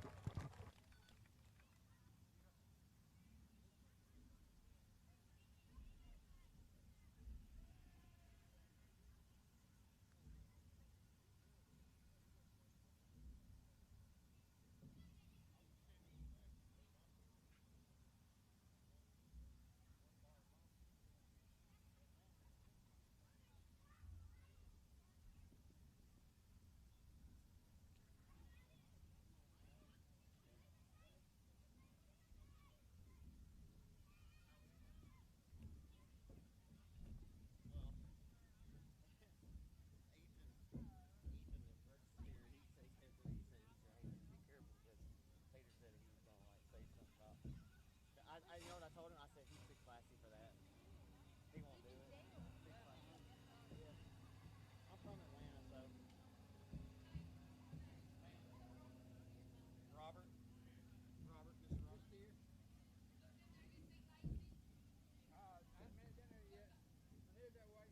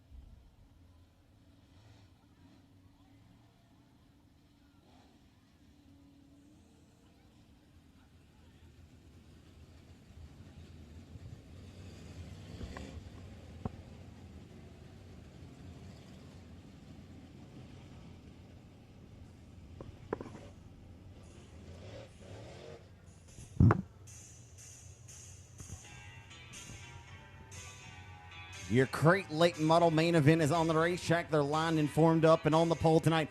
Everyone left in the house in Mandeville, if you could, get up on your feet. You're healthy and able and willing to do so, and give the Crate Lake Models a nice send-off here of a turn number 4.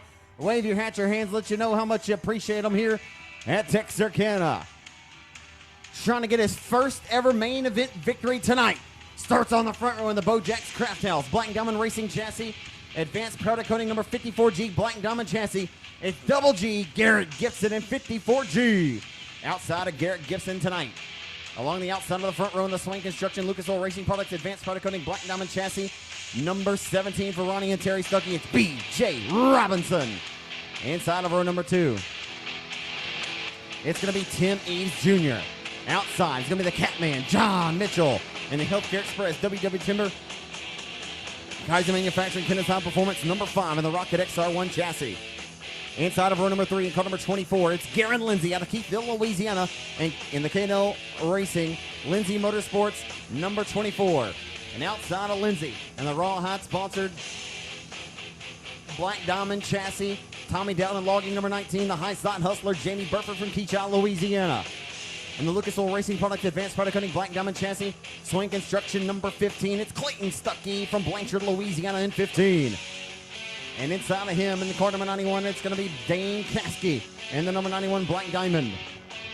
And the next car inside, car number 25 for Bubba Sampson Motorsports tonight, it's Baron Prince, the hired gun out of Houghton, Louisiana.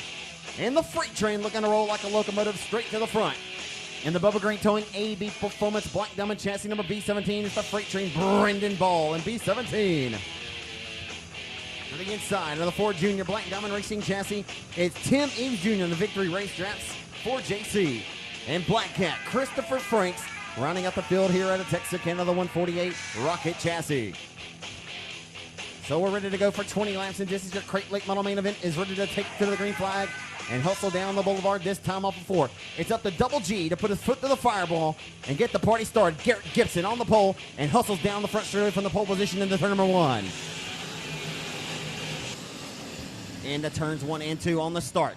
Robinson on the outside. Down the back straightaway, nose to nose. Down the back straightaway, Gibson gets the advantage in the turn number 3 over Robinson, but Rawson drives it all the way deep into turn number 3 back to Interstate 30. And off of 4, Garrett Gibson's going to lead lap number 1 at the line. He does it in 54G.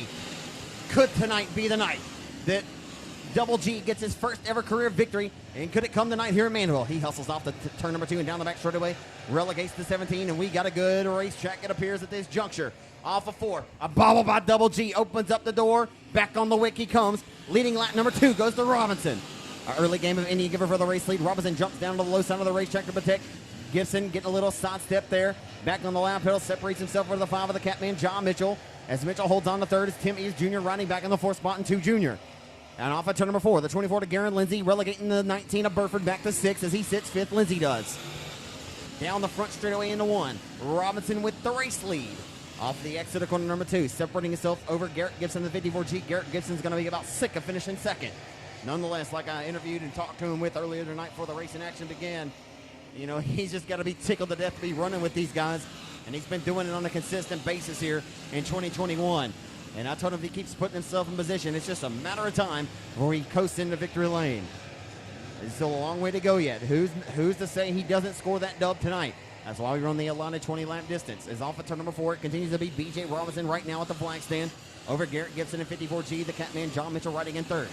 Hustling all around the bottom side of the racetrack. Tim Eaves Jr. over the 24 of Jump 5 driver of Garen Lindsay. 6 is the 19 of Burford. Opening up the door for the 15 of Stuckey. Clayton Stuckey took a stab, got on the binders, allowed the 19 to get back into the bottom in tow.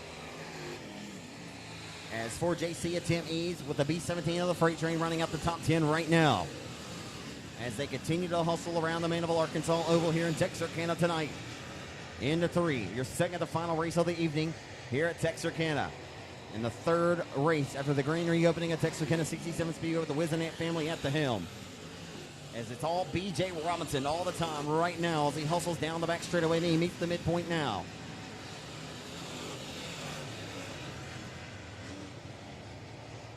Robinson off the exit of 4 with the race lead.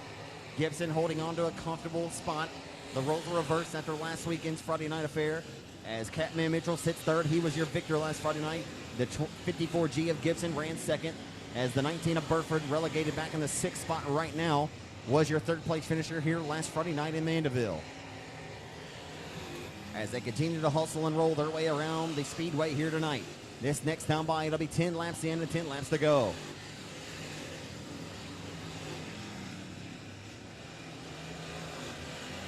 Pressure now being applied to Garrett Gibson for 2nd as John Catman Mitchell has turned up the wick and he's there knocked onto the back door. As the racetrack is locked down seemingly around the hub of the racetrack here, but Mitchell tries a lane and tries to lock his elbows and get a run and he finds it. Here comes the Catman, barking and scratching and clawing to the outside. Here comes John Mitchell.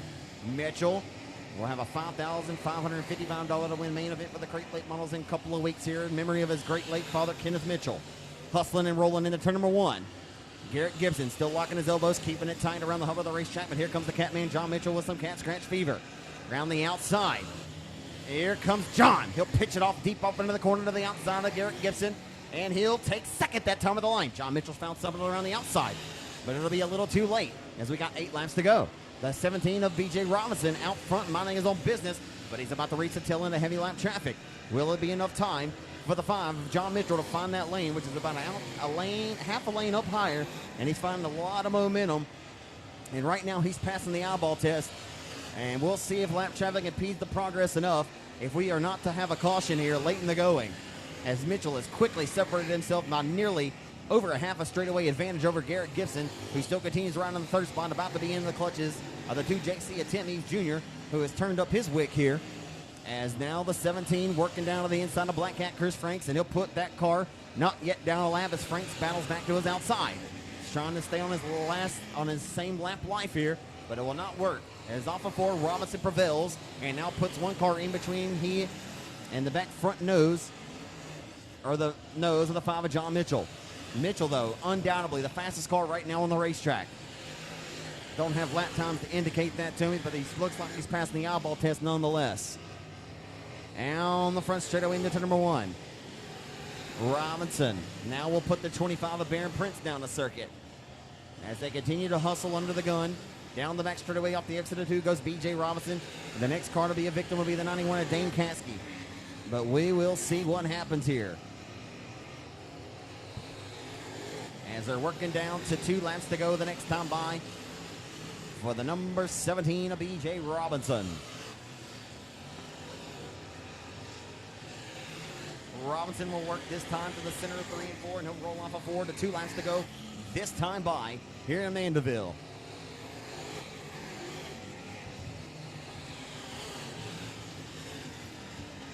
One and a half laps to go when BJ meets the midpoint of the back straightaway. Catman separated himself by a large margin over your third place driver, the 54G of Garrett Gibson, as the white flag will be displayed this time by the final quarter-mile trip around the semi-high bank quarter-mile oval here in Mandeville, Arkansas at Texarkana 67. A second last Saturday night with the Comp Cam Super Dirt Series at Boot Hill Speedway in Greenwood, Louisiana. The driver of the Lucas Oil Racing Product is Advanced Powder Coating Black Diamond Chassis Crate House Car of the Swain Construction number 17, B.J. Robinson. We'll go to victory lane tonight here at Texarkana.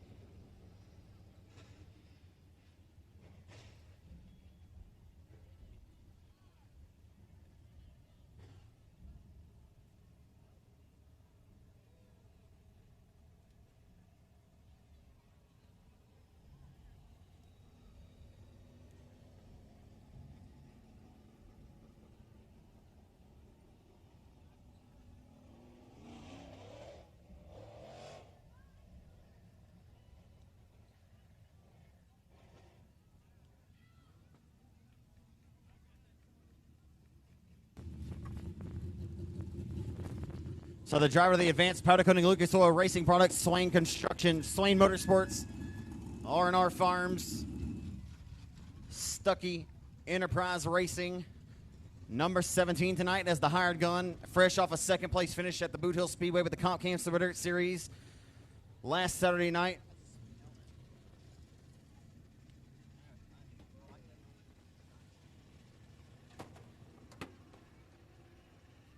Give him a hand, race fans. Everyone left now for B.J. Robinson in victory lane here in Mandeville tonight. Boy, B.J., you darted out front quickly to the race lead. Not for, a couple lap battle there with Garrett Gibson, who's really turned up the wick and turned the page in his racing career. But, man, you got this thing out front. You told me earlier you was going to try to race this thing tonight, but you look pretty good doing it tonight, my friend. Yeah, it wasn't too bad. Anytime you get a chance to take off and from our normal deal and come and do this, heck, I would race shopping carts around here. If I had the opportunity, but thanks Ronnie and Terry and for giving me the opportunity to come drive Jarrett's car while he's going out of town, and Andrew and Brad, JC, everybody that helps out. Clay, him and Jarrett decided about a year ago they wanted to start racing, and Garrett also. They're all doing good, and just good to come race and win one. Yeah, you can give them some good notes too, and so when he returns, he's got a good race car. Oh yeah, for sure. They're getting better every week. They're all just practicing and racing, and it's thanks for Duke and Bill and their family for taking this place over and giving them another place to come race. I know it's fun for you, too, to kind of have an off weekend with Comp Cams to come out and run this deal. You're a little bit closer to home. Last weekend you finished second at Boot Hill for all that momentum in here tonight. I was going to ask you, how much different do you drive these cars separate from your super late model? I say you'd still drive them a little different. Just the changes you go through the night. You're just behind all night long compared to what we would normally do. But it's definitely as far as in the car driving it, you're probably doing the same things, just everything's slowed down. You've had a really good year in the Comp Cams deal, too, man. I think you're sitting second or third in points right now, aren't you? Yeah, we have. We've had everything's went pretty decent. We've had a little bad luck here and there, had a few flats, but still managed to get some decent finishes, and still a long ways to go. You just go out there and just have good runs, and the points will take care of itself. I'm sure you're familiar with a few sponsors in this car, and I'll give you an opportunity to thank anybody in addition you want to thank as well. Obviously, Advanced Powder Coating, Stuckey Enterprises, Black Diamond, Swain Motorsports, Nancy Ruffty, Eagle Racing Engines, Harmon's Towing, FSR. The list goes on. Without all the people that's on here, Lucas Oil, heck, it takes everybody to do it. Before they knocked down the old press box, before they put up this new one, there was an old picture of you and your dad, the 101, the 01. Y'all used to come over here and give them hell in the mods back in the day. Is this place different from what it used to race? Is it still pretty similar? It still races pretty similar. I don't know. I think this is maybe their third night, so they're learning on the track just like everybody else, and it's smooth. I've been here before where it was so rough you don't want to leave, but every time you're thrown with a curveball with the weather like it is, and I think they're doing a good job, and obviously they made a lot of improvements, so I think there's good things to come. Hell of a run tonight, BJ. Congratulations. Thank you. BJ Robinson in victory lane tonight, ladies and gentlemen. Give him a hand. He's out of Bossier City, Louisiana.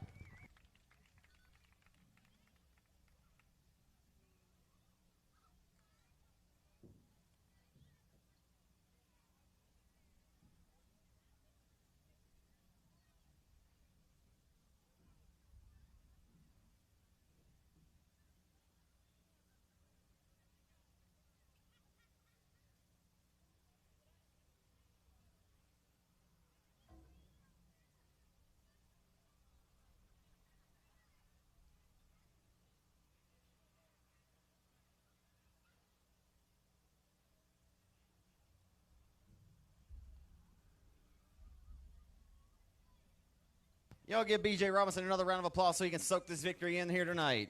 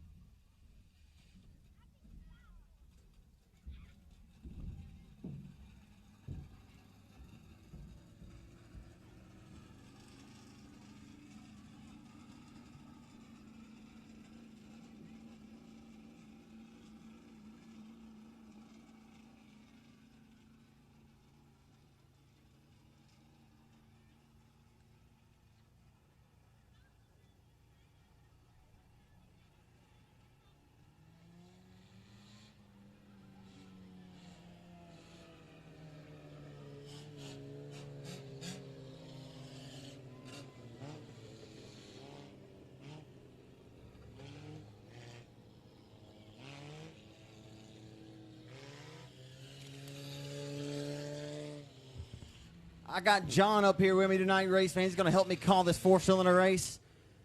John, on the pole tonight, we got Justin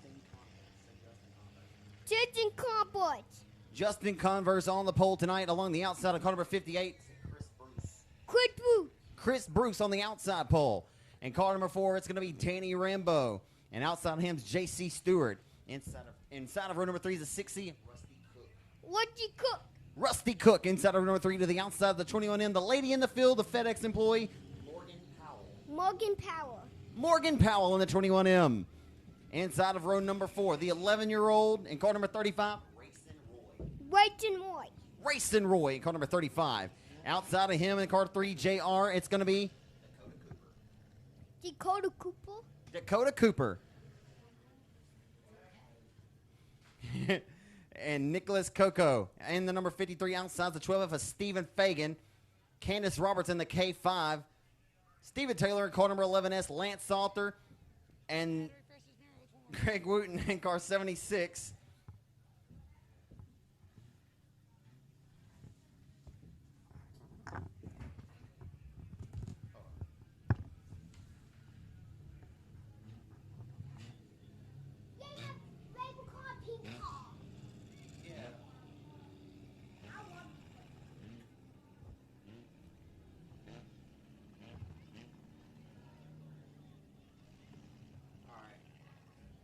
In car 72K, it's Michaela Strom in car number 72K. All righty, folks, we're ready to turn the lights out in here in just a few moments. If you're healthy and able, willing to do so, if you're sitting down, you don't want to stand up, y'all just give a wave and a hat. Wave your hats, your hands here for the 4 cylinders, your final race of the night here at Texarkana here in Mandeville. You do? Why? You scared?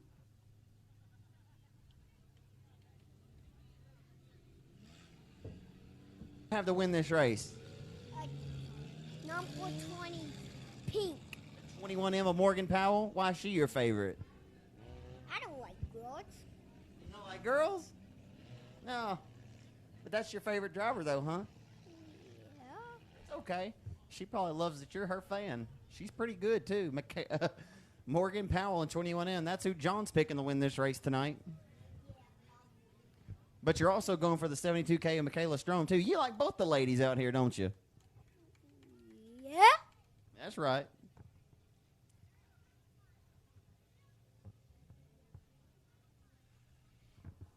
So you got Captain Universe, Justin Converse starting on the front row in car number 49C, and Chris Bruce on the outside in car number 58. Going for the pink one. Now I got you, brother. Danny Rambo in the 4R, J.C. Stewart on the outside of number 2, Rusty Cook, Morgan Powell, Racing Roy. And the 12F car of Stephen Fagan from Amity, Arkansas. Ready to go at it for 15 laps in distance, your final race of the night here at Texarkana. Final race. John's picking the pink 21M of Morgan Powell to go to Victor Lane, but he's also pulling for Michaela Strom as well. Lights are going to go out here, John. Say, The Kumbaya out. the green flag is out. We're underway here in Mandeville. The Brewer Construction 49C, Justin Converse gets the whole shot. He hustles them off into turns 1 and 2. Chris Bruce around the outside in car number 58. Quickly relegated by the number 4R, Danny Rambo. Last Friday night's feature race winner puts it into the hip pocket. The 34 Stewart, he rolls to the inside. He grabs third off of turn number 4. Down Main Street into 1. That Chevy Cavalier, that looks like a Pontiac Sunfire maybe. For the 49C, Justin Converse. Universe on a different planet so far tonight. I told him earlier, he looks like he's back in 2018 form, trying to get back on the wick here. As he rolls out the exit of corner number 4, Converse with the race lead. Score 2 laps into the history books. Converse with a sizable lead over the number 58 of Chris Bruce, who rolls in second here into turns 1 and 2.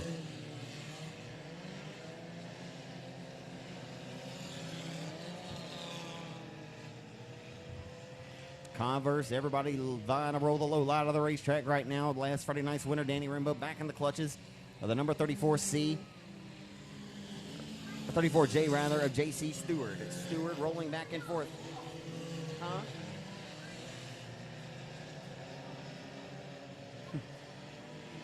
'72, yeah, you're going for Michaela Strom as well. She's learning, getting better every week.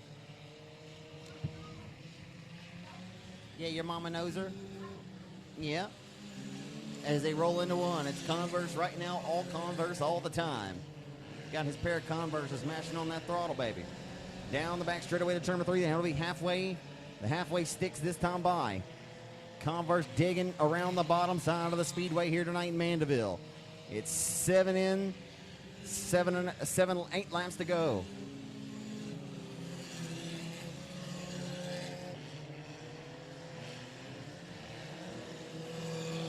Into turn number 3. And off of 4, Converse with a sizable advantage as he exits corner number 4 this time. It'll be 6 laps to go. 6 to go. The cap off tonight here in Mandeville, Arkansas at Texarkana.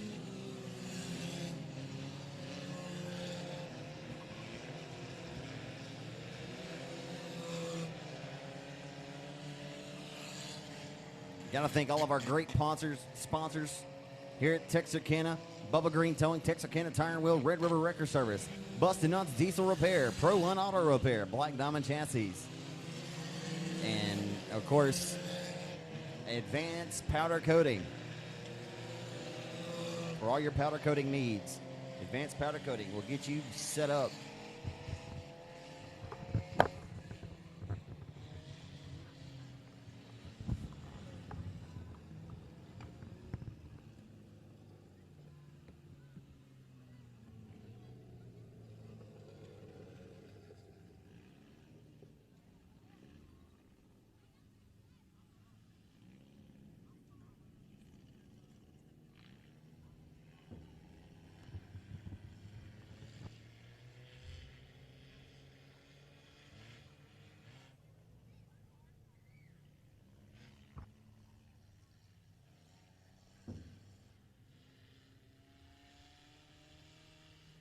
You having fun, John? Yeah.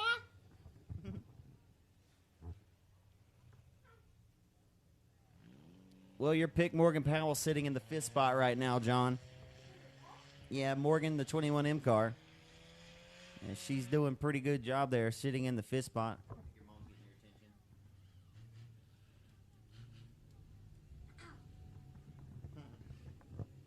I think your mom's your biggest fan down there.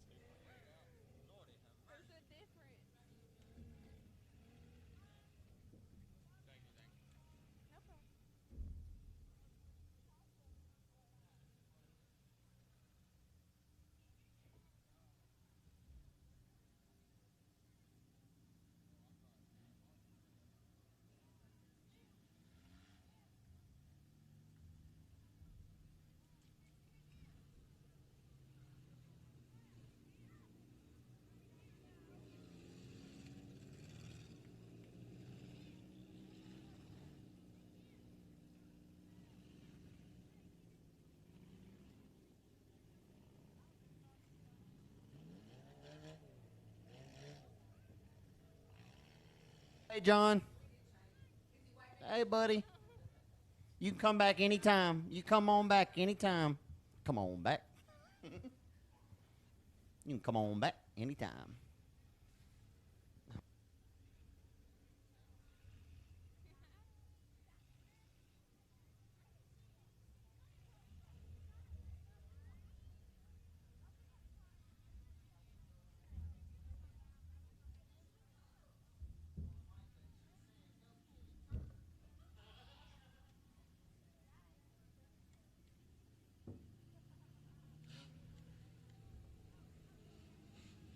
What's up, John? Glad you could join me back. My co-announcer tonight. How's it going?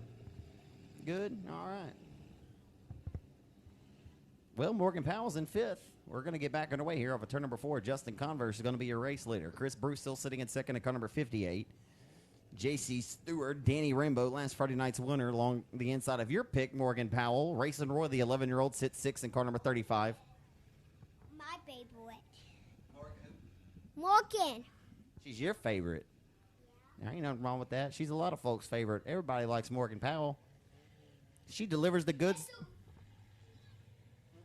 Green and the white. Here we go. We're off of turn 4 and we're back underway.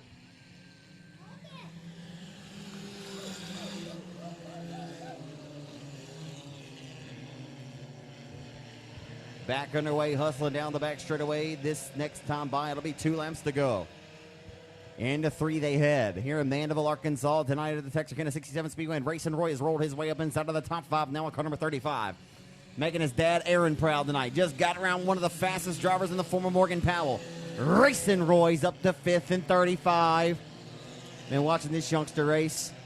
Haven't been able to watch him a whole lot in the mini wedge car, or the karts that he was racing over the new Boston kart track. But right now, Chris Bruce has got to run to the back into the number 49 seat with the white flag waving. Can Bruce pull a rabbit out of the proverbial hat here? Final time for the TK Outlaw, Justin Converse in a 1, but Bruce is there, knocking on the back door on the final lap. Half a lap to go for 49 Cia Converse. Into turn number 3. Converse trying to hug it around the hub. A shot in the shorts from Bruce, but Justin Converse wins his first of the season tonight here at 67.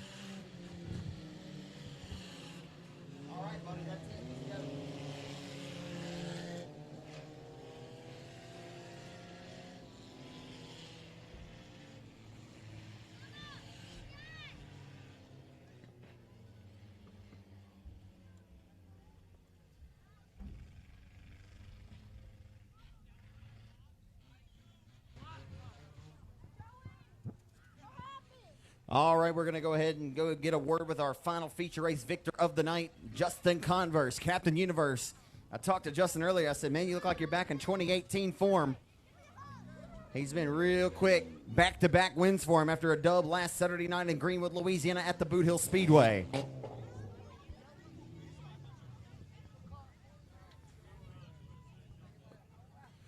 In the TK Outlaws 49C. C49, rather.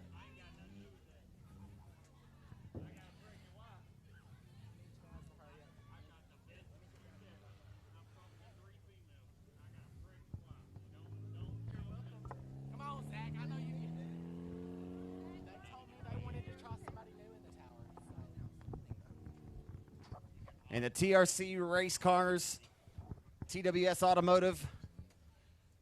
C49, back-to-back wins for him after a victory last weekend in Greenwood at Boot Hill. How about a hand for Captain Universe, Justin Converse in C49?